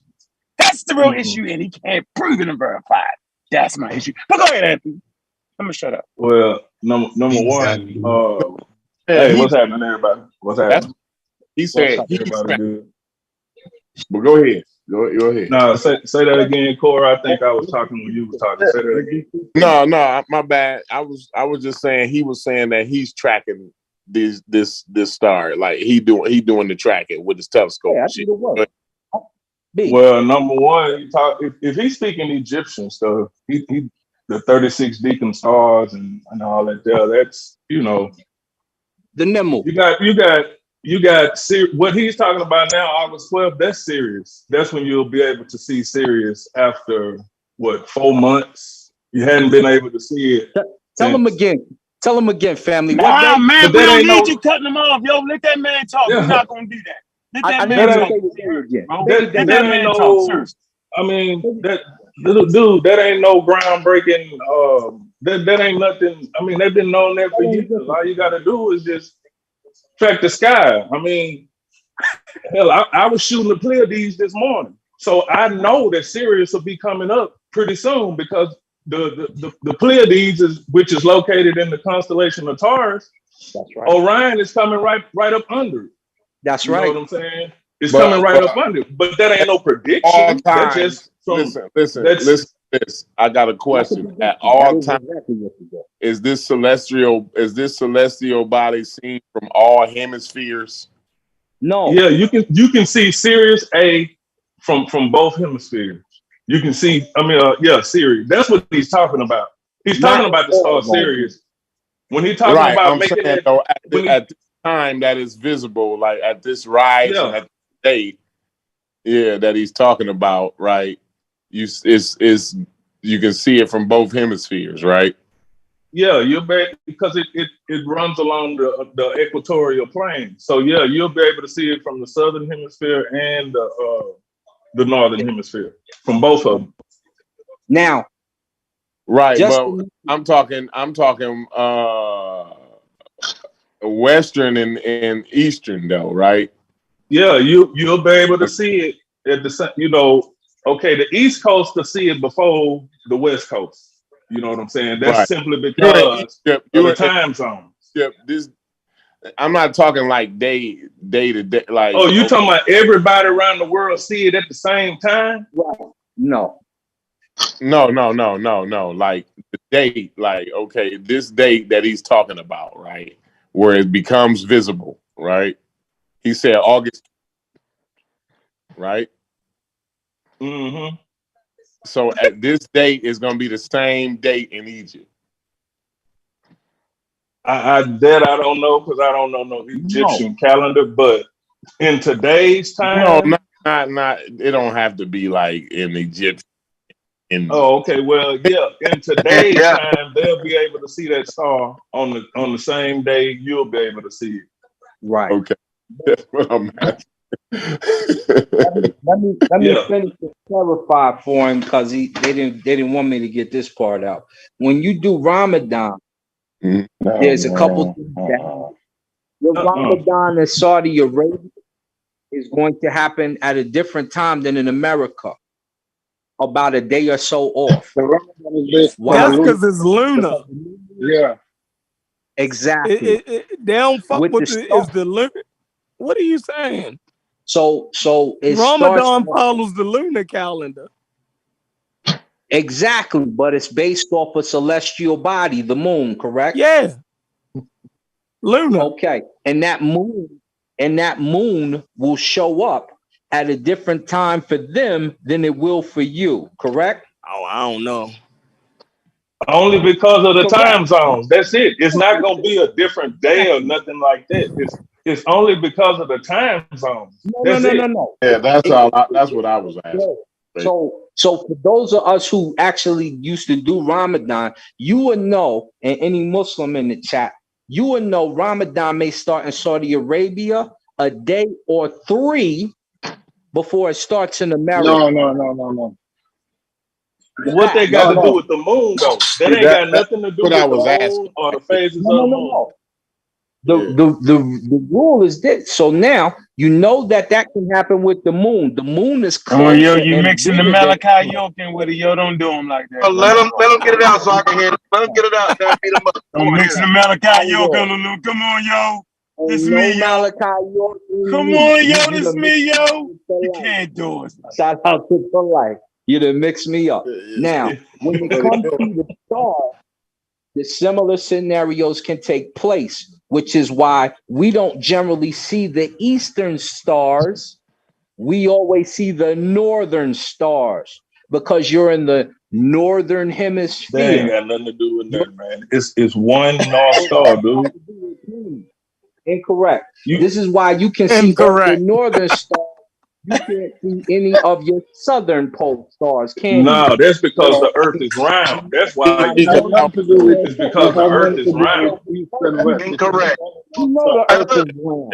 That has nothing to do with that's the what you only can see. reason why you can't see stars in the southern hemisphere is because the curvature of the Earth. That's the only reason. Exactly. It ain't exactly. It ain't got nothing to do with no Ramadan or the Egyptians or nothing else. That's just general physics. What are you talking about? You don't get the same moon that they get in Saudi Arabia every How night. much you want to bet? How much you want to bet? You get it. Yeah, he made that How up. much He you made want to that bet? up. The moon goes through the same phases. Certain moon cycles that aren't the same, that don't come. No, sir. No, sir. Hey, listen, can y'all pull that up? Can y'all pull that up? I'm confused as hell, bro. Yeah. Like, no. You saying shit, he's saying that's incorrect.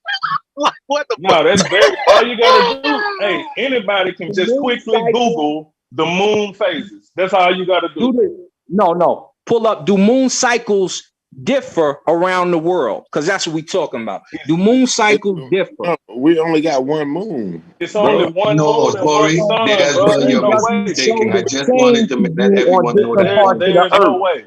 Getting into my field. Now you talking about physics here now. I don't know the astronomy shit, but I know the physics. Corey, with religion. The Muslims have their own moons, Corey. They got one in Mecca, one in Saudi Arabia, one in Pakistan, and they got one in the United States. It's religion. Muslims got their own moon. But see, y'all making a damn joke, and I'm trying to understand this shit. Y'all got me fucked. Let me say this here. So let me say this here. What is it? What's saying? Western lane? The other hemisphere, the moon would be in the same phase as it's at home. Wait a minute. Upside down compared to what you can't listen. I'm gonna tell you what you're doing, yo. You doing holler shit and over talking shit, dog. Like, soon as a person get to a point, you diving in. Like, I'm trying to figure out what if you got it, yo. then go ahead, yo. Let them rock. Let's have a conversation, yo. Like, we don't mind being wrong over here. You just can't come over here and blow that shit at us like that, yo. You can't do it. Because they going around a mulberry bush with you. I want to see the proof that you said you did. I'm not getting off that. See, I know where to find out. I want to know what he's saying is fucking right and exact. Goddamn, this ain't my shit. I'm trying to figure out what is he wrong about and why. Why somebody break that down for me? Anthony got him. Anthony got him, yo. He got to prove there's a different moon now. He got to prove it's a different moon now. We just saying that what he said, this is what he said. He said there are different moon phases in Saudi Arabia than it is in America. We don't have the same moon phase. Right, we don't look that up. No, don't start right now. Get that source. No, right now. We're going into. You're going right to talking at the same time, yo. Hold up. I can't hear shit. Go ahead, because you cut me off. Go ahead. Right now, right, yeah. Right now, we are coming into new moon. When you go outside tonight, or in the morning, or from today, if you go outside for 24 hours, you look up in the sky right now, and in the morning, you won't see no moon. That's because the moon is in its orbit around the Earth. It is moving in front of, not in front of, but it's close to the sun. So you can't see it. And it's the same way in Saudi Arabia. It's going to be the same thing in China. It's going to be the same thing in Australia. It's going to be the same thing in America. What about Egypt? The same thing, dude. Oh no, shit get different. Shit get different in Egypt. I ain't even gonna lie to you. It's a 29-day cycle. The moon moves on a 29-day cycle. This we've known for thousands of years. So and he said that. It's the same moon. It's the same moon. You up, Asar? What's good? Okay. So no, go get the source. No, don't explain it to us. Go get the source. We don't want to hear it. Go get the source. Now, like so now, you gotta get the source. No, Asar, no. Asar, no. All right, go get it. Share your screen. So now, the phase, like I said. No. Are you screen sharing though, yo? You can't. I can't share. So you can't share your screen, yo. You screen sharing. Like I said, like I said, you will not see the moon the same way Saudi Arabia sees it. If you travel to other hemispheres, the moon would be in the same phase as it is at home, but it would appear upside down compared to what you're used to or invisible. So you don't see the moon the same way that they see it because you're in a different part of the planet. That's incorrect, sir. That's so difficult to understand. No, that's incorrect. Hold on, what did you say, Google? Hold on, Google. Stop. What did you say, Google? It's incorrect. It's incorrect. He's wrong. Saudi Arabia is in the northern hemisphere. That ain't even physically possible. Right, so hold on. I know I'm asking for a source, though. Yo, you mean to tell me this whole time he didn't show a source? I can't show a source. Yeah, but he's wrong about that. Inside and out at NASA. Now, there's your source from NASA. Where's your source from? The source from NASA? What you talking about? What? The source. We're taking this from NASA. I know where you at. I'll share your screen. What you talking about? I can't share them on my phone. Didn't I say that like 6 times already? You can't share it on your phone. You can. Everybody share it on your phone. Did you put it in the? Push the green button. It's called screen share on your phone. No, he put it in the. I think is he saying that he put it in the chat? No, he can share it though, yo. He can just push green. You can find a damn star, but you can't find the screen share button. Bro, can we get some? Can we get somebody who can share it? So this shit drive me crazy. And he can, yo. It's not crazy. He being funny. He trying to get it, yo. That's why I just push that button, yo. He has no source. That is completely wrong. Saudi Arabia is in the northern hemisphere, like the United States. Yo, why y'all doing this, yo? That's what I'm saying. Hit the green button, yo. Stop us, Saw. Hit the green button. You hit the damn green button, and then you hit the URL and put the link in there, man. You come on, dude. You can't do us like this, yo. Because this is the final moment right now, yo. I believe it in the chat and somebody else. I can share it. Or at least put it in a thing. Or at least put it in a in the back chat. Yeah, come on, yo. He's not doing this, yo. That's why Islam got that crescent moon. I believe it. I'm hooked. You believe in what? Yeah, see, we can see you, but you can't share your screen. We see you. That's why Islam got that crescent moon. Body else. So I was gonna say the same thing. I knew it. They got their own moons. So we're not dealing with two hemispheres anymore. We got multiple hemispheres. Stop. Okay. Get that nigga, Saul. Is that what you're doing right now, yo? No, that's not me. That's that pillow up. All you gotta do is just hear it. The link. Chat. We gonna teach science to the scientists today. We gonna go here. I got it on my. I pulled it up on my laptop. Can y'all see that?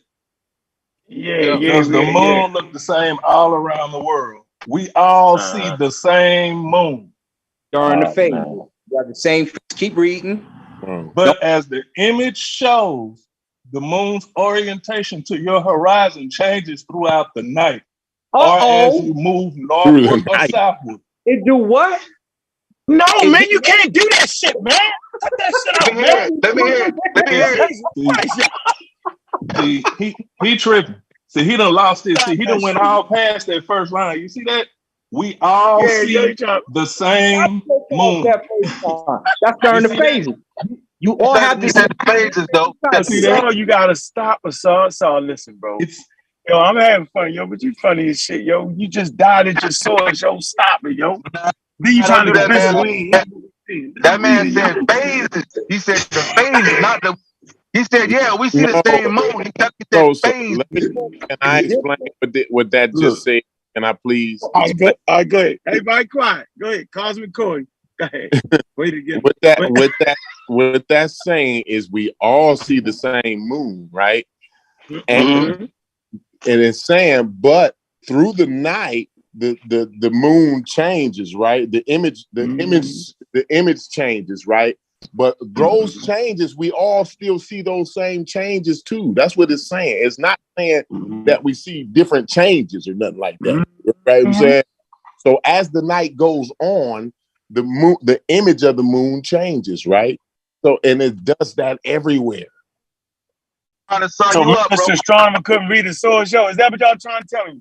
He just couldn't read the American source. Let's read the full source. Let's read the whole thing. I give up.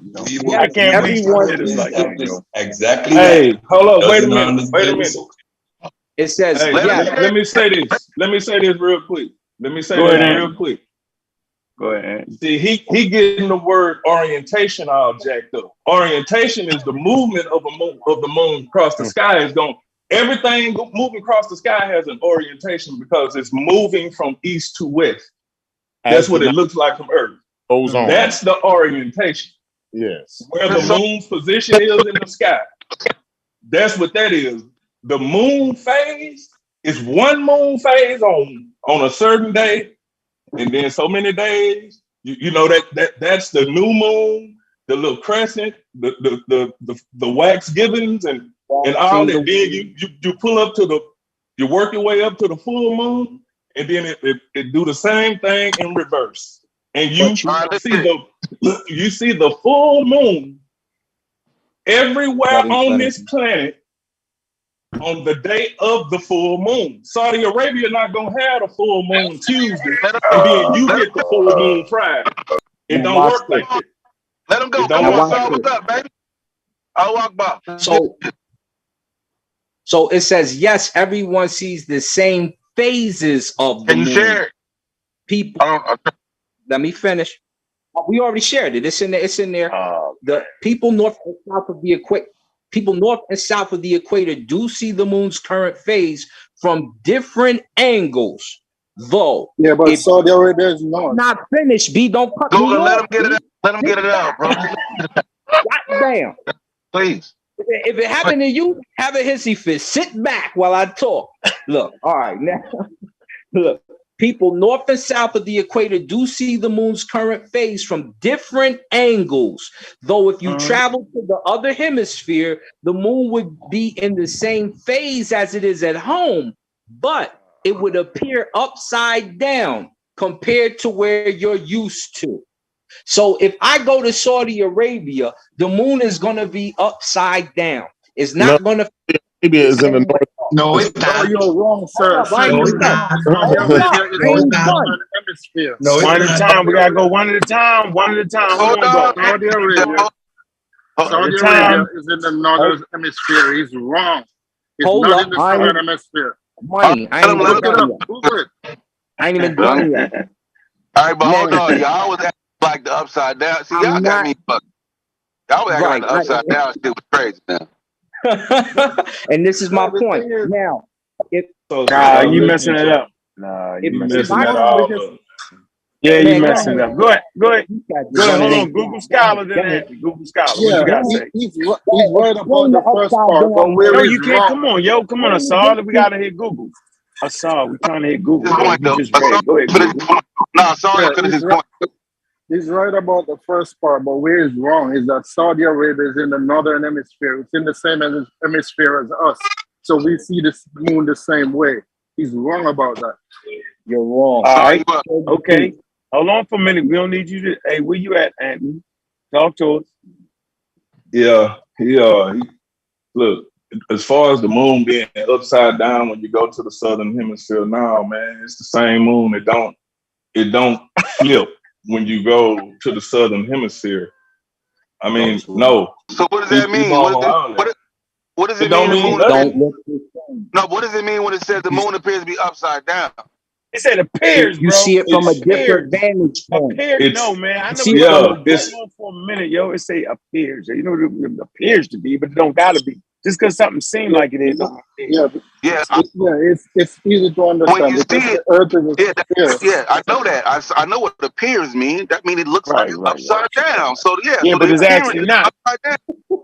Yeah, but he represented it as if it is, though. He said it was. No, but what he's saying, Sosa, what it's saying, Sosa, okay, if you in the northern hemisphere and you go to the southern hemisphere, it's gonna look different than what you used to. But it's the same thing. It's the same thing. You know what I'm saying? It don't change from a different angle. Yeah, it's more like it's different. That's all it is. It ain't nothing to it. That's all it is.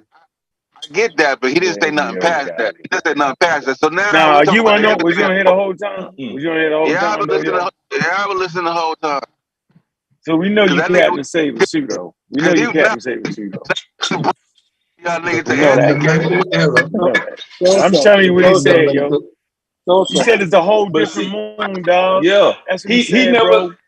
He never said appears until that definition came up. That's when appears got yo. He made it see. Yeah, he said the moon. It was different. Yeah, yo. He said that, yo. Y'all gotta tighten up the y'all gotta tighten up the actual physics department, like. Nah, we actually don't. Anthony came and explained it and read the thing. That was got quick on some other shit. That motherfucker, he left about 9 with y'all niggas. Man, because everybody was talking. Then he mixed the Egyptian. Then he still ain't figured out what the hell he still. Y'all arguing on the wrong shit. I'm trying to figure out what was he saying, though. Yeah. This has nothing to do with the helical rising, number one. Number two, you're fundamentally wrong because Saudi Arabia is in the northern hemisphere.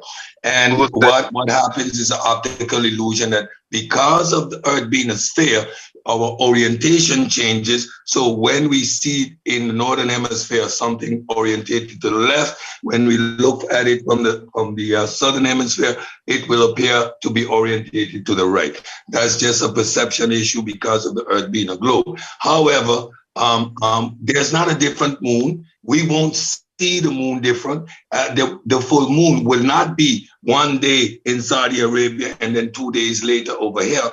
And we still haven't quantified or talked about these 10 different stars because that's. I'm glad you read my rising of Sirius. Helical, you know why I asked to pull a source? Because the helical rising is when Sirius come back around, and that's no abstract phenomenon. That happens every year. Like, that's everything that was. I'm glad you read my link about the moon that I put in the chat. That's everything that was just said. That's everything that was just said. So Yeah, that's everything we said, but he claimed I didn't say it. And I'm glad you read it from the link I dropped. So that's what I was focusing on, you talked about a new star every 10 days forming a triangle, but we left that alone because obviously when we're talking about the helical rising, it has to do with one particular star. Okay, serious. Okay, that's one point. Next point is you are misplacing Saudi Arabia into the southern hemisphere when it's actually in the northern hemisphere. On every day in the northern hemisphere, we see the exact same moon, the exact same way. The only thing in Saudi Arabia, they'll see it earlier than us here on the west, but what they see is exactly what we see. Yeah, we said that. So listen, what about helical rising? Number one. I want to get some clarity on that. Break that down. So I'm trying to figure that out. Was he right about that shit? So he's saying that. Okay, well, explain why he was wrong so I can understand what the fuck's going on. Why is that wrong?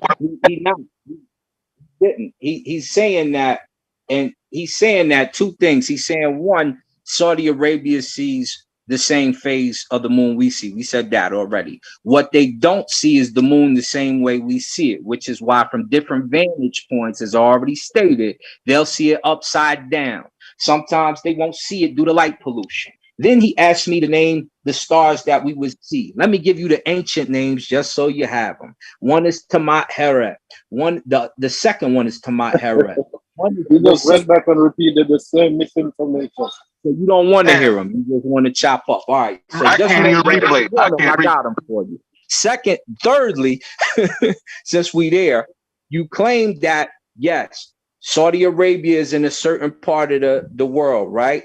But they're closer to the middle of the equator. So they can also see stars that we can't in the east, and they can also see stars that we can't in the north, unless you live in like the Louisiana or southern parts of the world. And so they see the moon upside down, we see the moon right side up. And that means there's two different vantage points. No different than Tennessee seeing the moon closer to them, and it takes up the full sky. Us in Colorado, we see it at a distance. So you're incorrect. The vantage points will change how you see the moon. Go ahead. Go ahead. If you repeat the same misinformation over and over, it becomes redundant. We have two hemispheres, north and a south. We are in the northern hemisphere. Saudi Arabia is in the northern hemisphere. So when it's a quarter moon in Saudi Arabia, it's a quarter moon in the northern hemisphere all the way around. It's just that simple. So your argument is fundamentally wrong because Saudi Arabia sees the exact same moon because they are also in the northern hemisphere, close to the equator, yes, but on the northern hemisphere. Do they see the moon right side up or upside down? They're gonna see it the same way we see it. He just told you they're gonna see it the same way we see it. He's wrong. Because we're there. The vantage point for them is upside down, and this is why. Why? What makes it upside down? Hold on. Explain to me. To the equator, see the moon at a different vantage point. Now I'm going to ask you for that, sir. Upside down or right side up? Yes or no? They're going to see it the same way we see it. They're going to see it the same way we see it because they're in the northern hemisphere. If you're saying no, go get a source for that. Astronomy is pseudo, man. I hate this. Pull up the source. It was right there with NASA. He trying to argue with NASA and me. But go ahead. Ain't nobody seen no source from NASA. Where the source is from NASA? He just read from the source I dropped about the moon. Show, it's from NASA. The NASA link tell you they see it upside down. No, let me see that link. Let me see that. I want to see what NASA say that because I just showed you where it say we see the moon the same way all around the world. So show me the NASA. Show me the NASA. But we don't see it at the same vantage point, and that's why it. Okay, pull it up. No. Pull up the NASA link where they say that, and then I'll shut up. All you have article to do is right here. all you have to do is While Google watching the Saudi coverage Arabia in the northern hemisphere. Google it. while watching the coverage of the F1 motor race, which took place in Melbourne, Australia, I Hey, noted son, that the hold on for a moon minute. was Hey, son, hold on for a minute, bro. You actually said Australia. that Australia. motherfucker is actually upside down. You know? You never said at no point that it perceived that it was it appeared to be that way, but it really wasn't. You said it actually was, yo. I just like that's two different goddamn things, yo. It's like when you're an artist, yo, and you do a 3-point perspective, yo. You know what I'm saying? You think it's getting smaller as it moves away, but in actuality, it's not. So if you say, yeah, it's getting smaller, then you're wrong, dog. correct. Like you can't play that game with us like that. No, don't butt me, because I sat down and shut the fuck up and really listen.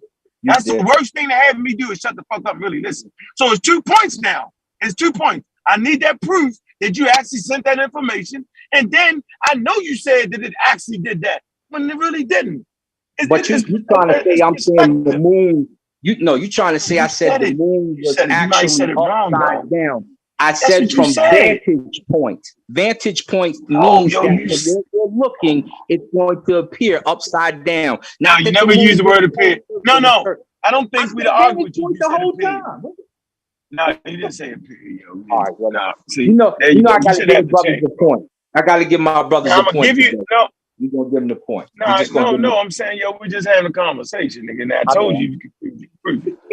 Like, I ain't mad for you to be right. Like, I ain't never been that type of nigga, yo. But I ain't even gonna get you over what the fuck they got to do with the Egyptian shit, though. I ain't gonna do you like that. I'm gonna let you just rock out. I'm gonna let you have that. You can have that.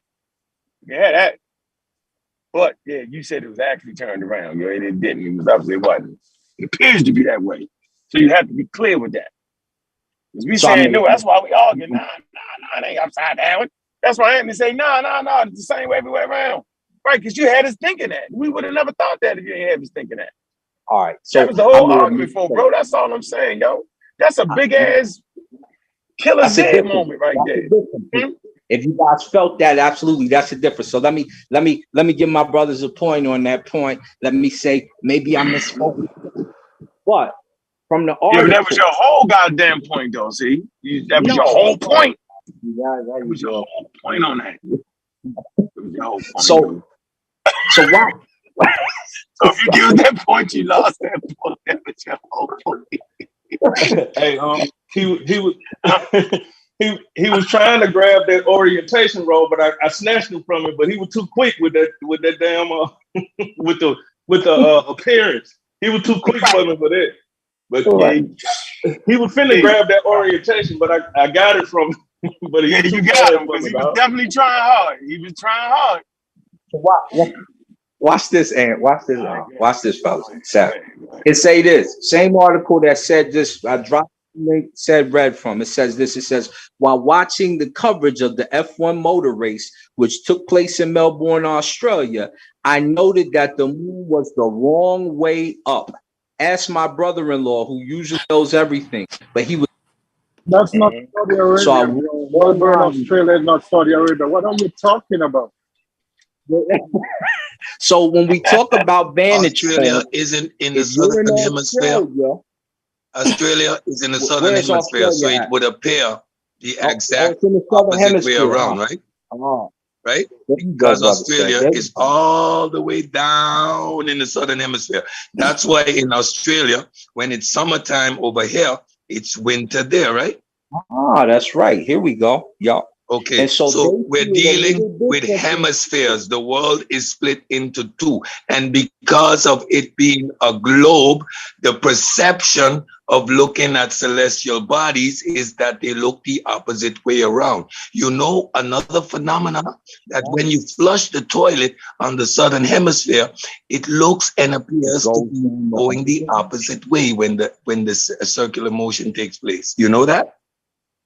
That too is an optical illusion. That part of the water and they don't mix in around that same little area. No, I'm talking about flushing this of a nigga toilet crazy. and the centrifugal action that you see when the water is going down.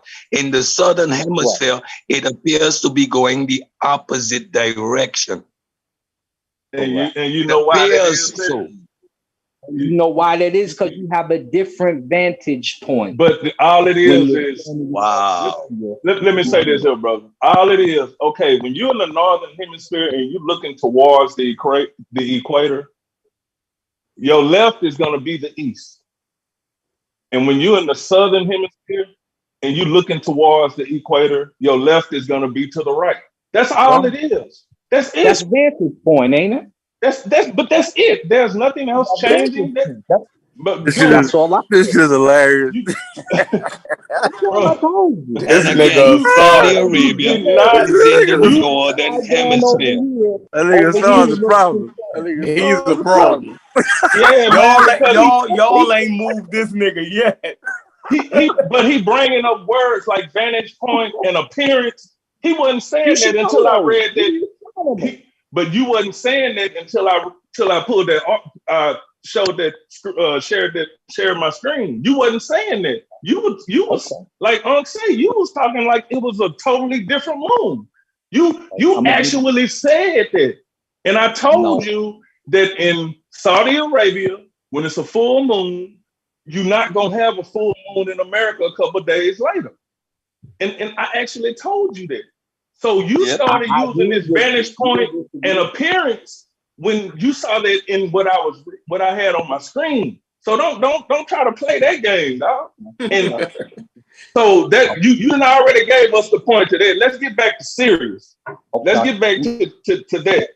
Hold on, let me do real quick. Let me summarize this to make sure I got this. So the moon does appear to be upside down when you're in a different part of the world, right? No, it don't appear. Well, I don't know what it appears like. It's not upside down. In the southern hemisphere, it appears. If you're in the southern hemisphere, does it appear upside down or right side up? Talk to me. As far as appearance, hemisphere, yes. In the southern hemisphere. Saudi Arabia is not in the southern hemisphere. Okay, I just want to make sure we're going correctly. Saudi Is that Arabia clear enough for you? Because you're going to say it again and you keep saying it and you're wrong. Saudi Arabia is not in the southern hemisphere. It's in the northern hemisphere, just like the United States. I just want to know, if you go down south, you will see that moon upside down, correct? You see what I mean? You're still repeating. Not down south, in the southern hemisphere. There we go. All right, there we go. He brought up Louisiana a little while ago. Yeah. And that was incorrect because Louisiana is in the northern hemisphere the same way. So again, everything in the northern hemisphere, the moon is going to appear the exact same way on the exact same days. You're not going to have a full moon in Saudi Arabia today and 2 days later on this side of the world. We are all going to experience the full moon on the same day. And in the northern hemisphere, where Saudi Arabia also is, we are all going to experience the visual aspect of the moon the exact same way. Let me ask you an astronomy question then, since you think that's the case. When I'm in Louisiana, is there a time during any part of the year where I can see the eastern constellations? Yeah, what are, first of all, what are the eastern constellations? What is that? Yeah, you're gonna if you're in Louisiana, you're gonna see the same shit that you see in Texas. You're gonna see the same shit that you see in St. Louis, Missouri, because they all in central time zones, bro. What the fuck you talking about?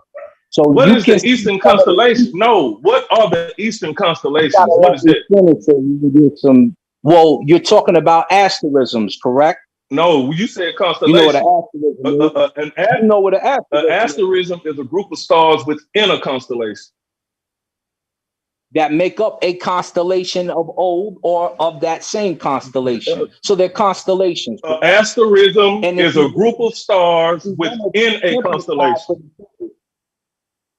That means they also can make up their own constellation, correct? No. Wow. Well, okay. Yeah, so you're right. You're right. Because the Big Dipper is an asterism of Ursa Major. Yeah, you're right. So what are the eastern constellations, though? So, all right, let me get to this, right? So if we're talking eastern constellations, if we go, let's go to Egypt, right? No, we're gonna stay in Louisiana. Where we at? Damn, Egypt. We're gonna stay in Louisiana. Let's stay in Louisiana. You gonna keep it Because together, the question was from Louisiana, can you see all the eastern constellations? The question wasn't answered yet. Can you see any eastern constellations during any time of the year in Louisiana? You got to tell me what are the eastern constellations? Are you talking about the constellations that rise in the east? I can see all of them if that's what you're talking about. Everything. You can see all the eastern constellations in Louisiana, right? Well, you won't tell me what the eastern constellations are. Just name one you can see. No, nigga, you said the eastern constellations. What is that? Eastern constellations are stars that you will be able to see in the night that form a creation. Do you see any eastern constellations? Okay, I'm gonna tell you right now. I'm gonna tell you right now. That's the first time I heard Anthony say nigga. Like you got these. I'm gonna tell you right now. I'm gonna tell you right now. I'll be able to see Sagittarius. I'll be able to see Sagittarius rise. Sagittarius will already be in the air. I'll be able to see Libra. I'll be able to see what is it? I know I'll be able to see Taurus tonight. I'll be able to see and a little bit of Orion coming up. So what are you saying the eastern constellation? I see all that from Louisiana. And you'll see the same shit from Florida. You'll see I've looked at the night sky. Hold on. That's what I'm about to ask you, right? So if I go to Alaska, can I see all those same constellations you see? Look. Can I see eastern constellations? Alaska is at the top of the globe, but they can still see the constellations because they move across the equatorial plane. Don't run from it. Can they see the same?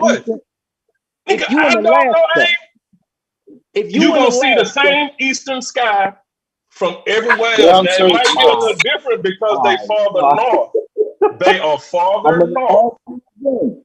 Think about it. Google it if you must. If I'm in Alaska, can I see all the eastern constellations? How many times you been seeing the sky from Alaska, bro? We in Louisiana, my nigga. We in Louisiana. You're not finna take me to Egypt. We in Louisiana. Louisiana. I ain't going nowhere. Okay, you gonna see the same thing. I just named them out to you. What I'll be able to see. I just called them out to you. So now, what is your question? What I'm asking if you can see all the constellations from Alaska. I ain't never been to Alaska, bro. We in Louisiana. Let's stay in Louisiana. Why are you trying to go to Alaska? You ain't been to Alaska. Shit. Here. We in Louisiana. Man, I just came back to Africa, man. I'm just trying to see. I'm trying to see where you at. Can you see? I'm telling you where I'm at. You gonna see the same thing all over the globe, dude, because it's one Earth rotating. We see everything coming from the east, going to the west. That's just what it is. And you see all the constellations because that's how they came up with their calendars and stuff. The sun moves through constellations. That's how they come up with the calendar way back in the days. But nowadays, we have tools and understanding of what really makes this work and how it works. So that's what it is.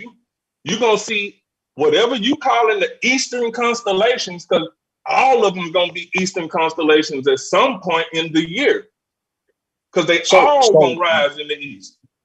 So in Alaska, during most of the year, you don't see the Eastern constellations. Man, in Alaska, it's so far north, dude, you get like 6 months of summer and 6 months of winter or something like that. But the fact of the matter is, the constellations are there. Just because the sun don't mean that they're not there. You just can't see them. You can tell your stars disappeared, like Polaris turning into so-and-so, so we got a new night star. We didn't say that. What I'm telling you is that because you're at a different vantage point, you cannot see all the constellations that you would see in Louisiana when you're in Alaska. You have to the year, correct? Oh, boy. Dude, correct. I've never been to Alaska. Let's Yeah. stay in Louisiana. Like I We said, in in Alaska, you have 6 months of well, I don't even know if it's Alaska, but I know they have a long period of winter or night and day. Of night and day because of the Earth's tilt. You know Right. what I'm saying? So no, they not gonna see 6 months worth of constellations because they have the sun is out. But what are you saying? You saying from Louisiana? Can I see the? No, even when it's dark, they don't always see the eastern constellations. They got to wait till around June, I believe, right? I think it's around June. So you don't see that because you're at a different vantage point on Earth. So when I tell you that this place over here is seeing the moon, this place over here don't see it. Why? It's different times of night and day on the planet. So you know one place is going to get the new moon before the other one. Only because of the time zones, like I said from the jump. Trying to argue that point. If you that's only because of the time zones, like I said from the jump. You're not going to get a different moon per day. Your location, you're at a different vantage point. It's why you have day that whole time and why you have night that whole time. So it's not just the time zones, it's your location, it's your vantage point. So you had to run all the way to Alaska where we know they getting nigga, you ran all the way to the North Pole. This is how many times y'all hop into a sentence before I get to finish one. For us to get but to you've been asking me about Alaska. I wouldn't let you have Egypt. Trying to keep you in Louisiana. Now you're going way up to the North Pole where everybody knows everything is different up there. Let's go to because the South of the Pole. Earth's tilt. It's the same thing, bro. Okay. It's gonna be the opposite of the. It's gonna be the opposite of the North Pole. We talking about the eastern constellations in Louisiana. Okay, we went to Australia. We going all over the globe. I'm just trying to make sure you understand the difference with the vantage point. I understood it when I read it on the laptop, dude. When it said about the moon. The appearance is going to be different. With me. You should have told them, like you told them when you first got on, we know it should come around the 12th, just like you said. And that's what I said. I can't agree with you because you started using appearance when I pulled it up. That's when you went that route, dude.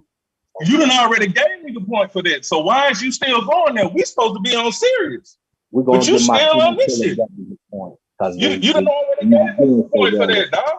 I know what it is. So understand something today. There's a difference with me and you and some of the other people who are saying stuff. Me and you do the work. We understand. When you came on, Aint said, here go our astronomy pseudo killer department. When I come on, Saber Reggie be like, this brother right here, this would be what you would call a wild priest because he understands the astronomy. So me and you understand how the stars work because we study that. There's a difference between us and other people who don't study that. Now, that's one part. Number two, Sirius is coming on the 12th. You heard me say it. You heard him say it. He can disagree now, but he said the 12th when he first got on. Well, I don't know. I didn't say the 12th. I said it's coming up pretty soon. So on video, I know it's coming up soon, but I didn't give the 12th. But I said when you was talking about that, you talking about Sirius. I said the 12th is sure. I believe you said the 12th as well when you first hopped on. That's okay. No, I said you talking about Sirius. Yeah. I don't know what day it is. I said I know it's coming soon because I'm photographing the Pleiades, which we call the Dogon now. That's how I know it's coming. Okay, so he followed Dogon. No, I don't follow Dogon. But you just said something with Dogon. I said it's called the Pleiades, but for the Space Age Africans Astronomy Club catalog, ain't gonna be no Greek in there.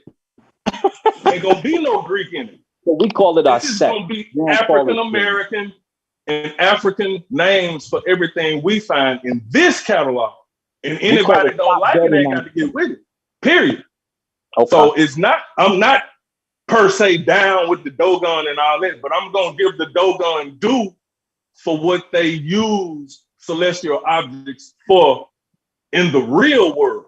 There you So go. that's why I'm calling it the Dogon. There you go. Give That's credence how to I your know Sirius, but that is my key to let me know that Sirius will be coming pretty soon, because Sirius follows Orion. And it do that, been doing that long as this Earth been going around the sun. Talk to him. And I mentioned Orion earlier. One of the brothers had a laughing fit. He didn't even know what because what you said didn't talking about. That's why.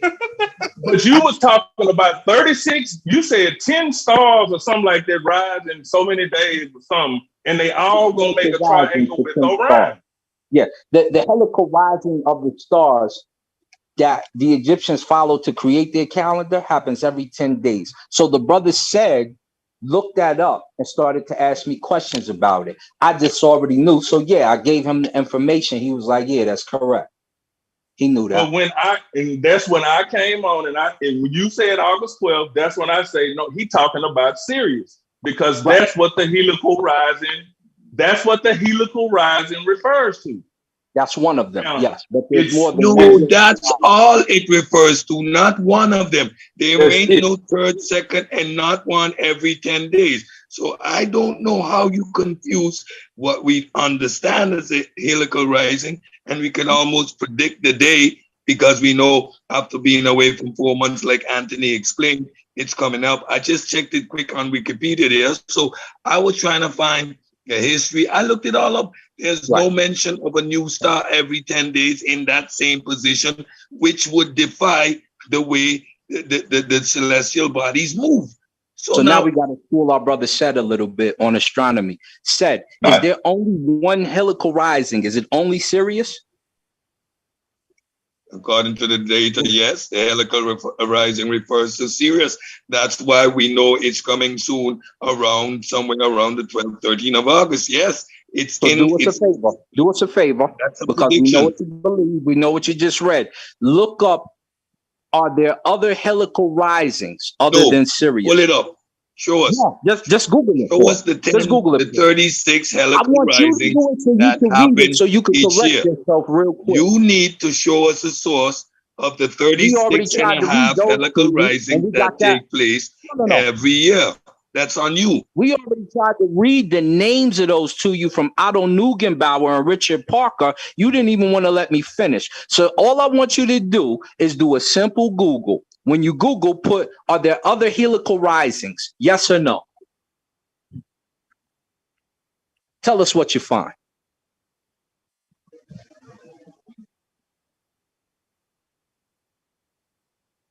This is just a simple astronomy.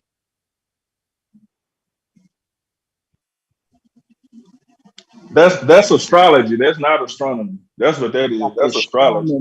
No, it ain't. How they figured out the year and the month. Look here. The month are not astrology, they're astronomy. Let me tell you something. Brother Reggie sent me this information about 2 or 3 years ago, dude, about the 36. Because I asked him for information from Egypt on astronomy. And he said, Brother Reggie, that be on this panel, sent me that information about 2 or 3 years ago. So you talking about the information for about longer than 3 years, brother. But go ahead. Yeah, you talking about the 36 deacon stars and all that stuff there. That's what you're speaking on, right? I don't know. I don't know those phrases, but that's what you're talking about. Right. Yeah, absolutely. That's all astrology, man. No, that's astronomy. Astrology is when we get into the mythos of each one and how they affect your body during the year. All we're talking about is those stars helical rising. This is still astronomy. But that's how they set their calendar or whatever. Yeah, that's how they create the year. That's how you get a real year. Look, I need you to pull up your source and show me where helical rising refers to 36 different stars coming up in a procession of every 10 days. Because when you use the term helical rising, it refers to Sirius. Yeah, it refers to Sirius. Are there other, watch, I'll do it right now, other helical risings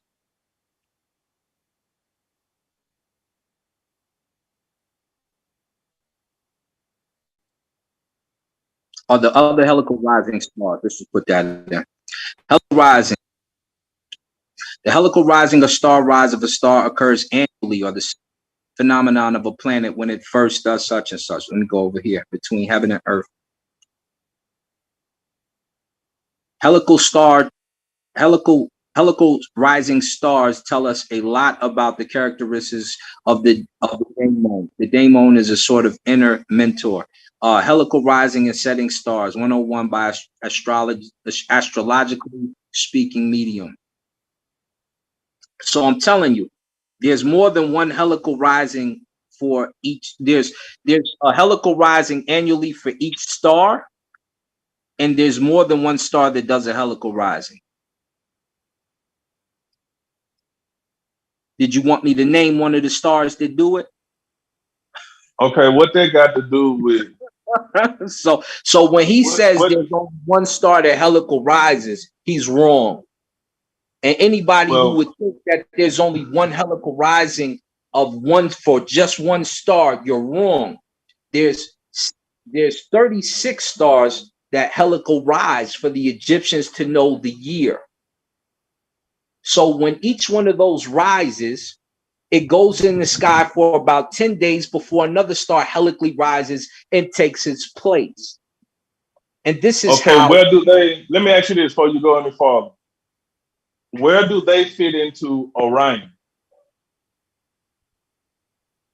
Because you referred to them making a triangle with some stars in Orion. You didn't remember the names, but how does all of that fit? Because with what you saying, every star we see in the sky has a helical rising from what you saying. So now you got to tie it into Orion. Every star.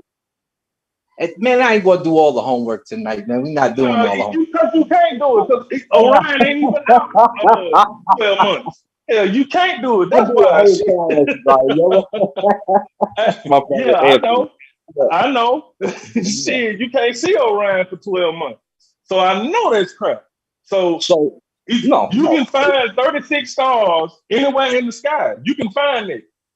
That'll do that, what you explaining. But the only one that ties into Orion is Sirius. That's the only one that ties into Orion.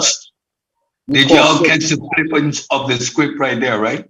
We're talking about the helical rising, which is the term specifically referring to Sirius. But he turned it around now and made it look like other stars that helically rise. No. We ain't gonna do that. We ain't gonna play that linguistic. The helical rising refers to specifically the event of Sirius coming back into view, nothing else. Now, when we say, does other stars are there other stars that don't do this? All of them come above the horizon. Every single one that we see needs to come over our horizon. How about that? Every star helically rises. Do they all come over the eastern sky with a helical rising right before the sun? No. But does Pleiades do it? Man, isn't that what the Greeks, hold up. Isn't that what the Greeks use? Isn't that what the Greeks used to do their mapping when it helically rised? So you're wrong. So now we got two stars. We got Pleiades and we got Sirius. You want me to name about 6 more? Hold up, wait a minute. Nah, nigga, you ain't going nowhere else. You don't wait. No, hell no. Bring your ass back here. No, you don't get to go to another star system. You done had us all around the damn planet and all around the damn sky, and you ain't proved nothing. No. What? No, sir. You church, nigga. You church. No. Hell no. You ain't doing it. No. Now you're trying to hell. Everything we see in the sky. Listen to me, Assault. Let me ask you a question though before you get into it. Does Pleiades have a helical rising? Man, every star within the asterism of the Dogon has a helical rising. Okay, so what is said talking about only Sirius? Keep going, family. No. What Cedric talking about is what like I told you before, the way you trying to explain it, every star has a helical rising. But when you look in the definition, it's talking about Sirius. Period. That's why you brought Orion up earlier. No, that's why you brought Orion up. Because what were we talking about? We were talking about the Egyptian New Year. But he said there's only one star that helical rises. I said, you don't know what you're talking about. But you, as an astronomer, know you cannot fix your face to say that other stars do not have a helical rising. He doesn't know what you're talking about. Yeah, the switch again. But you not finna, and I love you not finna sit here and make me agree with you. No, you not. That ain't finna happen, bro. No. You hear the switch again, though? Now, I said, when we look up what is a helical rising refers to, it's a name, it's a beautiful title that they give to the phenomena of Sirius coming above the horizon. Right? That's right. Now, if you find 50 stars that do the same thing, helical rising isn't a thing. It's what they refer to Sirius coming back into view. So now, if you take that phenomena and the explanation of it, apply it to other stars and say, well, these other stars helically rise as well. You're making helical rising into a verb. All it is a title. Exactly. Exactly. Like you can't do that. Listen, no, you are not going to try that linguistics bullshit with a Caribbean man. I learned different Englishes, not just one. I mastered in different parts of the English language. And what you're trying there is you're trying to make a noun into a verb. You can't do that, son. And you switching it up back and forth over here and now putting words in people's mouth. I keep saying the definition. That's what you told her. No, that's not what I said. That's what you told her. No, you I told said us helical rising. The helical rising refers to one specific event, which is the rising of Sirius. Done. Now, if you're going to retrofit what that all means and stick it onto other stars, then we could go as far as to say, well, in that context, all stars pass of now are rising at some point. Like, what's your point? But it ain't all stars. That's what your man says. So let me show you why it's important that we know that 36 of them do this, right? It's important that we know that 36 of them do this because when Sirius rises back up, that's what starts the new year. So you know from watching the 10-day cycle, which made a week in ancient Egypt, and watching each star rise, and they would rest on that day, and you can go look at the calendar from Kamambo if you're unfamiliar. When they did that and Sirius came back around, they knew how many days a year had, 360. And when it started to get off course, they fixed it with 4 days. And they do that every 4 years. And when 4 wasn't enough, they did it with 5. And this is when you get what they call the birthdays of Asar, Aset, Set, Nebuchadnezzar, and Elder Haru. When they fix those 5 days, you end up having 365 days in your year because you got 36 stars that helically rise that they can count before Sirius returns. So every helical rising is important, not just Sirius. I just want to get that out.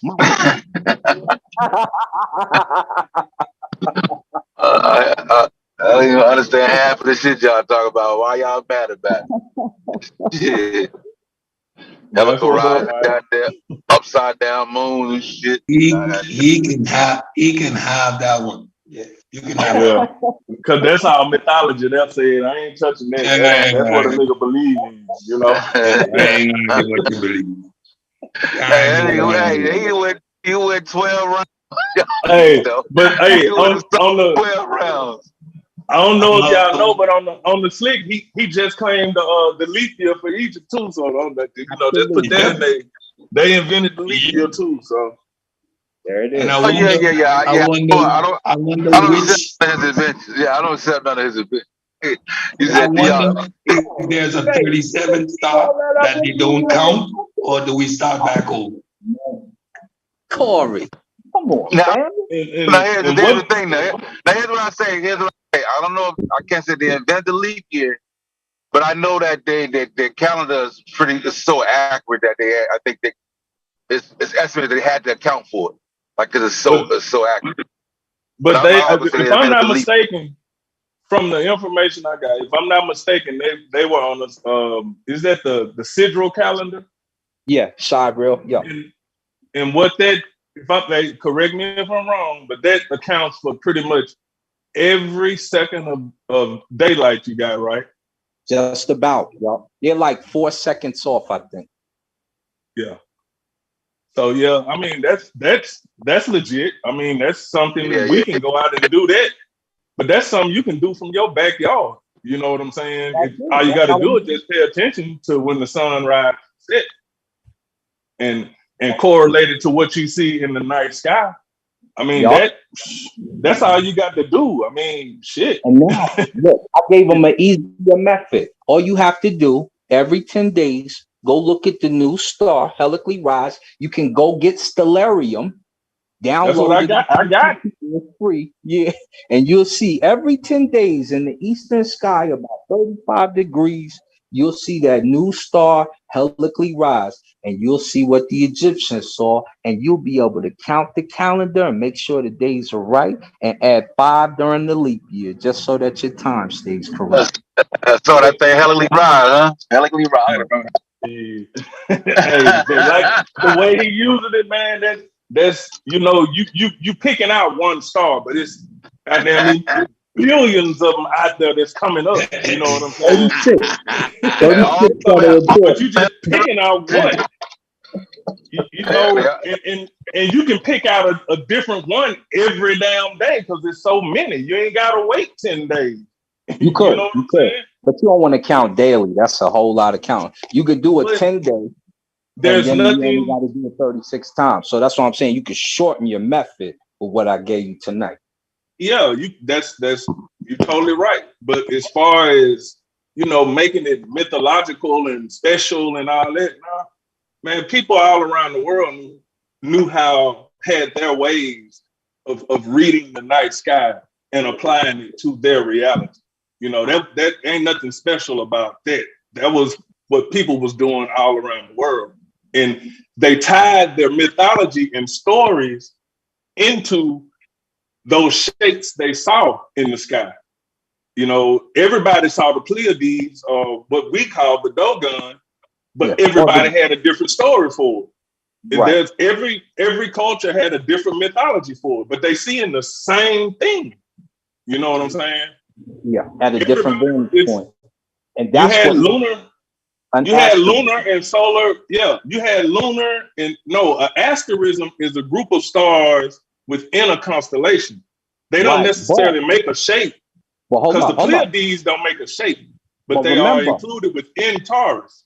But Anthony, look, the reason why they're called asterisms is because they're a group of stars that made a constellation for another culture. So you see how we call this the Big Bear, Ursa Major, Ursa Minor? Inside of that, you also have the Big Dipper, the hippopotamus. You got Selket on the corner of it. So you have the asterism of each different constellation for another culture in there. That's what makes it an asterism. No, it's a group of stars within a constellation. Look it up. Now, just because somebody else got a different understanding or story for it, don't make it an asterism. It's an asterism because it is a group of stars within a constellation from what we see from from here. Right. So what if someone doesn't agree with the constellation from a different country? I just explained that to you. That's why I'm referring to the Dogon instead of the Pleiades. But it was an asterism before that because it forms a part of Taurus. That's what makes it an asterism. Not because Egypt called it this, the Mayans called it this, you know, whatever. That is why. That's why, because it's a different constellation to a different culture. So your asterism is not someone else's constellation, right? Or somebody else's constellation. And their constellation could be your asterism to them. That's the whole point. I didn't gave my understanding of an asterism. I can't repeat it no more. So you can run on with that one how you want to. Where I stand in on it is recorded. So, but that's why we in the Space Age Africans Astronomy Club, that's gonna be the Dogon. Ain't gonna be no Greek in this book, like I said. Ain't gonna be no Greek in here. This is gonna be African American / African history names and it ain't gonna be no mythical shit. What they used it for and how they used it, that's how it's gonna get its name. So we know ain't gonna be no Greek in here. But that don't make nothing I pick out, I'll take a picture of an asterism.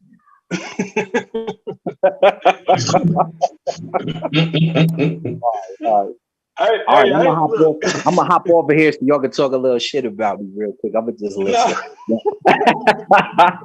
A pleasure, my brothers. Y'all know what it is, man. If y'all talk to Ami Unu, I'm here for it. Peace. Peace. Peace, man. Yeah, Cedric, you got that was fun. That was fun. Yeah, Cedric, you the host, so you gotta hit the So I can learn it, man, today, Sosa. I'm really, you remember something today, Sosa. I pledged you. You have to apologize. As a person with learning information, you had somebody telling you that the letters of Paul were here. How do you have that person? Back over the mic a little bit. He muffled a little bit. He muffled a little bit. What you say? Yeah. You threw me out in the wind today. You leave me alone when somebody telling you that the letters of Paul are fake. Man, I don't want to go in. I don't want to go. I saw you. I catch you tiptoeing the tulips today, and so I catch you tiptoeing in the tulips today. I see you. You can't say I wasn't tiptoeing the tulips. I see that you had somebody in the neck and you let them go. Because I'm moving around. I still ain't made it back to the house yet. Because that was just, you know what I'm saying? Like, I understand you trying to do your own work, but you can't supplant your work. Like, you know what I'm saying? Over the expert. It didn't make yourself an expert on that, man. That's just crazy. You know what I'm saying? That craziness. Somebody's going to tell you that. Paul actually wrote those letters. Now you got some fringe characters like Dr. Price. I love him, Robert Price, who calls into question whether Paul actually existed. But on a real scholarly plane, what the question is raised by, again, the three peer-reviewed works from those who are in the mythicist camp. The question is, who and what Jesus did Paul refer to? Mind you, Paul never referred to having actually met a human being called Jesus Christ. What he met was all in his imagination, and you can pretty much say that. We follow a Paulinian form of Christianity because he made most of that stuff up. The only point that creates contention in Paul's work is brother of the Lord. That is the only little aspect of dispute, James, the brother of the Lord, which creates a question mark as to whether Paul was actually talking about a Jesus that existed, right? And we acknowledge that. That creates the area where So now, what is he talking about? Is he talking about a brother, like we just call each other brothers in Christ, or is he referring to a physical, actual human being? But in terms of Paul having met Jesus, no. Paul says that he had a vision. Saying that. Nobody's saying. Paul ain't even real. No. But what I'm saying, anybody Paul who claims was made that up by the the Paul Marcion letters Church. are fake, that's pseudo. Even in the mythicist camp, we don't really bring that up. No, we don't question whether Paul letters are real or not. Only there are some, a couple of them that are disputed, but overall, Paul is presumed to be an actual living character. Man, Paul was made up by the Church of Marcion, bro. That shit was made up. Paul ain't fucking real. They made this shit to give that shit validity, dog. Yeah, we can't defend that scholastically. And I can show you, some strong points. Tomorrow, I can show you some strong points. I ain't by my source right now. I can show you some strong points that can stump you on this shit. Yeah, I'll let you. That'll be a good fight for you and Garfield. Garfield more adept on goddamn Paul, so he can. Man, so I'm sure. I already know. Me and Garfield go back, like, you know what I'm saying, all the way back. So I'm saying, I'm sure he already heard some of the arguments against, so he can defend those arguments against. But I'm saying, in the scholastic world, like Cedric was saying, that it's not really disputed. You know what I'm saying? Like the consensus is. It's on the.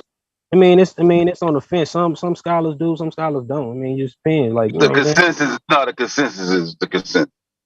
I mean, you always gonna find people that on the other side. And there's some nice arguments for it, but it's not the scholarly consensus. And I would be disingenuous even if I think that it has credibility to mention it, because I'm dealing with Sosa here. Sosa can put sources on you quick. So I ain't gonna say no fringe shit.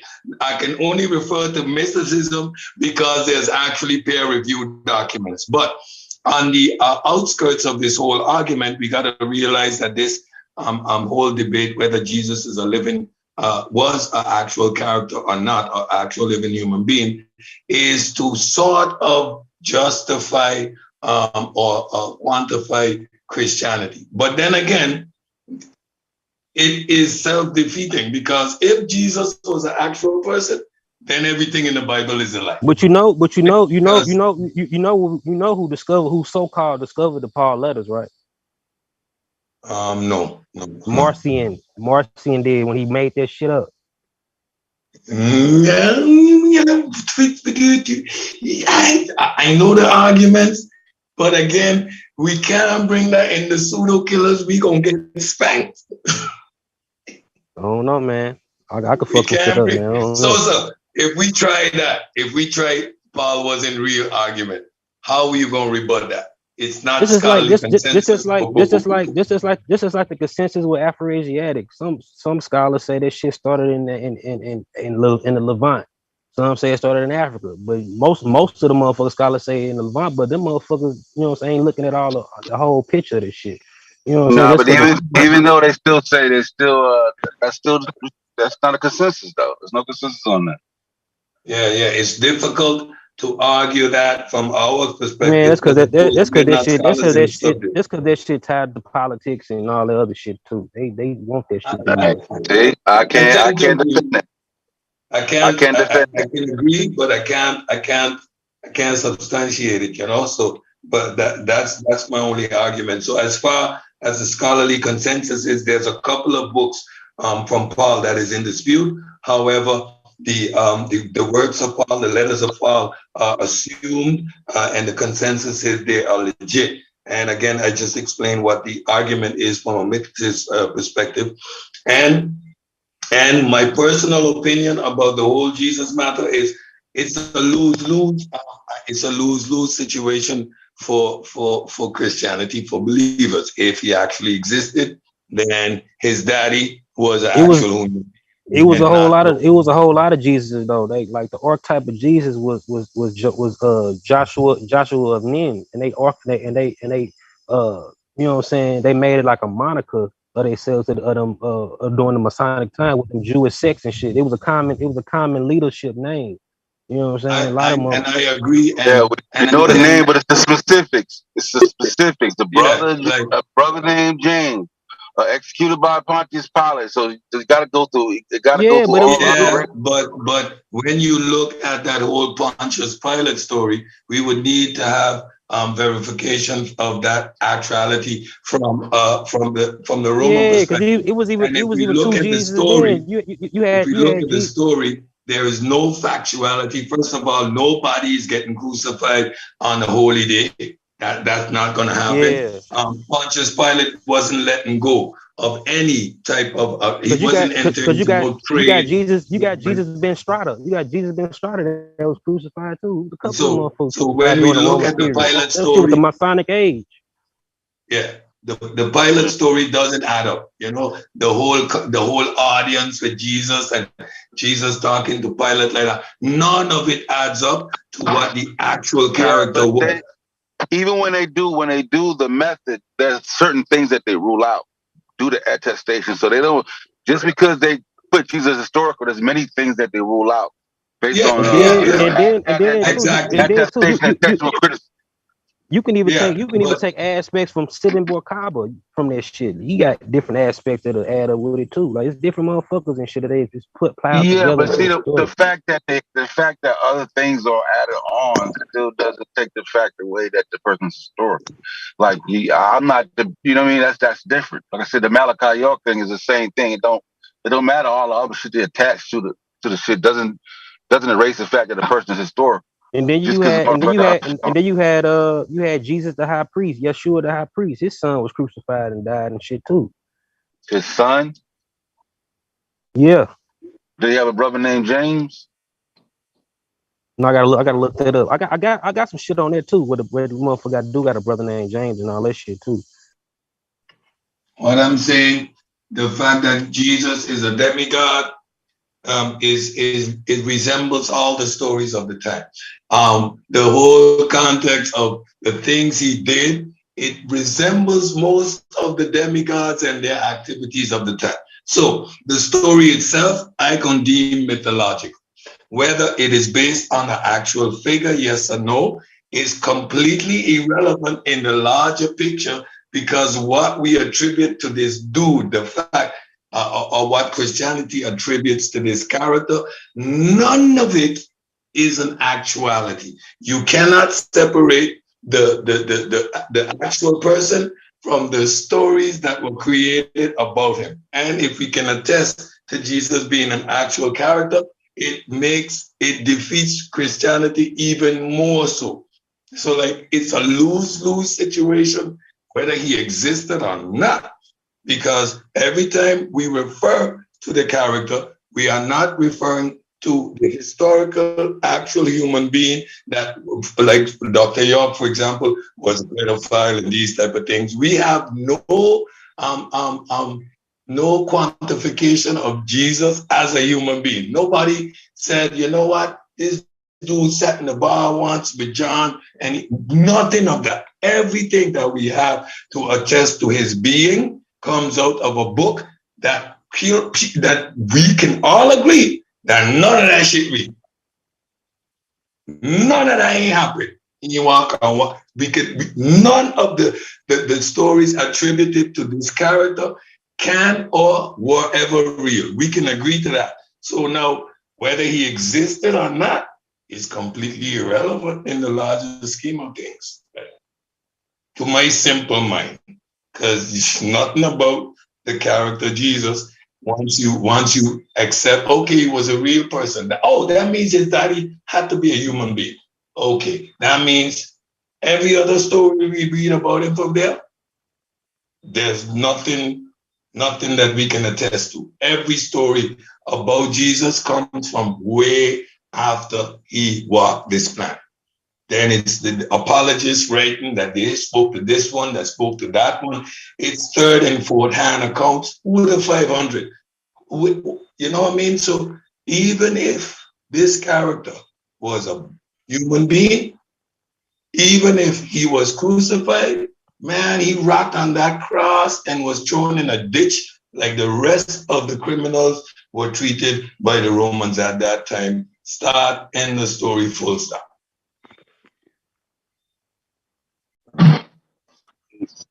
Like I said, Garfield more knowledgeable on that matter. Feel me? I don't go there. You know what I mean? I ain't going that deep. I'm gonna look at what the experts say, and I'm gonna just stay right there. You know what I'm saying? I don't need an expert to tell me that he needs a Y chromosome to be walking around. I don't need an expert to tell me that. Yeah, that's not like I said. We're not. I don't debate. I don't look into theology. I don't want to know. We're not looking to see if you took a piece of bread and fed 500 people or 5,000 people. Yeah. So I'm like not the interested. whole discussion, it can go either way for my part. I tend to stay in the mythicist camp because, of course, the sources, the evidence, whatever we have is way too weak. Richard Carrier came up with 66.6 to 33.3%. I mean, I can go with the more on the mythicist side. I ain't convinced about the arguments. It just don't convince me. But either way, yeah. Okay. What a difference. Yeah, because that's not. Cause I mean, really, when you look at the evidence for Benito, like I don't even see how they even fly as being historical. Like he ain't. That shit's not even. That shit's way flawed, and he's historical. You don't even have half. Like us. You don't even have the third of what they got for to represent it's not the quantity though, it's the quality, right? Quantity and quality. Still not. Quantity and quality is still. About Benito, is he walking on water and turning white, and his father was Meta. If these were the contents of the story of Benito, we would have had the same question marks. Now there might be less evidence, but the evidence there is of him is things that we could quantify in our reality, yes or no? It's very little to no evidence. Most of the shit comes like 4 centuries after the person supposedly lived. 400 years later, it's like, and then they got other works that are similar to his. You know what I'm saying? So, but I would look at it and be like, nah, that shit ain't enough. Mm. But yeah, but Seta, I'll just go into the house. You got the host though. I think everybody about dipped out. You can go ahead and wrap it up and end it. People here saying that space alien exists with less evidence than the evidence for Jesus. So people saying all kind of shit exists. My question is, and I'm gonna raise it again, whether the dude was alive and kicking, had 12 disciples, walk about, play gangster, he was real. We got pictures of him, we got text that he was sitting on, we got all of that. We know the dude was real. Does it attest to anything that we hold him in high esteem for? Did he rise from the dead? He walk on water? He turned bread into wine? So what's the relevance of him being an actual person, yes or no? Did anything that he said made any type of sense? The Sermon on the Mount, let's analyze it. That dude was ignorant as hell. So even to the point we got all the evidence, does the credibility, the weight we give him, the reason why he's an actual figure of conversation, which is he rose from the dead, walk around for 40 days, and float up into the air in a big rock. Is any of that real? So if he was real, yes or no, we giving him credit for spookism. So I don't care if he was real. Nothing that they say about him, and the reason why he's venerated is factual. Still same nonsense. It's a lose-lose situation for anybody that believes that nonsense. No. But Cedric, but you don't believe that it's a sermon that got him famous. It's not a miracle. No. It's not a miracle that That will get him famous. No damn someone on the mount. Of course. It's the illusion that this man defied death. What makes Jesus spectacular is the fact that he defied death. That No, is what it's a makes him word. spectacular. It's a word. It's a word. I will guarantee you that it was the ability to speak to the masses, not the miracles. How many miracles? I could see you grinning on the other side. So the man talked some nonsense on the hill, dead, and get up, walk again. And people remember him for the stuff that he talked on the hill, and not for the fact that they couldn't kill him. Look, I see the fact that Jesus was the creed.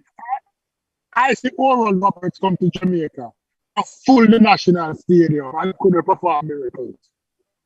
I see Oral Roberts come to Jamaica, full the national stadium. Yes. He descended, he was crucified, and on the third day he rose again. He descended into hell and took the keys from the dead. Stupid. The fact that this man defied death is the only reason he's in a conversation, and that is pseudo. Whether he existed or not, we know for a fact none of those things actually took place. We know for a fact. We got no epistemology, no reason to assume any of it is factual. Good point, Did Muhammad defy it? Did Muhammad defy it? Did what? The most did Muhammad defy death? No, we ain't moving. We are not moving. We staying right here. Muhammad ain't defy shit. It's the same nonsense in a different jacket. We don't need to change the jacket because the clothes the same thing. No, you're saying that he's the only. If you said that the only reason is because he defied death, he gave you examples of somebody that has the same acclaim didn't defy death. And the Noahs got their own, and the Hindus got their own. We're talking about Christianity and why Jesus is of any relevance, whether it was real or not. And it is the fact that this man defied death. Ultimately, he rose from the dead. Now we know none of that took place. So the argument becomes, if you could bring me his signature on a piece of paper from way back then, okay, yes, he was a real dude. Okay, now what? It's a logical argument. Nothing changed. Listen, it wasn't about the miracles. It was about the miracles. But if you look at the miracle, the largest miracle Jesus performed was the one that he changed the fishes and the loaves. Right? Apart from that, most miracles were individual miracles. And the wedding feast, the water to wine. Most miracles Jesus performed were on an individual level. Exactly. I am not talking about no miracles. I'm saying the reason why today this character within Christianity is of any relevance is because of the idea that he defied death. And whether it was an actual person or not, Stupids, the 500, the disciples, the creed, Paul, the fact that Jesus rose from the dead, Stupids, is the reason why he is honored and revered and this big deal. The Son of God. Why? Because he rose from the dead. That is the evidence of that, according to the biblical narrative. And I'm saying, based on that being completely pseudo, what is the relevance of him being alive, a real character or not? At the end of the day, it's a lose-lose situation for Christianity. And I'm saying no, because even in Paul's writings, he does not emphasize the resurrection of Christ. Paul writings don't emphasize the resurrection of Christ. Paul writing talk about how can a man become saved. That's what it emphasizes.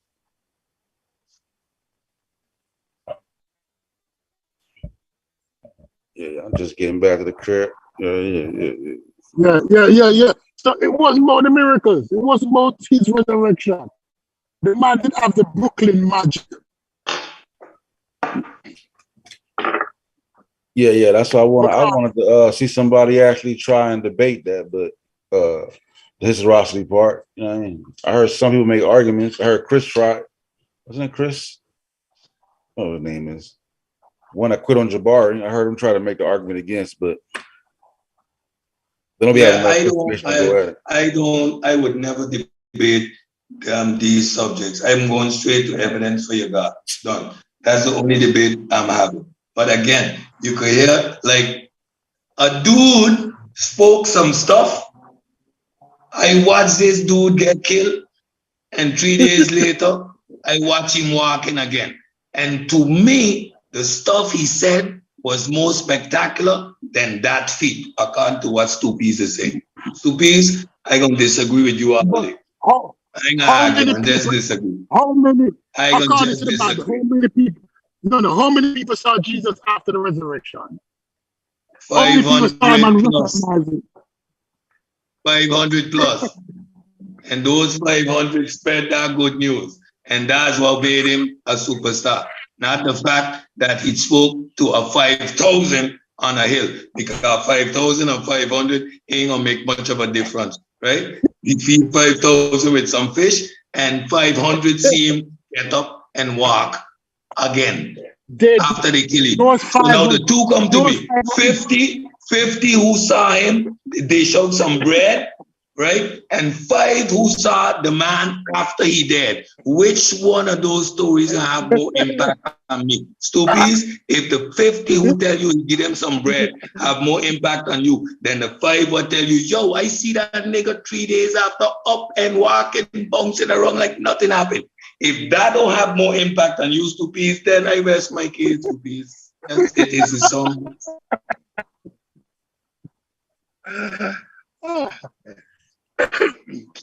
It's a summon, Stupid. The man had the Brooklyn magic. The man say, chop down the tree, what ain't bearing no. The man say, listen, you could eat your dirty hands, put them in your mouth. That all important is what coming out of your mouth was foul. The man was ignorant. But anyway, you think he had the Brooklyn anyway, good. Mind you, I watch that man tell me some nonsense, I watch him tell me, yeah.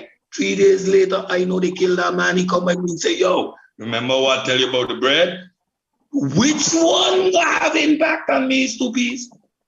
His story or the fact that this dude I see him get killed and now he in front of me? Man, I'm going to shit myself first.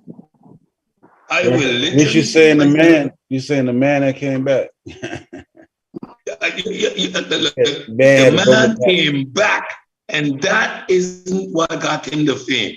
It's his nonsense story about a woman by a well and draw a circle in the ground, and Lazarus come out, and the story you can turn the other. That is what got him famous. All right. Well, let's use it. I like that argument. Okay, so if Jesus was not an historical person, what would the story of 500 people hearing about somebody resurrected that wasn't even real move people? Say that again. If Jesus was not a historical person, how can 500 people witness his resurrection? Exactly, that's a claim. No, listen. That's a claim. Listen. I don't believe it either way. I'm just using the arguments that they use. But 500 is inconspicuous and just a claim. We can't substantiate that. No, it don't matter if it's 500. I'm saying the fact that they recorded anybody, even like the fact that they would even suggest that the man rose from the dead would lean criticism. There was somebody, right? Otherwise, you'd be like, nigga, who rose from the dead? What are you talking about? What? See what I'm saying? What man? Again, Hercules ain't real, but he has a earthly mother, heavenly father. He did all kind of exercises. Now you know. Now you went to Hercules. Now you went to Hercules. Now we're talking about Jesus. I'm saying the storyline, the fact that there are stories that exist without an actual person, right, is evident. So when you beg the question like that, I just gonna show you different examples where we know mythological characters right? Where stories are created about. So when you beg the question, that's just begging the question. I can do exactly what I just did to show, okay, look an example here, since you're begging the question. So we got example of mythological characters that doesn't have mothers and fathers, right? On actual real people. But we got complete stories about them. But my point is, so whether or not he was alive, kicking, if he was alive and kicking, that discredits everything in the book. Yeah, you keep saying that. That doesn't. We're not Christians, so I don't care about that. Doesn't it? I'm interested in that. That's mythology. So Okay. whether he was historical or not, that doesn't mean what is their belief. What is interesting about the real character? Okay, he was a real character. Okay, I'm not Christian. I don't care. It's a historical conversation, not a theological conversation for me. So I'm saying I'm gonna give it to you. I'm gonna give it to you. He was a real character. Okay. Okay. Don't move the bar. Doesn't move the bar one bit. Okay. Although I don't agree. You just said you had to put the caveat. I'm a mythicist, right? I'm a mythicist. Man, I don't even know I don't know what all these names is. I don't got time to keep looking up all these goddamn. I don't believe that Jesus was a historical character. The evidence is way too thin. I'm a goddamn way too thin. Gnostic, Gnostic. I don't got time for all that. Okay, right? James a chronologist. Like I ain't looking up no more words and fucking phrases. I'm a mythicist, so that means I believe Jesus wasn't a real character, right? That's what I don't know. That's the criteria. I don't know what. So what's the criteria for? I don't know. What's the criteria? I just. I'm saying, is that it? Is that it? Like when you look at the evidence, I'm not convinced that Jesus was a real individual. That's all it is. And that's what the mythicist group is.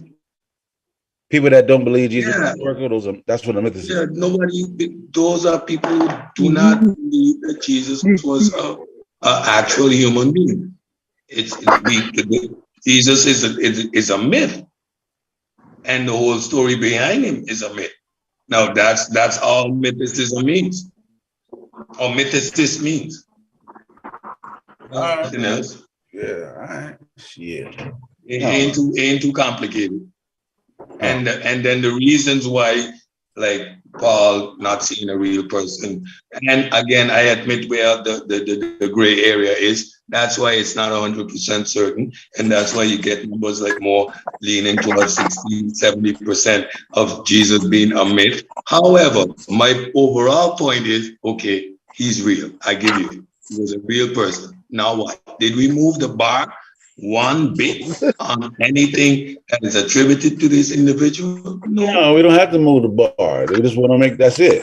I'm saying, like when people look back to see if Hannibal was a historical figure or whatever, they ain't trying to. They just want to know if there's some historicity to it. Historians out there.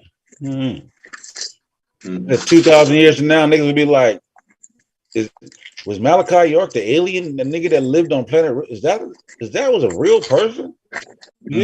Or did he take this shit from the? And we're gonna pull up some court records and see that nigga was a pedophile and they lost his ass in jail. That's how we know. That is the informational change and the technology changing that shit gets rushed to the wayside. He's a nobody in this world. Like, why would motherfuckers try to keep his shit on file? It should be pushed out. If that group ain't still around worshiping him, they'll be done got rid of that shit. Yeah. I ever find no evidence of this man being locked up and have been incarcerated 2,000 years from now. All that we're gonna find is that and he was built up man. You don't know that because that man was in jail and he zapped himself out of jail just to show his people that he could get out if he wanted to and went back in there. That's some powerful shit. Keep it to the start, right? And then you're gonna have Cedric 3000 sitting right here and saying, yeah, okay, so okay. Yeah, you're gonna be saying Jesus walked on water too. Nah, you could be saying Jesus he wasn't real.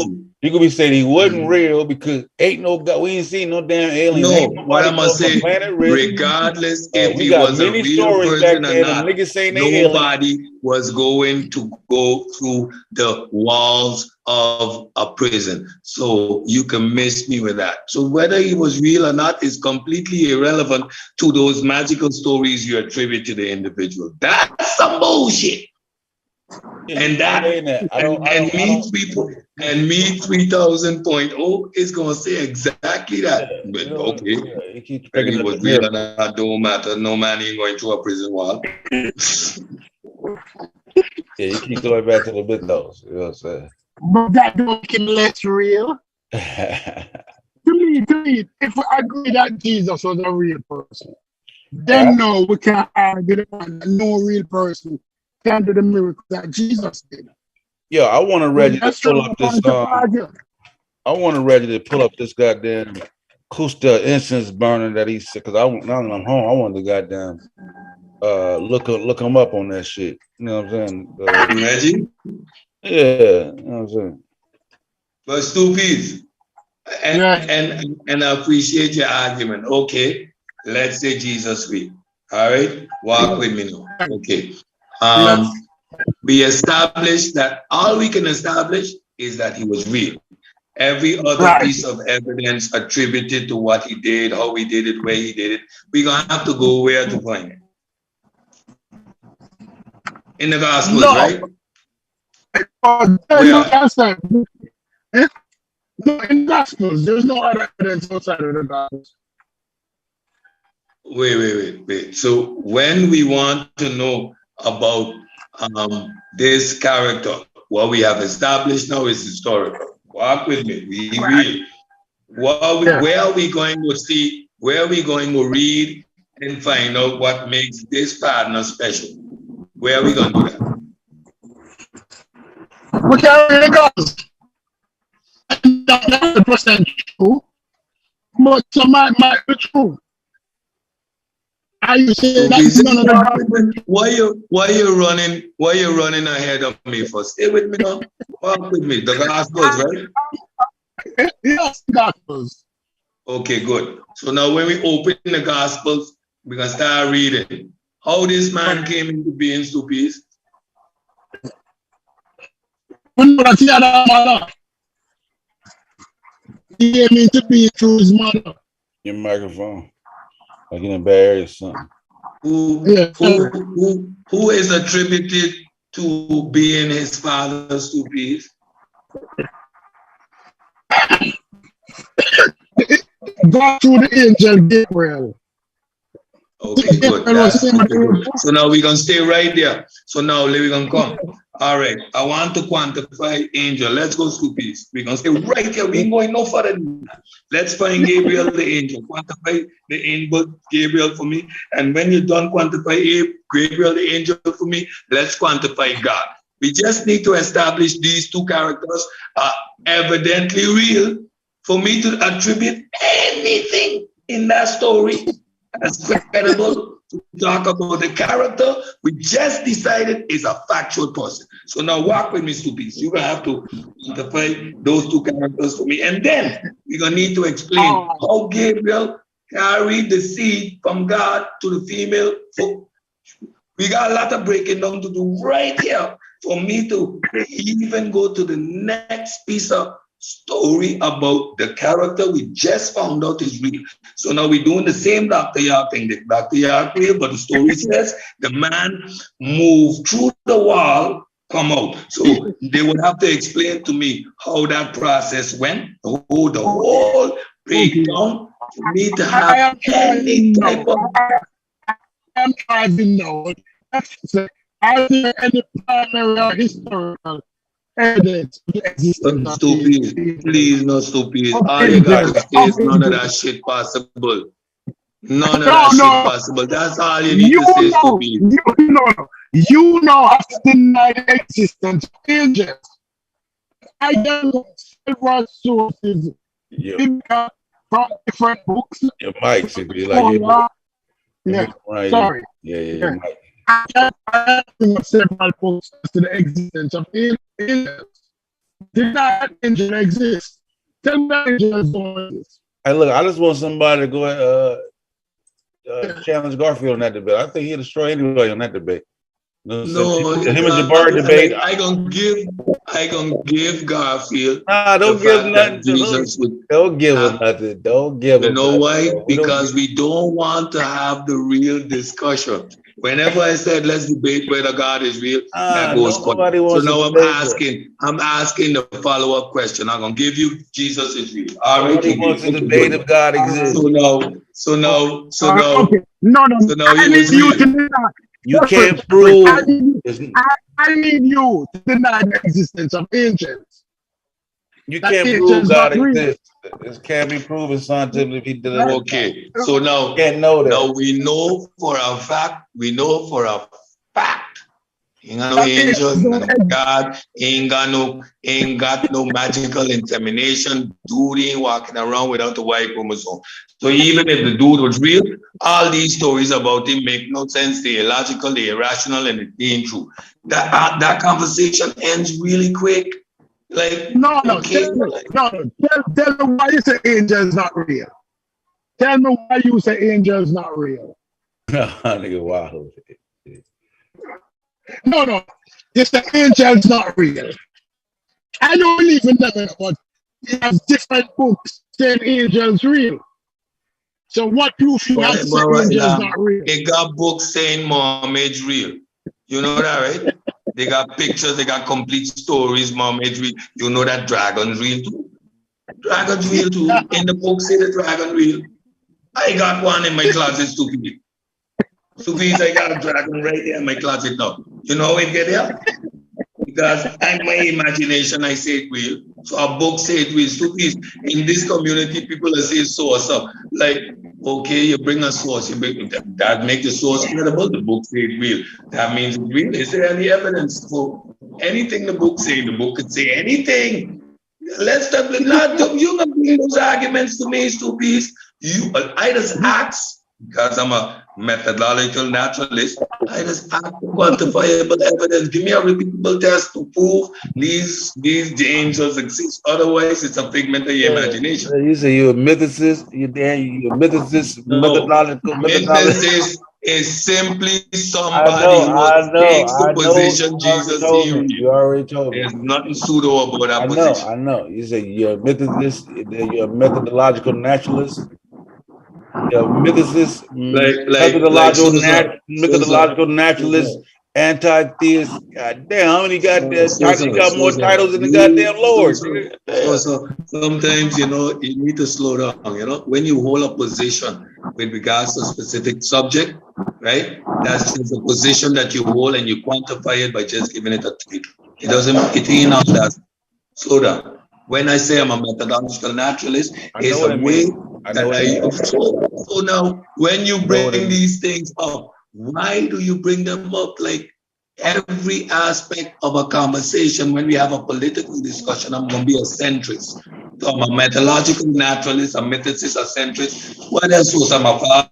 I'm a uncle. All right, hold on. What is the point in bringing these things up? Hold on. What is the centrist? I'm just trying to keep up with it. What's the centrist? No, it's irrelevant. It's irrelevant what it is. I'm saying if you say I'm a centrist, I want to know what it is. So what is a centrist? I'm neither left, neither right. I'm neither left, neither right. I'm in the middle. When it comes to religion, I'm an atheist. Okay. When it comes to the specific subject of Jesus, I put myself in the mythicist camp. Like it's different hats that you put on when you. I just want to know. Yeah, I'm just trying to understand the title. So like, I don't understand. I gotta explain these simple things. Bro, on this subject. Listen, when you say I'm a mythicist, you assume that everybody know what that means. But then say, Sosa, what do you mean by a mythicist? I did. Okay, just like I said, what do you mean by a centrist? Jesus. Now, if you know what a methodological naturalist is, you would understand how I look at evidence. It doesn't mean it isn't confusing. It isn't crazy. It's just making your position. It is using definitions and establishing your position firmly. That is something we should all engage in, understanding where we stand and understanding the positions that we have. So actually, instead of asking me all these questions, you should start using terms like these too. Then we can clearly know where you stand on a I asked you terms that you're making so I can understand what it is. You're talking. I hope it's clear now. Yeah. So when we look at reality, I use the methods of science to quantify if something is an actuality, it comports to reality, or it's our imagination. So when we talk about angels, I can put it firmly and squarely in the imagination. Somebody might. Okay. When we're doing our research, Sheffrin, when we're doing our research, Sheffrin, Sheffrin, we have two approaches. Oh Lord, I forget what we're saying. We have a qualitative and we have a quantitative. True or false? Hey man, what on there with this presentation, man? Can you hear me? Can you hear me? Yeah, I can hear you. You have qualitative, I have quantitative. Is the qualitative more important than the quantitative? Depends. Can I not do a research that just involves interviews? And I can do a research that involves doing lab tests? From interviews, people will tell me that Jesus exists. Should I disregard their interviews with them during the research? Because I don't agree with that, make it less valuable. Yeah, it depends. From the quantitative research. Yeah, it depends, man. Like I said, I'm just get back to the crowd and get something goddamn eat. Cedric, let me find something. Hey, yeah, Cedric, going? So I'm right here. Cedric, it's not in a quantitative research. Does it carry less weight than a qualitative research? What? You say you are the methodologist.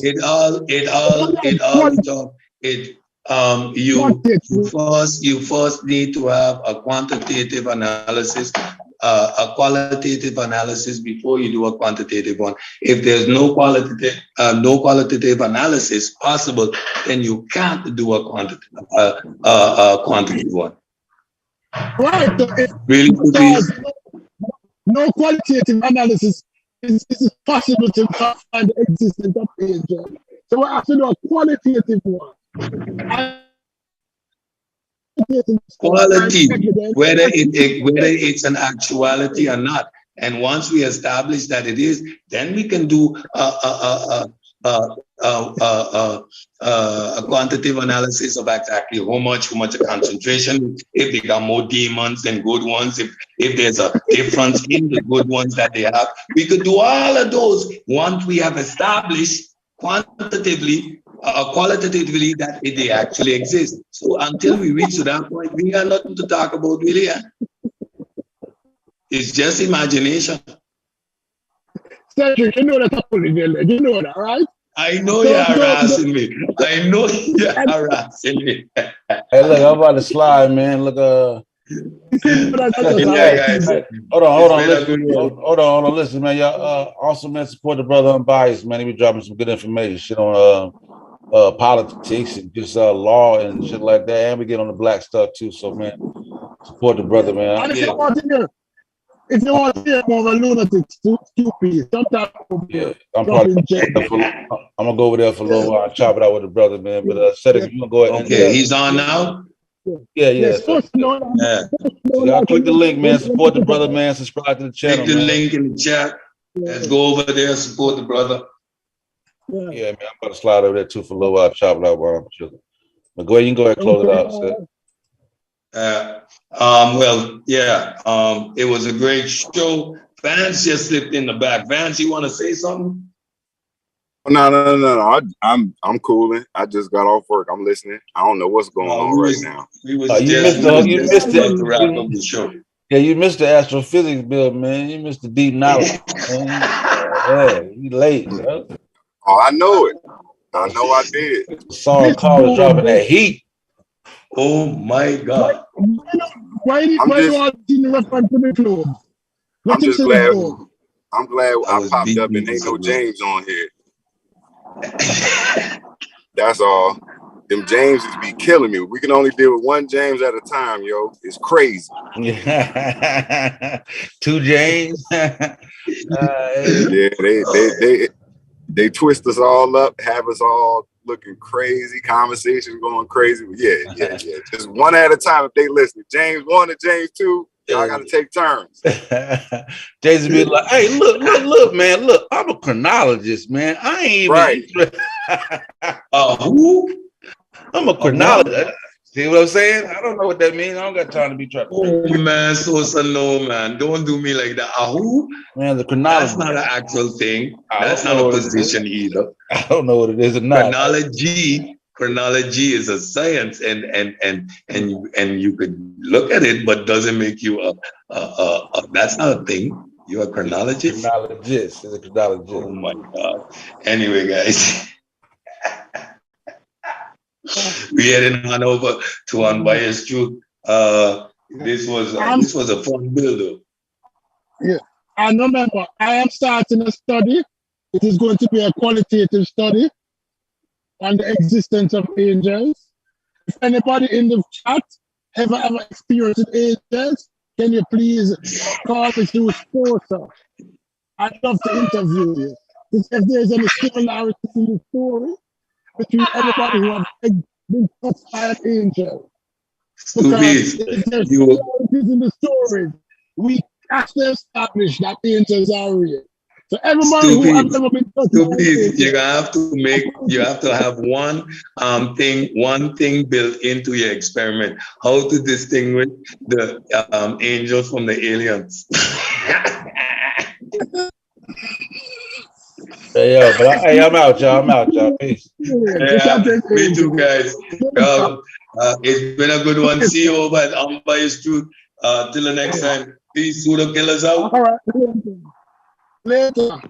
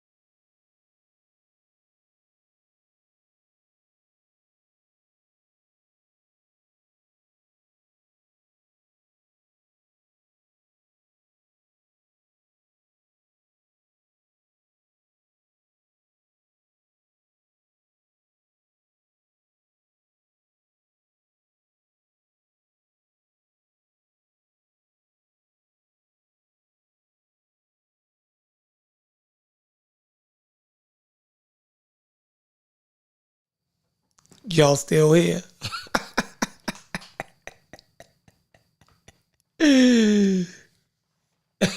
The button is hit. Oh, all right, here I go. All right, I got you. Hold on. God damn it, y'all don't stop it.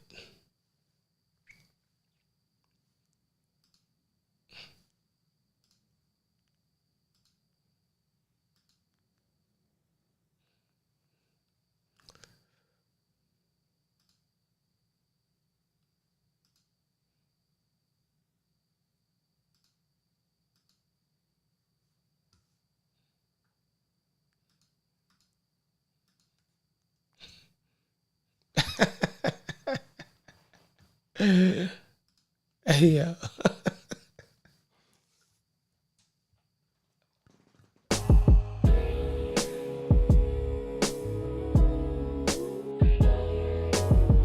Heat Rock 410. What it is though. Take y'all on a journey. Notorious is glorious, victorious. Yeah, yo. I ain't asking for a friend, I need to know myself. And if you never ask, how would you know yourself? It's crazy how your parents know you more than you know yourself. Growth is good, it's important just to know your wealth. Don't let them take advantage. Oh, you in the car. What's up? Yeah. What happened? What's going on? The joint? So saying them ended the show. I wasn't even nowhere near the computer. Hell was they trying? I heard they started going to the Dogon. I wish I was on that. Oh man, they had that comedic that comedic priest had y'all tied up. Yeah. Nah, ain't had nobody tied up. He had y'all tied up. Yeah, I ain't not listen to nobody. Come on, man. I know what his real point is, though. I stayed right there. Yeah, I hear you, bro. But my point is, where is the document that said? Because you know, if you was to find a star or figure out something, they're gonna give you credit for it. You know what I'm saying? Mm-hmm. Ain't no send them an email. That's it. Come on, yo. Let me see the email you took. Stop. Yeah, I ain't, man. I ain't gonna never let him talk get away with that. I'm gonna stay right on that. I ain't doing nothing else. He was just talking crazy, man. He wasn't. He ain't mean none of that shit, man. He was having fun, yo. He always come on to have fun, yo. That's all. That man don't mean half the shit he say, man. That man know he ain't no damn comedic priest. That man know that. He know he ain't no damn astrologist or astrologer, whatever the hell you call it. He know he ain't win no Nobel Peace Prize in Japan for astronomy. He know this shit, man. That man crazy. You know that Medu shit is a bunch of mumbo jumbo he done made up. This man know all of this. Man. Yo, he said he won the Nobel. No, he didn't. Yo, y'all. Said he won the Nobel Prize in Japan. Yo, Jesus Christ. What does this all have to do with so you saying he's still trying to mark time like the Egyptians? Yo, that was the point, though. Yeah. He said he learned his astronomy from Nap the Plier.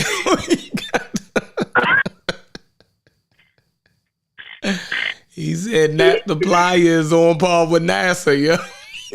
That shit stupid, yo. Said he was at Nap the Plier. Dang. Yeah, I blame y'all, though, Unc. I blame y'all for that nonsense, man. I ain't gonna lie. That man think Nat the Plier is on par with NASA, yo. It's crazy. Man, yo, I ain't never said that. See, that's the start. That's the shit. That's the beginning, nigga. That's the first time machine trying to get it there. There ain't nowhere near that, yo. It's like a nut. You understand how you put some stones up right now? Yeah, it's crazy, man. It's crazy out here, man. It's crazy out here. You know what I mean? I tried to start a show, you know, to talk about our conversation that we had earlier about Nzinga, and them niggas went all over the mulberry bush. They went to the mulberry bush, yo. They went all the way up. We went to Tuskegee Airmen, and you get that off. He was trying to get that off forever, yo. Yeah, we had to let him get it off. I hope he felt good, Joe. He did a good job, though. Did a good job, yo. Did a good job. Did a good job. Stick with your slides, sir. Stick with aviation and the history of aviation and blacks in aviation, yo. We don't have no problem with you, yo. Yep. Stay right there. Stay right there, shit. Definitely rocking with you. Yeah, appreciate that. Slides wasn't real wordy, none of that, yo. He knew the information though, so yeah, yep. You know, he knew knew the the information. That just make you mad though, because now you realize that he just be fucking with us. Yeah, because he actually intelligent. Yeah, you fucking with him. You doing. Man, the man been a pilot for 40 years, commercial and military. Like, I know the nigga smart. Yep. You feel me? Yeah. Anytime you got motherfucking 20, they letting you motherfucking operate $20 million machines, yo, for 40 years, yo. You smart motherfucker. Yeah, with people life in your hands, yo. Exactly. That nigga came on though. When he came on, me Tucker Sosa, when he first came on, the nigga said he was in the tub. We like, what? Nigga, hang up. Like, we don't want to talk to you till you put some clothes on, bro. Fuck is you? We ain't going nowhere, yo. Fuck is you clicking on the link and you naked for? Nah, man, we don't want to talk to you. Oh man, yeah, those shows be fun though, yo. We good shows, yo. Hell yeah. On the chat, you live? It's live. We live. What? Yeah, we live as a motherfucker. Get them niggas mad, man. Yeah, we live. You know what I realized? You know what I realized though, yo? What it is? That niggas, everybody like to cheer a winner. Everybody love Michael Jordan, yo. Man, love Jordan. Love him, and then when you hear the inside scoop on how he did what he did, then you be like, "Oh, he a piece of shit." Oh, damn, he was a piece of shit. He did that. You don't want to hear he slapped motherfuckers around in practice, dug people, wouldn't give him the ball, all that. But all that justified him winning them chips. That's what it took to win them chips like that, yo. His attitude. He had the Breakfast Club. If it wasn't for that attitude, he wouldn't have won shit. He wouldn't be the Michael Jordan that we love without the other shit. You feel me? Yeah, wouldn't have been that. He had to have that mentality, with the behind the scene mentality. You know what I mean? Like we only see the outward product. We don't see the work that's put in. You know, behind the scene to get the jumper like that. You feel me? To get that ice cold confidence. We don't see that. You feel me? Yeah. Yeah, man. Yeah, we don't see none of that. We don't see that. So when we learn history, yo, we didn't learn the whole grit of it. We ain't learned the ins and out of it, yo. You know what I mean? And then in the conscious community, what they do is they pull out the shit, the cruddy shit that the white people did to get to the top, right? You know what I mean? But I've been studying kingdoms for a long time, yo, and it ain't pretty. Empires ain't pretty.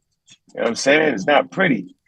You chop off everybody's head and show them you supreme and hold their head up. You king, you know what I'm saying? That ain't pretty. So, the exploits of Shaka Zulu was that. Yo, imagine them chopping the heads off an innocent priest and say, yo, your God should have saved you. Go figure that. That's kind of serious, right? But you don't want to hear that. But it was that mentality, that allow him to subdue the other African tribes around him because he was an imperialist, right? He was a leader supreme. At the end of the day, what was the end game of what he did? At the end of the day, man, Shaka Zulu actually stopped encroachment of Europeans. Or held it back for years. Held it back until the weaker leaders came in. See the difference, yo? He got the empire so big and it made it so mysterious that he lasted clean to, till they got him off the throne. Yeah, when they got on the throne, yo, wicked rulers came, and that was it. So he understood the politics of Europeans and the politics of other people. That's what made him a great leader. But if you just looked at the real, get a real serious book on it, yo, you wouldn't even fuck with Shaka. You like, nah, he was wild. It goes against everything that everybody talk about in the conscious community, yo.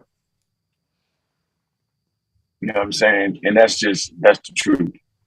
So then we moved to Nzinga, and our conversations, I never was uncomfortable with the different things. I just, I stayed mad at the mischaracterization of it.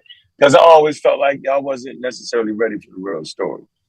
Right. And that was always my point. The real story is that she a winner, yo. And African Americans will cheer her. Right. But then how did she win? And then we get into the ins and outs of how she won. Right. Because she died of old age, sitting on her throne in her land. Right. In her kingdom. Simple as that. And y'all know as soon as she died, yo, she had left somebody to rule, another woman. I think it was maybe one of her daughters, and they immediately removed her off the throne. See, they was always never wanting a woman to rule like that. So in an environment full of men, leaders now, because in that part of Africa, men, that's it. Like no woman is ruling. No woman's ruling. And amongst a bunch of black men, Africans, right? She defeated all the men around her, from her brother on down. So first you had to take care of home first, like defeat them. Defeat the warring tribes, like the Java. The Java never even wanted to let her in the rulership. Remember that? Yep. She was so serious, they had to. They respected that. Because, she felt like the Java, and when you read about the Java was like, they said they practiced some type of cannibalism, had rituals, like they was chopping your head off, drinking the blood and all that. And everybody was scared of them from the British. I mean, not the British, but from the Europeans, the Dutch, the Portuguese, right? And everybody was scared of them. Nzinga, she ended up marrying one of them. And in their tradition, yo, like once again, a woman couldn't lead. But you know what they said though? Unlike the leadership in the Nzingas, amongst the Nzingas tribe and clan, they was like, if you could do this, right? If you could prove yourself worthy, then we're going to judge you on your merit.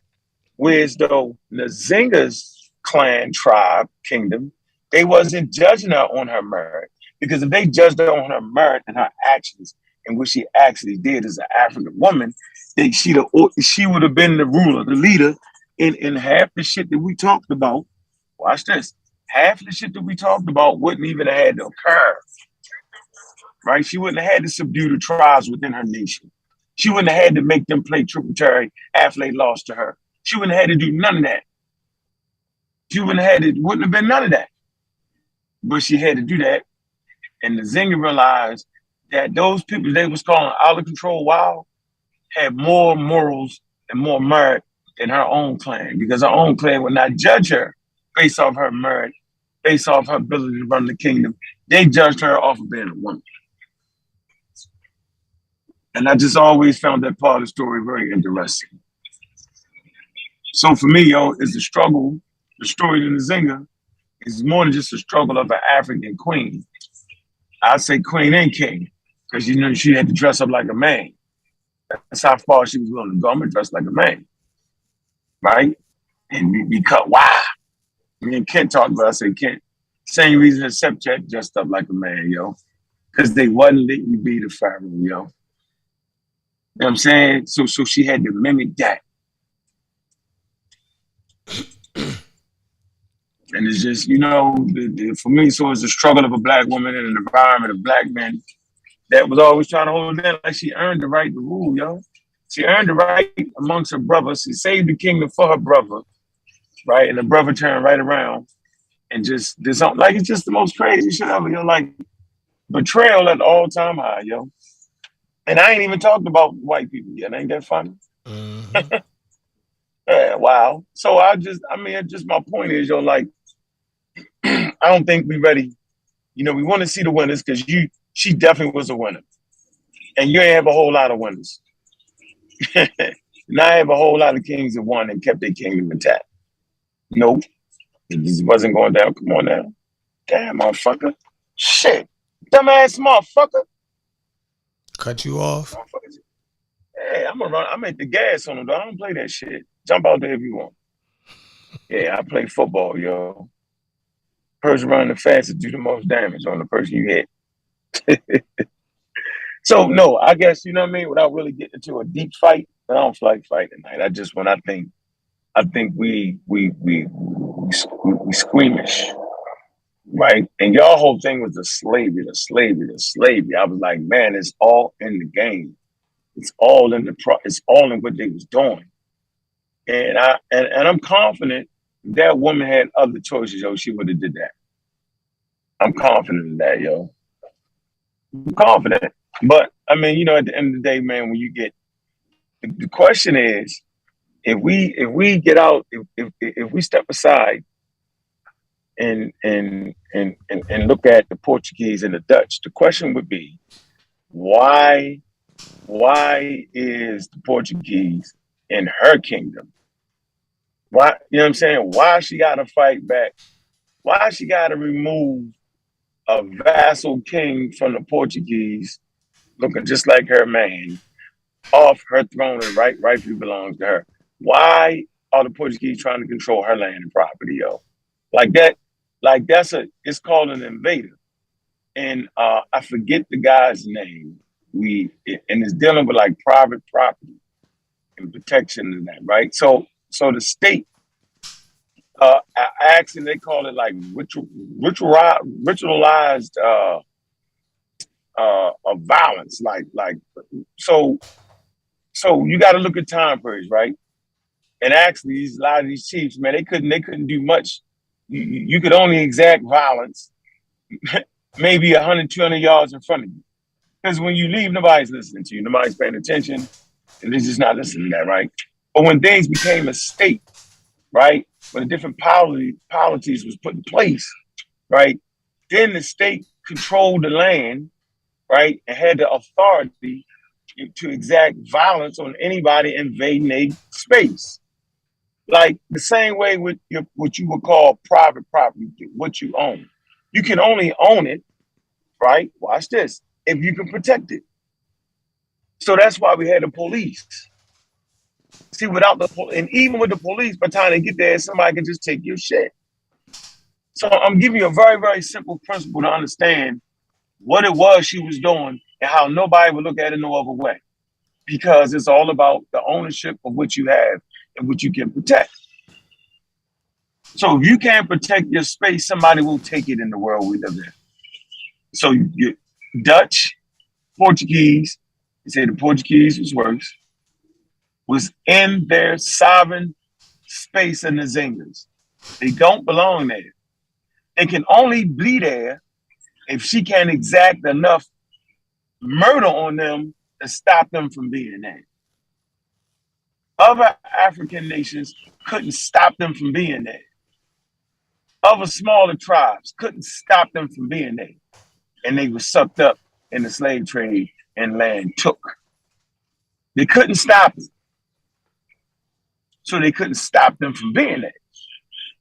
Now, on the other hand, the Nzinga, she stopped them from being there. So the question is, what did she had to do? So I like to bring the example that Ken brought. You remember the example Ken brought, Chef? Which one?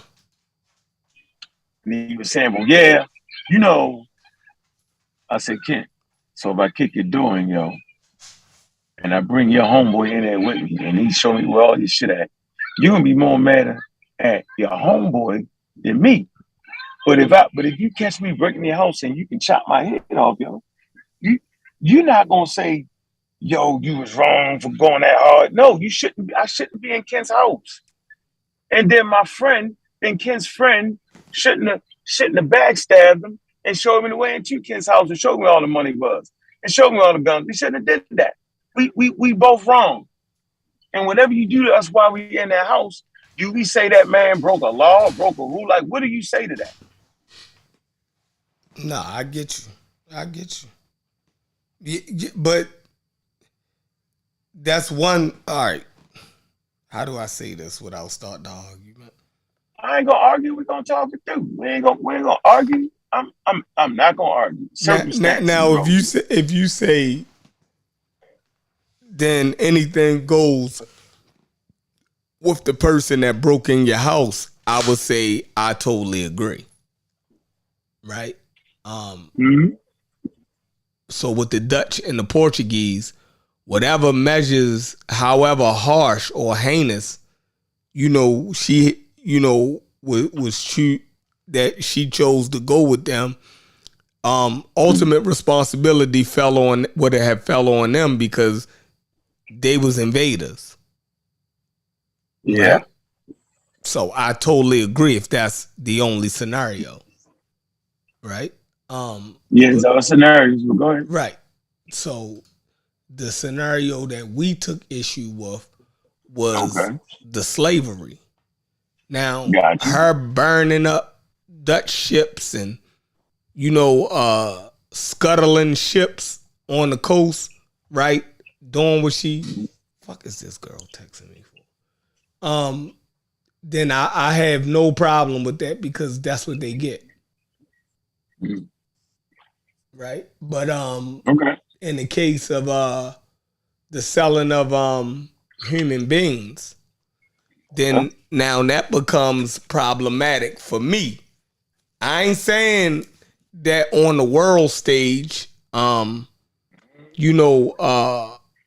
it wasn't acceptable on the world stage because, like I said earlier, you wasn't on the show. I said her being in world history museums is all fine and dandy. She stacks up with any other political leader, ruler, sovereign, or historical figure, right? I'm not taking that away from her. But her being in the African American Museum, that's an issue for me. You feel me? And the reason why is because if you say, when you read her exhibit, and you can look it up in the African American Museum, she's touted as a person who fought, African who fought against colonial encroachment in Africa at the time. Yeah, she did that. Right. So we agree to that, right? Yeah, look. Yeah, she fought against imperialism coming from the Portuguese and the Dutch. Yeah. All right. That's what she, but so is she a hero on the world stage? Yes. Is she a hero for African people? Right? Who fought against who also fought against colonial powers? Yes. Is she a figure that all people who was colonized all over the world, right? Is European people who was colonized, they could look at her as a figure that fought against colonization, right? Like the people of Ireland, right? They could say, yo, that's a great, you dig what I'm saying? And they can take, you know what I mean?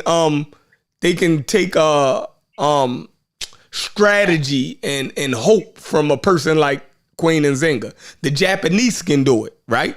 Because they was imperialized by China and I think it was England, right? Great Britain. China can do it. India was colonized. You feel me? You can go all over the world and people could, in a historical sense, right? Being oppressed and colonized, communities who suffered that injustice, right, can look at her for that. But when it comes to African Americans, see, this is, and I'm an African American, then that thing changes right there for me. And I feel as though it should change for African Americans, because she was a reason why we were being shipped over here, right? Our displacement was because of people like her, right? Even though she, African, right, can look at her as a hero, and colonized people all over the world can look at her as a hero, right? The African American has to look at people like Nzinga completely different. So that's my whole. She shouldn't be in the African American Museum, but should she be in the World Museum? Should she still make museum exhibits? Hell yeah. Hell yeah. All right, I'm gonna tell you why she should be in there. So we forget, and most people don't study the slave trade well enough to even realize that. First of all, the Europeans didn't come over there with no goddamn army like that. Y'all, I hope y'all know that. They might come with 100 men. They would use African armies. I'm gonna say this again. The majority of their army was African armies. The same way the Romans did it, right? The Romans would use the Gauls, right? Have some of their troops and use the Gauls. So when they go into Britannica, right? The Gauls be fighting the wars, the grunts and all that. And it'd be the Roman leadership or the generals, right? Or the troops on horsebacks, you know what I'm saying, that they guided that. But the front line fighters was always these tribes. So these Europeans, yo, they've been doing this for a while, yo. They did all the war, yo, they got it down pat. They know how to put a pattern in between themselves, right? So I just want y'all to just use your imagination for a minute, right? And I'm gonna give you an example of how the human belief system always is faulty and will fuck you up. So on YouTube, a person will say anything, and you don't really know who's telling the truth, right? That's why people can say anything, and we gotta stand up here and yell to the top of our lungs to get you to see what the hell we say, no matter how much evidence we show, right? So imagine being in an environment that didn't have Google. You had to take people at their goddamn word. So the Europeans come in, right, offering you different things, however it was, right, offering you money or whatever the hell you was involved in, yo, they're back. I mean, they made it more than what it actually was. But yeah, and you wouldn't even know that because you couldn't Google the shit to see if they were telling the truth. I gotta go to the market. So you just wouldn't have known that. And so they used them to fight against people they was already beefing with. That's easy. We got you. We're gonna give you some guns. So Nzinga was faced with fighting other Africans. So she is legendary in what they call espionage and guerrilla warfare. Like she invented the guerrilla warfare. That's what it said, right? She invented sending spies into the Portuguese army, right? And saying, look, the great queen is coming, right? All you gotta do is, look, this is what's really going on. These people are imperialists, they taking our shit. You gotta fight with us. Right? And people would, and they would take the arms and the armies would switch to her sides. But then you always got some people that wouldn't, and then your ass is grass. Then okay, so you're not gonna go. Then when we come, you're done. And yeah, and those were the people who's getting sold sometimes. And then you got people who just was one involved in nothing, and they had villages and townships, whatever they had, right? And those Dutch and those Portuguese and those people that was working for the Portuguese would take them people. There's really no record of Nzinga just going around snatching up African people. She would go find those people and say, look, I need you in this revolution I have right here, right? Or if you're not a fighter, then you can farm, you can hunt, right? And she would make those people that. Matter of fact, before she died, right? They had different forms of slavery. She freed everybody. You know what I'm saying? She didn't even do that part of it. So the point I'm saying, she fighting against wild Africans who was disenfranchised, not knowing, the whole scope, because ain't no Google. She dealing with that. She dealing with all the men against her, right? So it ain't even no African Americans at this time. It's just Africans, right? So why wouldn't she be a hero for African Americans? Because she was definitely a hero for our ancestors. Huh? I mean, that's just my point, yo. Yeah, she was definitely heroes for our ancestors that was in Africa fighting. They looked at her as being a hero, fighting against colonialism. But what about us?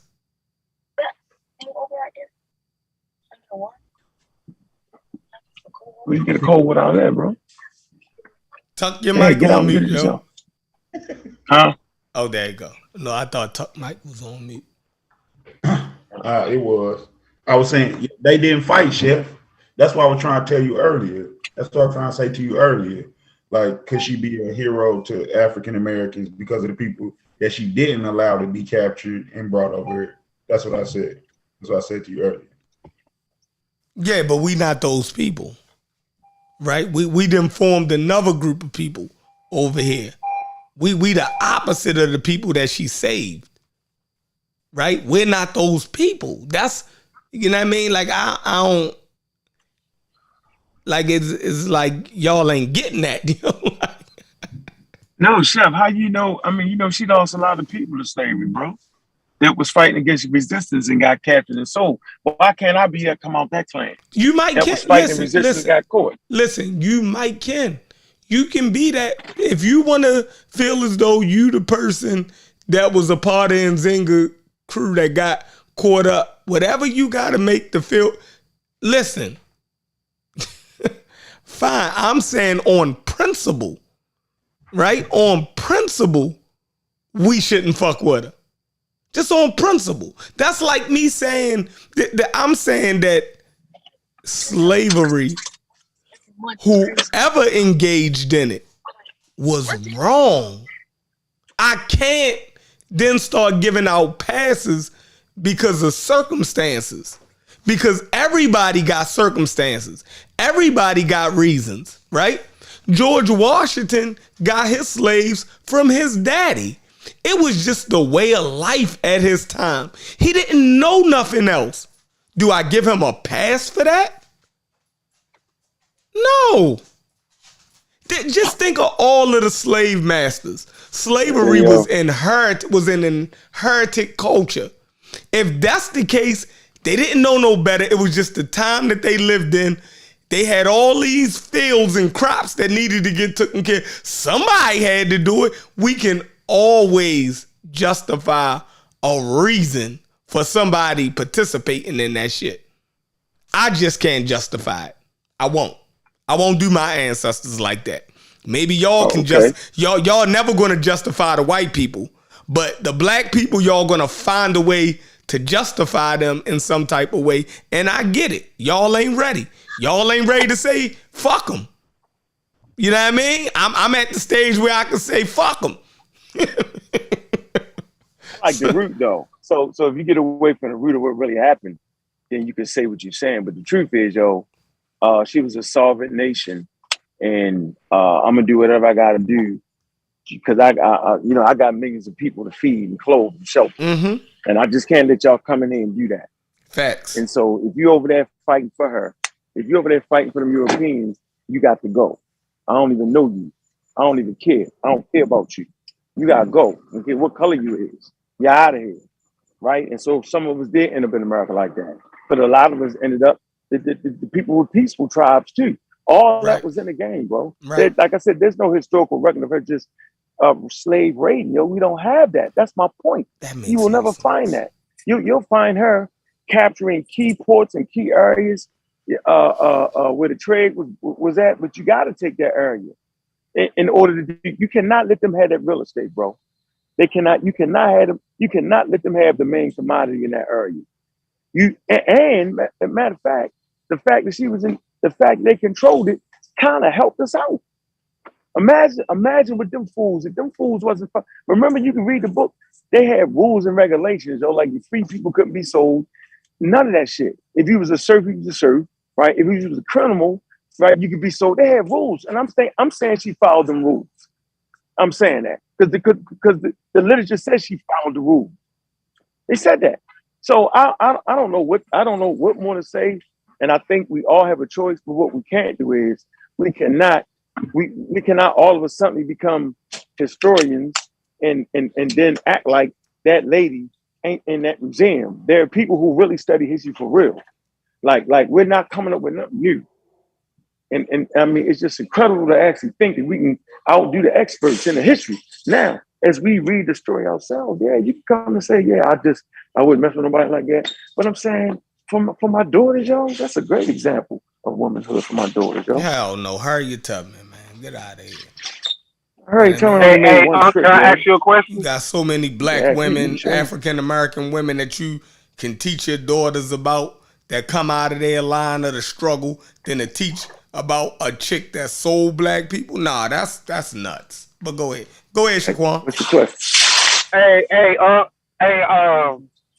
So did Nzinga only sell like her enemies, or was she like out like going out and kidnapping people? No, there's nobody saying she did that. Then she'd be a slave then. Like I get Yeah, told, that's why I'm trying to get clarification. Like, was she only selling the tribes that was against her and that was siding with the Portuguese, or was she out like actively capturing niggas and selling them? So you know we can figure this out. This is easy to figure this out. So now you know you need manpower, right? Right. Yes. You need manpower, right? So it wouldn't even make sense to sell your own people, right? No. I understand she wasn't selling her own people. No, but I'm what going I'm to tell you. saying is, was she I'm going like? to tell you. Hold on, man. All right, go ahead. I didn't mean to trigger you. Let me say this. Yeah, my bad. Go ahead. It wouldn't make sense to run up on a tribe and just sell them because you need manpower. I'm gonna say it again. She had like 100,000 people in the army, bro. That's why shit was so formidable. People they love to fuck with her, yo. Right? So if you and she had plenty of people to sell because she had plenty of people to fight against. She had to fight against everybody, bro. Let's get this straight now. It's a world war. Okay? I need to set the scene. They're in the middle of a world war, meaning their world was at war. There is no place of peace in their world. So everybody was in it. It ain't no I'm not in it. Yeah, you in it. You ain't you where you gotta choose. Choose your side and choose wisely. Like we forget that. We act like it's a space, it's a safe space. We go tap, we can tap right here and ain't nobody gonna mess with it. No. Right. Okay, I get that. There's no record of her running around snatching people. That's that Arab guy. Tipu, whatever his damn name is. He's raiding villages. So I'm saying find that. They'll find you a doctor and say, yeah, she gave 15,000 people for 3 years. Okay. Yep, sure did. Now what 15,000 people did she give? Because she had plenty. Yeah, that's what I was about to ask. What people was that? What you think? Who you think she gave? Who you? Was that us? Was it us? Was it our ancestors? Look, don't mess around and have a grandfather like stealing, though. You're in trouble. I've been in trouble. People did commit crimes. See, we don't look at Africans as being human. And humans do all the human things. Right. Right. Into slavery based off of just their, criminality. Some was based in slavery based off of in the war fighting, prisoners of war, and some was in slavery based off of their inability to keep somebody off their ass. It's all in the game, bro. And so don't make me just be perfect with it, because we never want to speak in absolutes. So I'm not saying that in her army there wasn't some generals that said, fuck it, I don't believe you. You know what I'm saying? We're gonna take you and get the wrong people. That's possible too, because people gonna lie. People gonna do this. We studied the Vietnam War for context, right? And in the Vietnam War, there were villages that looked like regular old villages, right? But then you find out it was really a Viet Cong village, right? And during the daytime, they was rice farmers, and at the nighttime, they killing my uncle and them. So how do you make that determination, bro? It's all in the game. That's my point. But yeah, there you go. Okay, I see what you're saying. But Chef do got a point though, like that we should be like, we should have more affinity for, like other people who were slaves. You know what I mean? Instead of people who engaged in selling people. I'm not saying that she wasn't a great woman or nothing, but I'm saying that us Black Americans, we should have a more of a affinity to, other people who were slaves. Like who? And I'm saying if we go into Africa at the time, where? No, where? Right, but I'm saying I'm pretty sure it was other groups that got sold. Yeah, definitely. You have them all in Latin America. You have them, right? Brazil, right? Yeah, you have them from Colombia from Canada to the tip of Brazil, right, and all in the Caribbean, right. If you looking for people that fought against colonial powers that was in the same situation with us, you have those people, right? Right. You can look up Ganga Zumba, right? If you look up Ganga Zumba, right down in Brazil, he was a bad motherfucker, right? We can get who? Gangazumba. Right, I'm gonna look that one up. What's his name, sir? Gangazumba. What he had? I never heard of him. He had a whole army, right? He became a king. Look, let's pull the covers off of it and see what he really did. Yeah, he was a bad motherfucker, right? Fought the let's see. Now, Portuguese, why right? break it Created down? his own Colombo, right? Built the city. Yeah, he was a bad motherfucker. Go look him up. He was a slave from Africa. Yeah. He was a prince. Did the man own slaves? Did he have slaves? What? No, I didn't say that. I'm thinking, hey, yo, I'm going to say this again. Y'all, everybody familiar with the Maroons, right? Right, the Maroons. They had slaves, didn't they? I ain't talking about, it was a Did Maroon. they did? Yeah, the Maroons had nigga. slaves? You talking about the Maroons in Jamaica? Yeah, nigga. And how about the people that fought the Zanzibar, the Africans that fought against the Arabs to get free? They had slaves too. So I don't know what y'all want me to do. Because I could just go down a list. And at the end of the day, we just be standing on this motherfucker by ourselves. We our own people, man. Hey, we the only people that didn't have slaves. Right. No, Anthony Johnson. Anthony Johnson. Then you got Anthony Johnson, yo. That shit crazy, yo. All right, let's see. Oh yeah, I heard them talking about that. The first black dude or something. Mm-hmm. Yeah. Crazy. Anthony Johnson was a wild boy. Now this is another dude that was caught up by the Portuguese, right? All right. Gangazumba. Let's read it. Gangazumba. Nzinga Nzimbi. Put it on. Put the Wikipedia page. I'm gonna have to get Brendan to put the wiki up. I can't do it from my computer. Oh hell no! Watch. He gonna say, yo, he killed about 30. Watch how I go, yo. I ain't never seen it. Come on, yo. All right, let me start reading. Let me put this link in the chat for anybody that want to read. So you got that truck out there. I see you. Yes, sir. I see. Oh yeah, he got the food truck. That food truck, that gas gonna get you.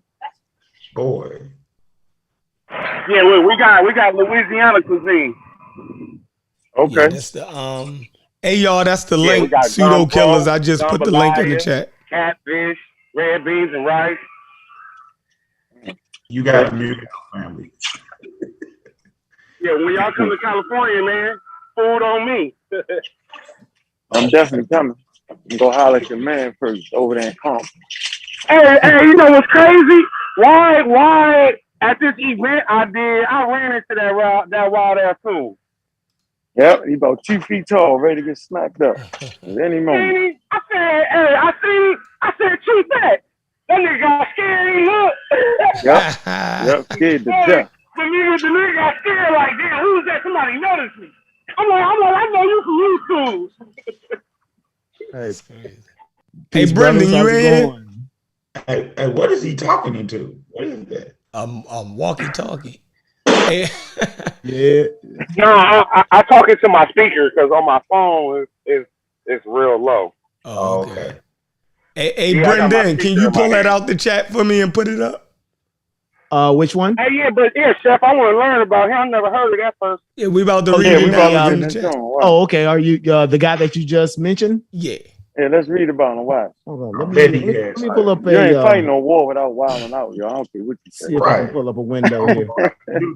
How the brothers doing this afternoon, man? Peace, peace, peace, Chef. What's up, man? How you doing? All right, Venice. What's happening, brother? That was some great dude. That was some good commentary that you were just doing on Queen Nzinga, right? Because I think we talked about this in the back chat. We have to be able to sort of compartmentalize and look at her through the different lenses, right? Because she just wasn't, just like a civilian like us, right? She was a queen at war, right? Protecting the kingdom. She was a general and all of that, right? So, a lot of times and you sort of touched on this, in terms of, when when you're responsible for people and resources and all this, you know, the things that they do can shake, you know, just the regular normal people's sensibilities. You know, so, you know, we're not really trained to deal with a lot of that, you know.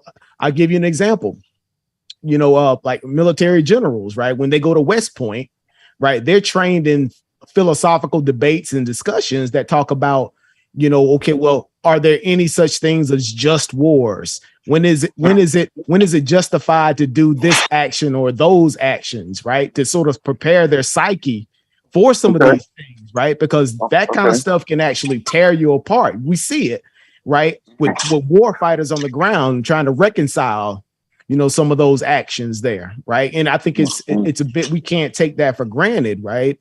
You know, and again, you know, that march of imperialism that we see, right?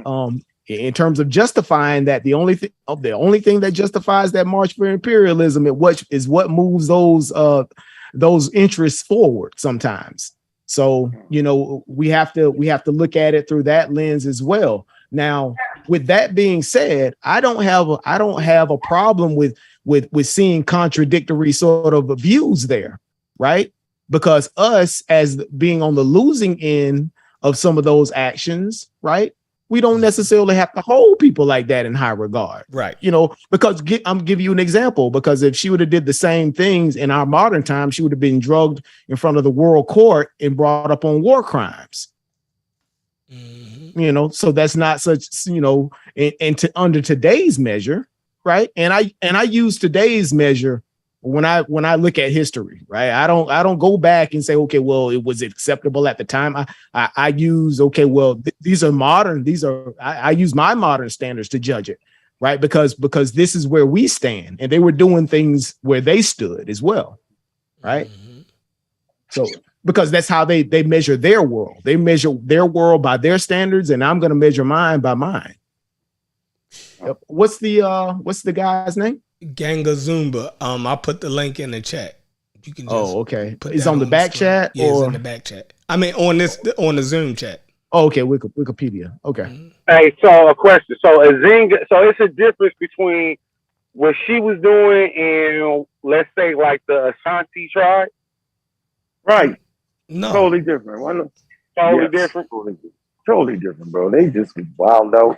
They had their kingdom in place. Wasn't nobody chasing them off their kingdom, yo. They had their kingdom. They were kidnapping niggas, huh? Yeah, all they had to do was just stay pat. They just wild out. Go ahead, Chef. You were trying to say. No, I'm waiting for him to put this on the screen if he can't, because what this is going to show is he was a direct this guy was a direct contemporary of Queen Nzinga, right? So more than likely he was caught up in her bullshit, right? But he still she shit, bro. Yeah, more than likely. But he still became hold on. Let's give it in context. Hold on. It's not her bullshit. Remember, she was born with Portuguese controlling her land. Are we gonna play? How we doing? Oh, yeah. You're right. Come on, dog. That's totally. So you saying when she was born, the Portuguese was already there? Yeah, when she was born in slavery, was already there. Her brother had already sold out half the kingdom on some crazy shit, all that. And then remember, her brother killed her only child, and then made her sterile because he would have been in Africa. It's the children of the mother. So if you got a brother and a sister, her kid would be the heir to the throne, something like that. So he killed her, sterilized her, right, and left her to die. Fuck you. And then brought her back, and she negotiated for the kingdom. You know what I'm saying? And got him back on pat. And this wild ass, you know what I'm saying, just couldn't handle it. And then she had to, you know, they had to run, nigga. You know what I mean? And she was fighting in the forest and shit. Now y'all act like she was just standing in the kingdom. No, nigga, she in the woods, yo, fighting. You see the one that invented, you know, when we start talking about guerrilla warfare, yo, like we forgetting all that shit. No, she was not sitting in Angola fighting the war, nigga. She ain't had no kingdom. Based off her crazy brother in the royalty in the area. Man. All right. So I got it pulled up if you can see I'm that, about to start. I had to let Unc get all that out. That's yeah. And it sounded they had a slave trade that was going on during peacetime as well, right? Yeah, they already had a slave trade since she was even born, yo. Yeah. That's why, you know, nobody said she started the slave trade. That's a lesson. That's a lesson. Nobody right, said I she think it's the boy in the Congo too, right? Hold on, but nobody said she started the slave trade. Right. So I think that's a lesson as well, right? In terms of what you do in peacetime can get exacerbated during war. So you have to be careful of what you're doing in peace. Name in the Congo? Huh? What was the guy name in the Congo before her? King Mvimba. King Mvimba. Alfonso. Crazy, yeah. Yeah, he had to deal with that. Then he realized it was crazy. It's too late, nigga. You know, I already let their ass in. I already sent your kids abroad. Man, you know I ain't trying to hear none of that. Like, I ain't trying to hear that.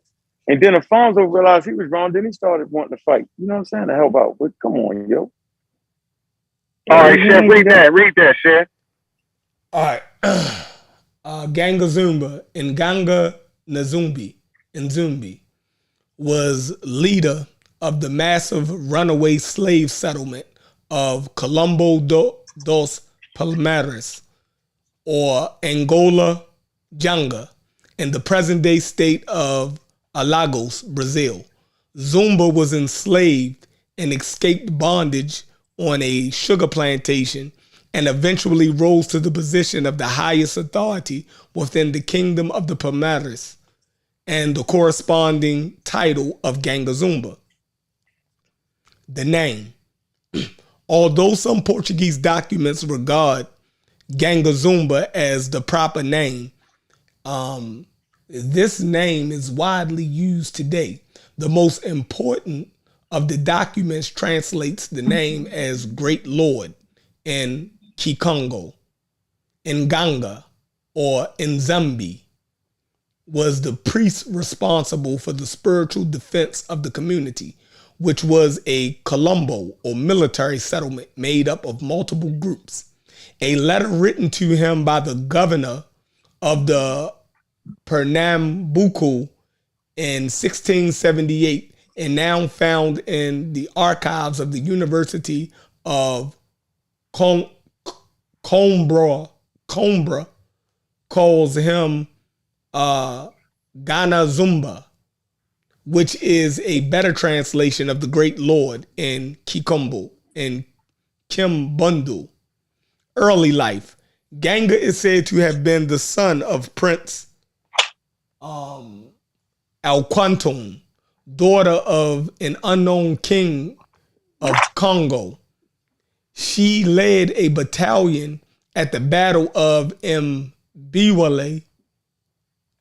The Portuguese won the battle, eventually killing 5,000 men and capturing the king. His two sons, his two nephews, 4 governors, various court officials, 95 title holders, and 400 other nobles who were put on ships and sold as slaves in the Americas. It's likely that Ganga was among these captives. The whereabouts of the rest of them is unknown.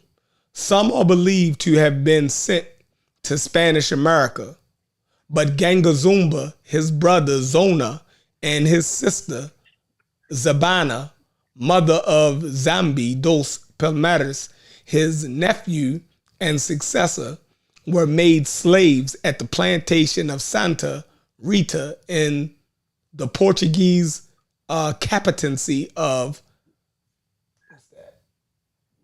Pernambuco, in what is now northeast Brazil, which at the time was controlled by the Dutch. From there, they escaped to Palmares. Quilombo. A Quilombo or Macambo was a refuge of runaway slaves who were forcibly brought to Brazil from present-day Angola, the Democratic Republic of the Congo, and Congo Brazzaville, that escaped their bondage and fled into the interior of Brazil to the mountainous regions of Pernambuco. As their numbers, Evan the Nzinga people, boy. You can tell. Yeah. As their numbers increased, they formed maroon settlements. Gradually, Oh, not the Maroons. Come on, this Brazil, yo, stop. That's what the Maroons was. Okay, I'm gonna move.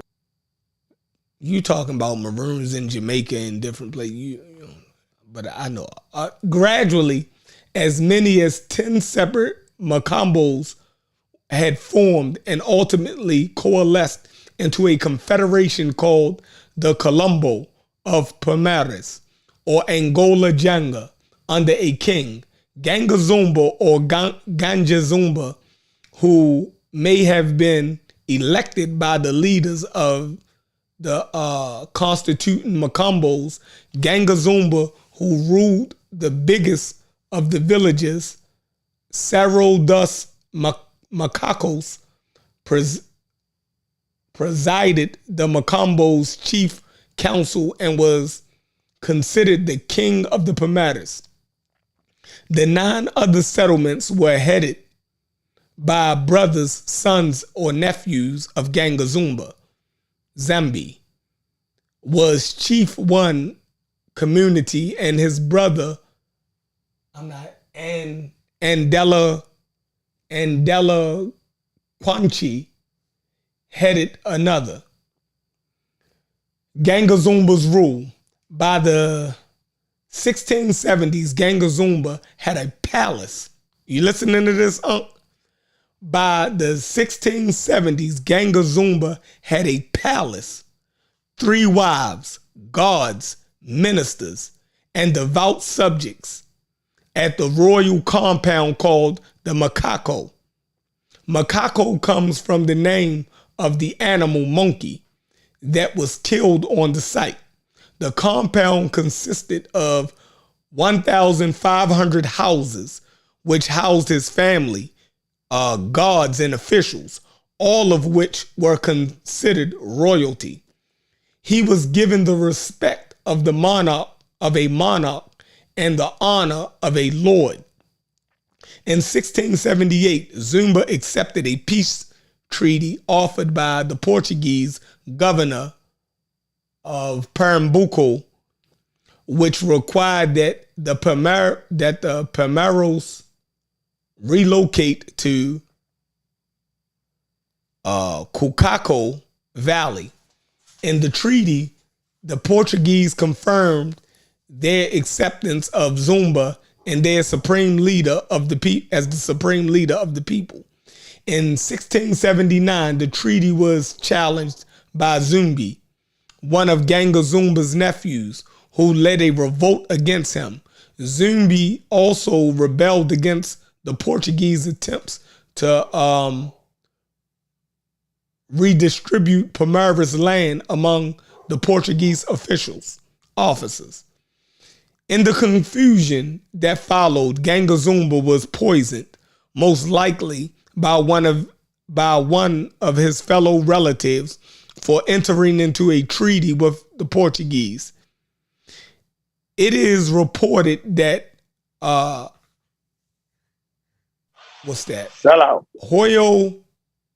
the Mulatto, Gaspar, and Amaro were responsible for killing Zumba. Many of the followers who had moved to the Cacao Valley were re-enslaved by the Portuguese. Resistance to the Portuguese then continued under Zumbi. Legacy. The Brazilian film Ganga Zumba was made in 1963, but was not released until 1972 because there was a military coup in Brazil in 1964. And films about revolutions, even those taking place in the 17th century, were considered politically dangerous. The film is based on Jorge Felicio dos Santos novel and focuses on a black slave who ends up in the Palmares. The film is about the black liberation and keeps a black racial perspective. For me, that would be a hero that should be like in an African American museum, because that's a dude that fought against, right? He was an enslaved person, right? That actually rose to become a king, right? He was royalty in Africa, stripped of that shit and made a slave. When he got to America, he still became a king. So he fought the motherfucking he fought the Portuguese in Africa, right? And he fought them in America. That's a motherfucking hero right there.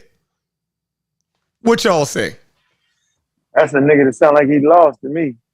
He actually lost. Matter of fact, if he'd have been a little more harder, they wouldn't have pulled him and tried all that shit. They ain't tried that with Nzinga. You So hear that, this? you compare You apple hear to this apple. hate? I'm fucking with the winners, yo. That was just pure. That nigga said I'm fucking with the winners. That fucking was with the just winners, nigga. pure hate. Nah, nigga, I'm Listen, fucking with- the that's story not of hating. hold on. The Can I story of finish? Can I African finish? Americans Can I is finish, no. though? The Can I just story of finish? African Americans is the story of Let me finish. losers. Then Let me just name Right, one Nat Taylor successful. lost, nigga. We still go with Nat. Name finish, one though? successful slave Can I revolt finish? that we I mean, no can I because that finish, was though? some bullshit. You gotta let me Name finish. one successful You ain't gonna slave let me revolt finish, so now we are. that That's why we African argue. Americans participated in Get up outside where we yourself. didn't lose. Okay. So let's get that this was some straight. First of bullshit all, to you say that. No, what you did was you compare apples to oranges because this nigga ain't had no motherfucking kingdom.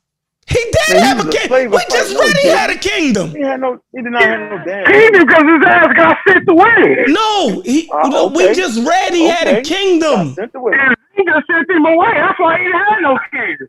Right, he ain't had no but he ain't had no kingdom. He He had a was considered kingdom over royalty and here. a lord in Brazil, right? He had a Yeah, in kingdom Brazil. here.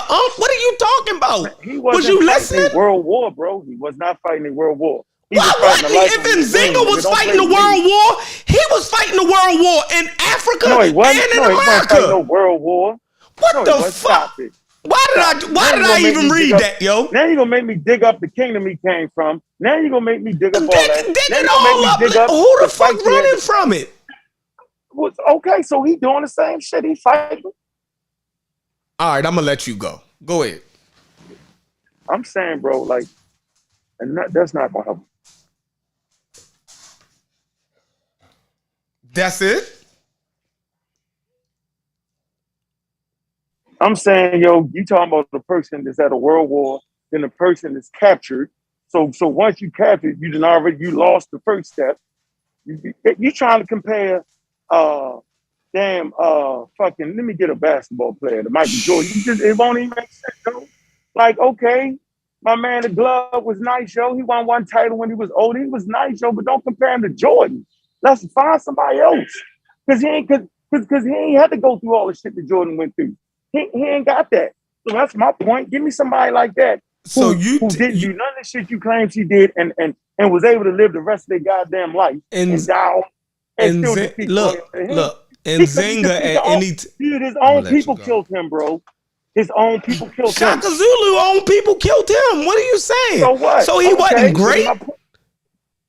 No, he was all right. I ain't gonna put him with the Nzinga. He was all right. You're not gonna put Shaka Zulu with Nzinga? Man, no. Oh, you say Shaka? Yeah, I put Shaka there. Yeah. I put Shaka Zulu there. Yeah. But his own people killed him. Right. So he won the champ. Then she the champ. Nigga, ain't nobody killed her. She died on her own before. So she definitely Jordan. And Shaka Zulu is Kobe.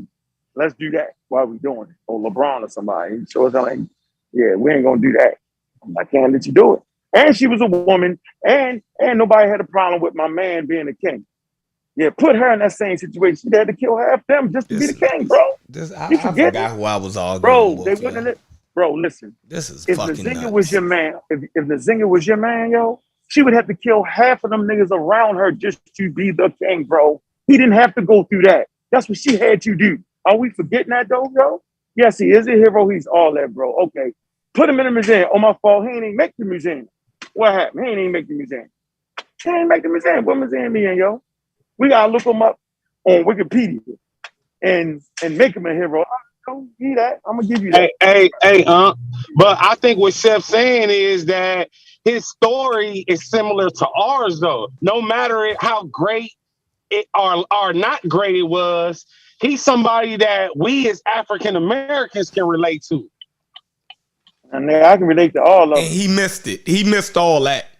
He just went to start cutting the man down. No, like just nutty shit. Right. He was poisoned by a mulatto. He's no damn good. Right? He couldn't even get past his own people. That was that shit. Give me a better leader than that. But you can't judge the leaders back in those days how they go out.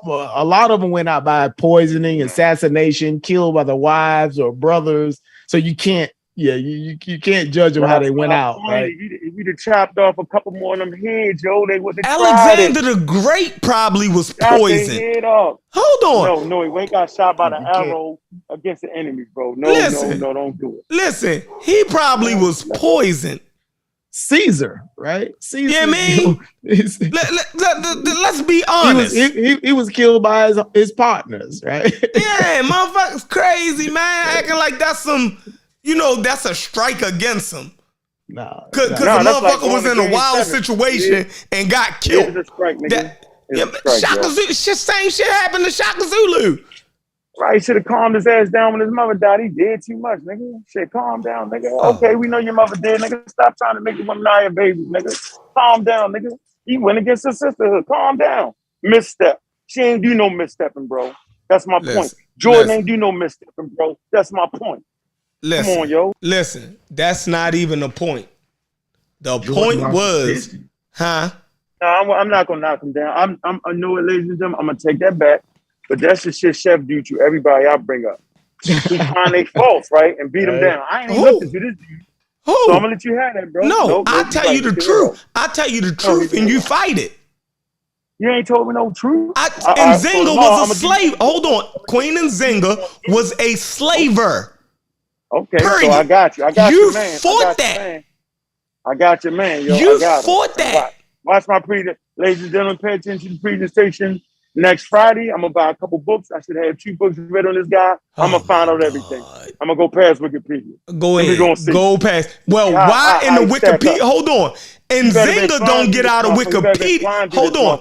Nzinga don't get out of Wikipedia without it telling us the fucked up shit she did. So all right, go and buy 20 books and dig up some dirt on this guy because Nzinga couldn't get out of her motherfucking Wikipedia without it telling us that she was motherfucking selling slaves and involved in all of the bullshit with the Europeans. So now I gotta mischaracterize everything your man did. Now I'm gonna do you the same. That's not a mischaracterization, though, bro. Yeah, it is, bro. How is it a mischaracterization if she did it? What slaves was she selling, bro? Let's get specific. Nigga, you made up who she was. Hold on. You made up who she was selling. You keep making up that she was only selling the people who she was fighting against. That is a rendition of it. You haven't provided no source that said the only people she was selling is the motherfucking people that she was selling against. Again, I want every time he bring that up, I'm going to flash a red light to say that's narrative. So, ladies and gentlemen, it's obvious because she wouldn't be in a fucking African American museum if she was a slaver. Why would they put a slaver in an African American museum? Yeah, that's a person. I think that's why Chef's saying that she shouldn't be in there. Exactly. I know. So exactly. Chef is saying that because that is Chef's rendition. You get it? That's not the truth. Because that is the truth. These people are better historians. It's not. It's Chef's truth. Fuck. It's exactly what Chef is saying. I'm doing. Chef, she would not be in an African American museum if she was running down on villages kidnapping motherfuckers. Dog. If she was known for that, she wouldn't be in that. Listen, hey Brendan. So you don't think just put her in there because she fought colonial. She fought against the colonial powers. That's why she in there. Nope. Yeah, I know, but that was that's why she in there. What the fuck is you talking about, Brendan? Y'all can yell at me. Keep in mind, she's on the same floor.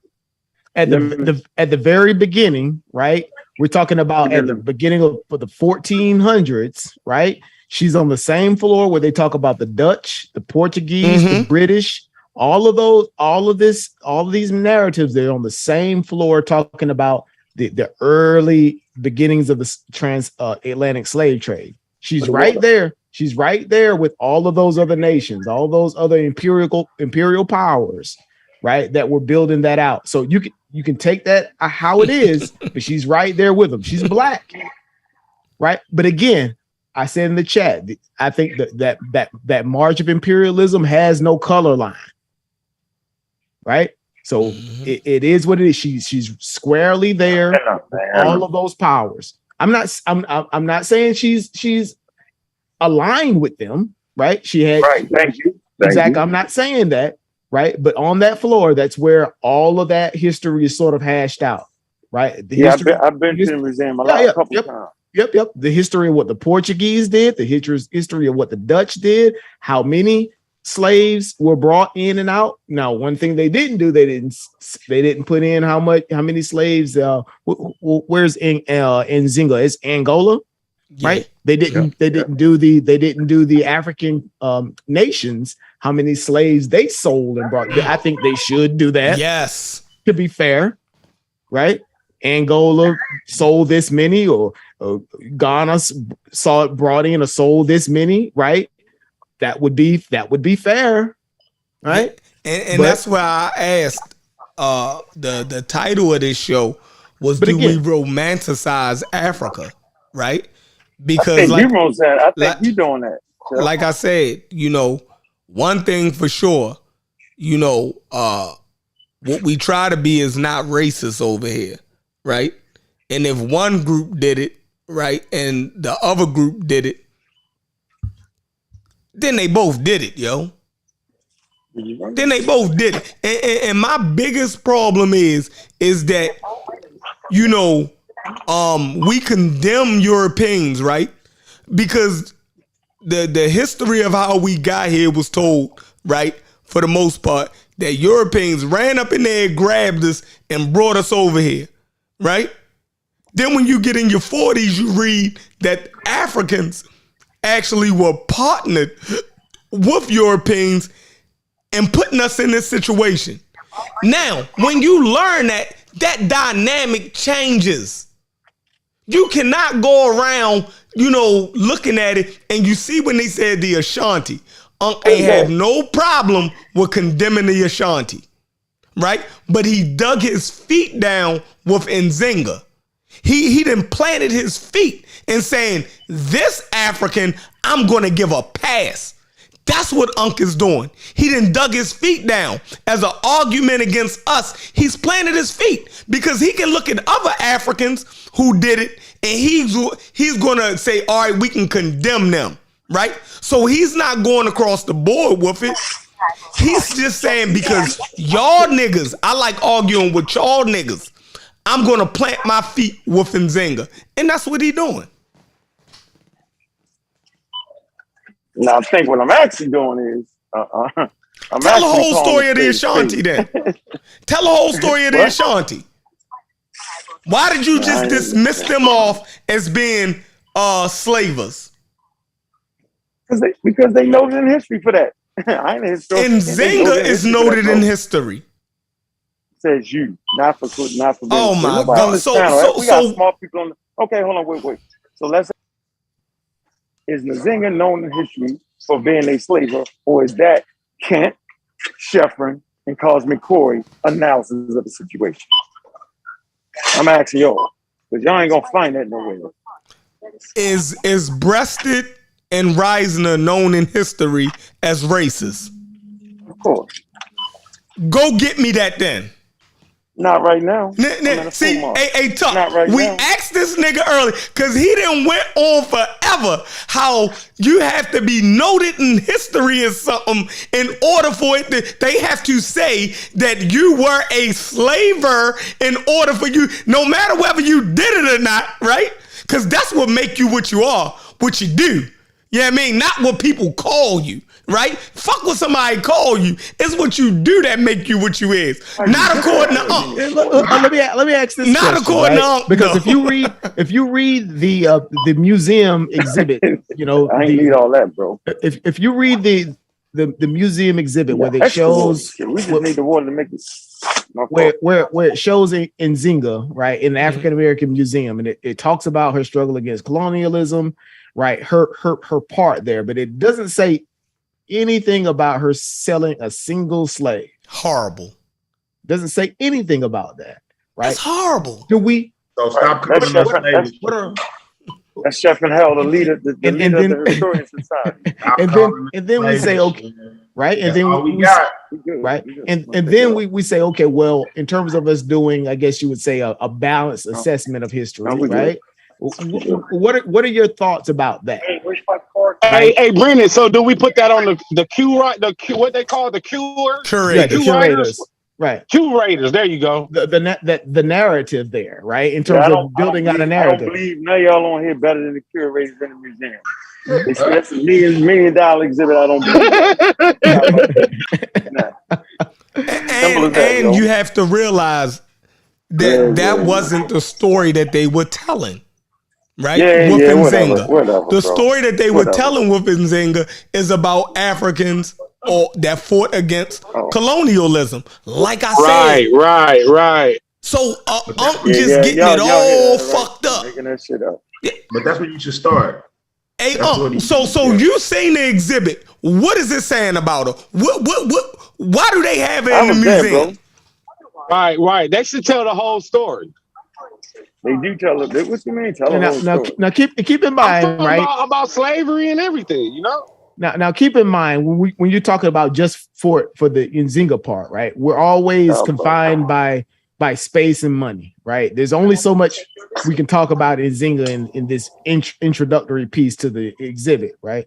So the thing is, okay, well, when you look at that narrative, is it how fair is it, or how balanced is it to say, okay, well, this was this heralding, I guess you would say, an image of the fight against colonialism, right? When she also had her foot sort of in the pot, or her hand in the cookie jar, so to speak, right? That's a horrible analogy, but I just think they got to show the whole report card. You got F's on your report card. You got to show that too. I just think y'all would have died by some poison from one of y'all own. That's what I'm thinking at this point. I'd have died my old age laughing at y'all niggas. Y'all tripping right now. In my whole kingdom, a couple million people safe and sound. Y'all tripping. I'm gonna save 1 million people while you worried about a couple thousand. All right, that's where it is then. Just trying to kill you. But see, I just got a question. Because we know like people don't sell their own people, right? So obviously the people she was selling wasn't her people. I ain't even bring that into the equation. I didn't even try to bring that in. I ain't even say nothing about that. Right. So is that true though? Is that true? She wasn't selling her own people. I ain't got. Of course not. But what you want me to do, yo? I ain't gonna get into that. So when the Romans fought the Britons, they ain't even look like their own people. Right. So that means she sold people who was like us, African Americans. Man, she sold people that was trying to kill her, bro. She sold our ancestors. Enemies. Oh, y'all keep categorizing. Hey, we got those source. People. She had hell of enemies. All she sold was enemies. Y'all gotta stop saying that, yo. Man, why don't you find it? Why don't you go find it? I'm not finding it. No, I'm just saying though, because we got keep Brenda saying Haywood. like, it was all enemies. It was enemies. It was enemies. So who else? Yo, why would she sell people that wasn't enemies, yo? She's trying to why would the makes no sense. People that wasn't enemies? Listen. Because they wow. She was, and she wasn't. Hold on. If her vassals paid her tribute in slaves, what more? What? I can't. You know what? Yo, ain't nothing else to say. Yeah, it ain't nothing else. So I can't even. Everybody stop. Hold on. Everybody stop. You see how he constantly does that though? You heard what he just said. He said, you know what part he left out? He conveniently left out her vassals was trying to kill her. He completely listen, you didn't fuck that up. They lost. Bro, listen, my nigga. The VAT, oh my God. Listen, if you are an imperialist, right? You have other kingdoms under you. You have an empire, right? So the other kings or leaders of areas have to pay tribute to the empire or the great king. Why would he even sit there and try to? And they had to pay her in fucking slaves, so she could give them shits, because she had already made a deal with the Portuguese or the Dutch, one of them, right? So she had to supply them. She had to make do on that motherfucking trade agreement that she had with those motherfucking Europeans. So the motherfucking... So all 15,000 was enemies? He keeps saying that. He's lying. That's the thing. He's lying.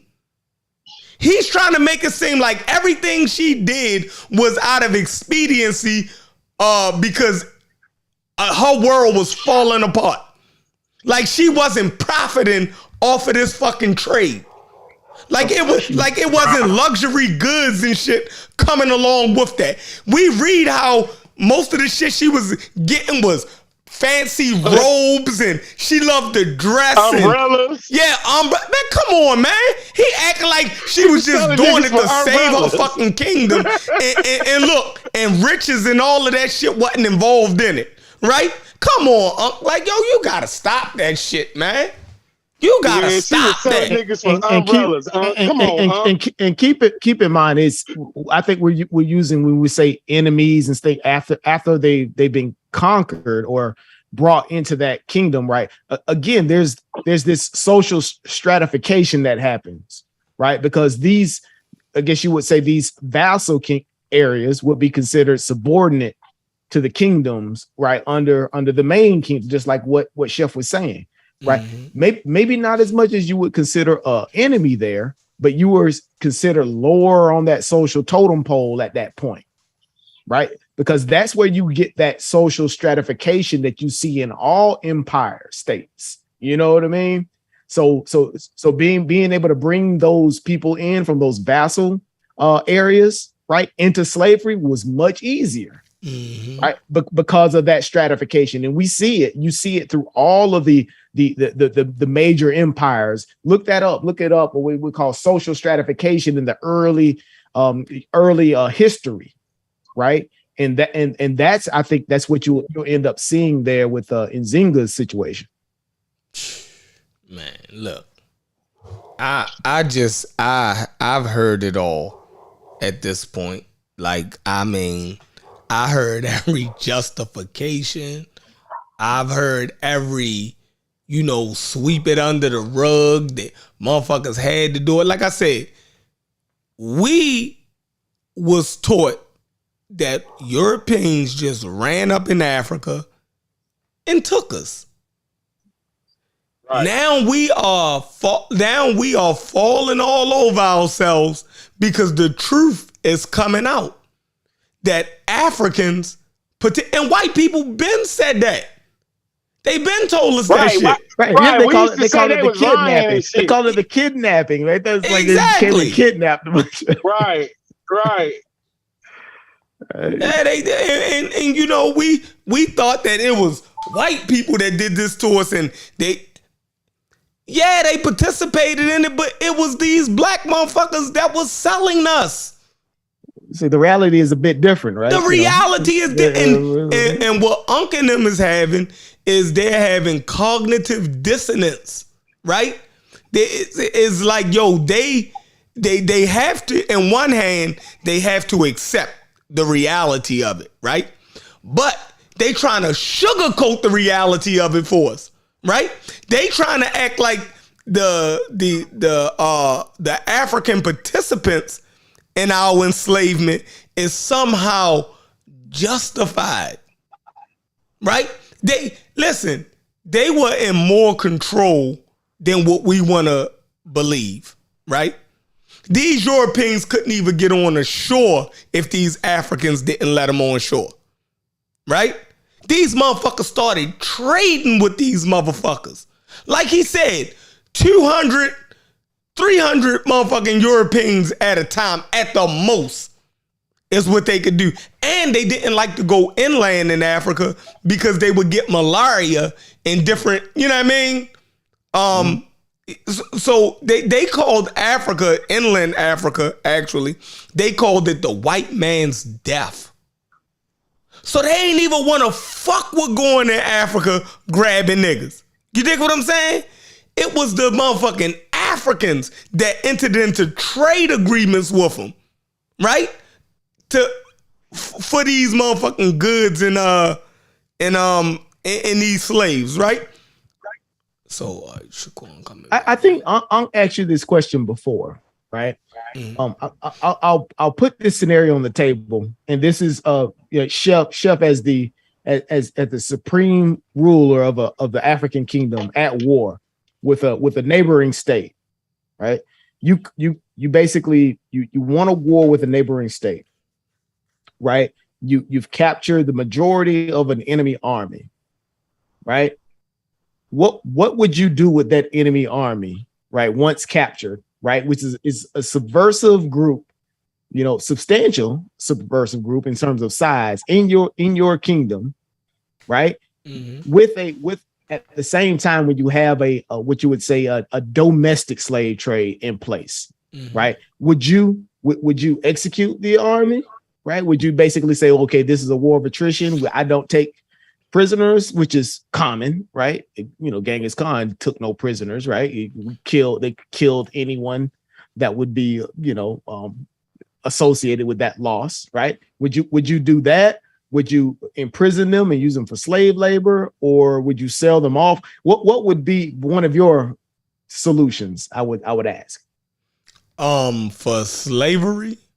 No, in terms of, okay, well, you just fought a war, right? You've captured a significant army, right? You basically either captured half of them are probably going to escape, right? The other half are you going to capture, and you're going to have to contain them in some way, right? So you have a subversive group within your kingdom, I would say, substantial in size, right? And a threat potentially, right?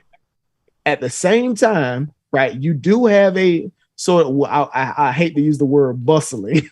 There's a bustling internal slave trade that's going on right inside of Africa that you selling slaves back and forth with other neighboring states, not the ones you're at war with, just the ones you're at peace with, right? What would you do with this group, this subversive group sitting in the middle of your kingdom, right? That is, subject to subterfuge. They can commit, they escape, right? Assassination, right? You don't know how many of them of those people are like officers or high level, right? What would be your solution at that point, right? But was that really the situation though? It could be. That could be a situation, right? Again, that could be a situation because when you do war, right, they're capturing prisoners, right? Because I know, but when I'm saying it to you, Brendan, but the thing is, the caveat is that when they were at war, Africa, they weren't completely slaughtering the enemy armies, right? They were capturing each other back and forth, right? So would the alternative be to, okay, well, let's just kill them all, right? Okay, but Brendan, yep. Was the war that she had going on with other Africans a just war? Was it justified to start the war with the other Africans just based on the situation with the Portuguese? That's the real question. Was it driven? So in other words, was it driven by the need for, I guess, to get this human capital, right? Right. That's the real issue. Other things, right? What was the motive? What was the driving factor behind that? Those neighboring wars. Right. I think the motive is the most important part right here. That's why we all getting emotional about it. Like, what was the motivation? Like, was it just war? Like, because we know it was other Africans that chose sides with the Portuguese, right? Yeah. So Daikon, that's a good point. Now think about this. Once you already enter into a deal with the motherfucking Portuguese to supply them with slaves, right? So you're telling me the wars is not a reason to enslave? You already have a deal to supply these motherfuckers with the slaves. So that's the reason. Why did she get into that? That's the reason for fucking going to war with other motherfuckers. Come on, that's the whole point, Chef. That's the whole point, Chef. Because she had a choice to say, "Fuck it, we gonna fight till we die. We not teaming up with the Portuguese." Listen, she had that option. She made a deal. She already had a trade. Hold on. She had a trade going on. She already had a deal. Well, hey, Tuck, if I already make a deal with you, right? If I make a deal with you and I'm not going to put drugs in it, I'm going to take drugs off the table because we always use that analogy. All right, let's say I make a deal with you for video games. Let's go to business school, right? Let's say PlayStation 5s, right? Right. Now, I say, yo, I got to supply you. We make a deal. You be like, yo, I'm going to pay you in advance, but you got to supply me with 10 PlayStation 5s a week, right? But you already done paid me up front for them, right? Now, what do I got to do now when I start breaking in houses, right? You should have had bars up. You should have had I start breaking in houses for these PlayStations. Right? Still, what you gonna do with all them people, Chef? That was a good question, Brendan. What you warring? Even what y'all saying? The reason for the wars and all that brokering deals. She already had the shit in place. I get it. But say she didn't. What are you gonna do with them people? They still was at the wars before Nzinga. No, we already didn't read. Hold on, we read it. She didn't start war. She didn't start. Right, the war was already on. Right. That's what I'm saying. That's how I think y'all passed the stop sign. That's why the question. Nah, you passing the stop sign, bro. Because even though it was a war, she could have made a decision that I'm not teaming up with the Portuguese. No, you can't. What is y'all talking about? No, you listen to me. Listen, just listen.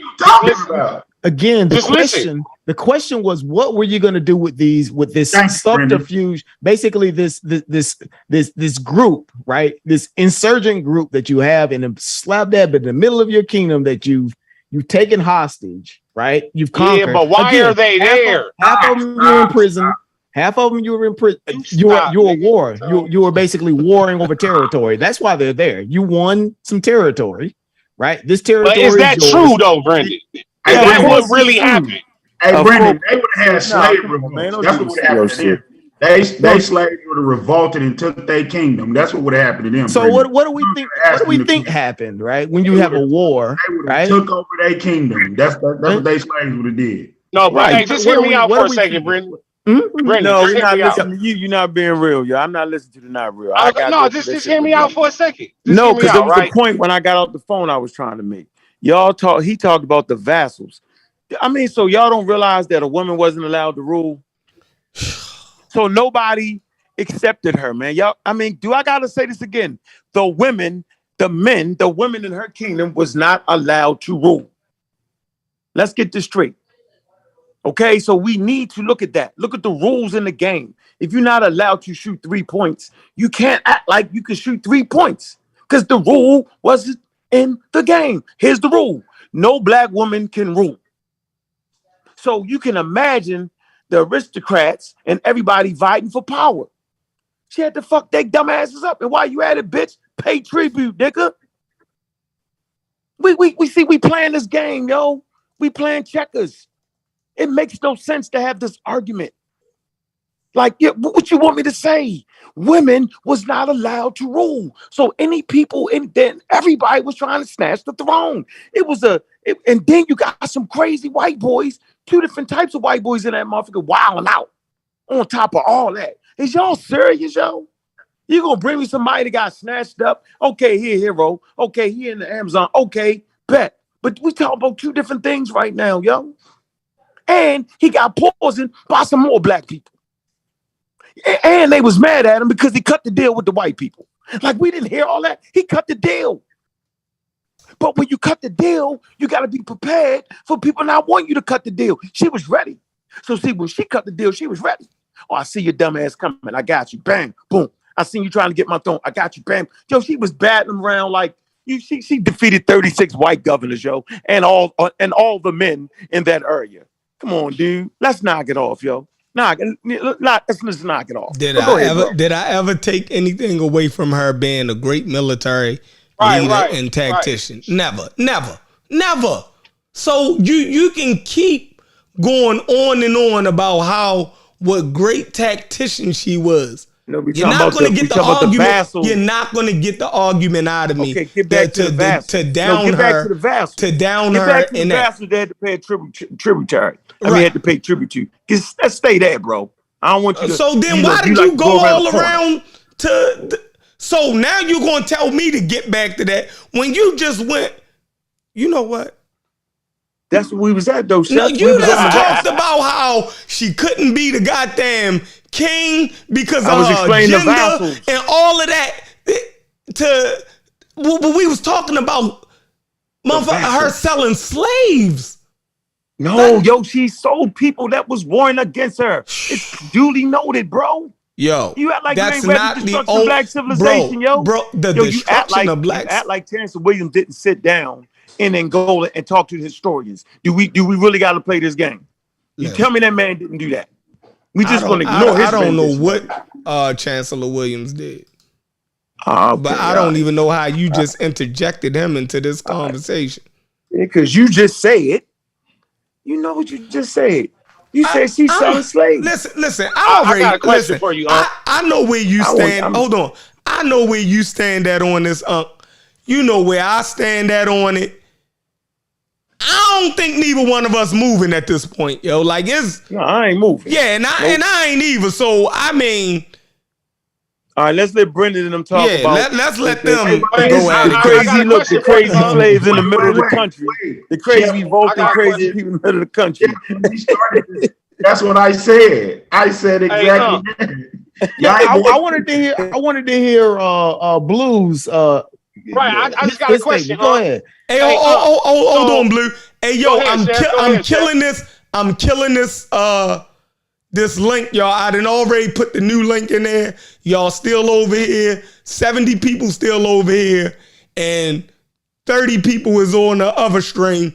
I'm killing this stream. I don't know why 71 people still in here. Y'all crazy. Hey, come over to the new stream. Hey, Chef, I still want to know what you to do with all them people though, but he can ask his question. They'd have poisoned his little yellow ass. I know they would have. They would have jumped on him. They would have jumped on him. Took over the kingdom. Just to that question, I would have killed their ass. But anyway,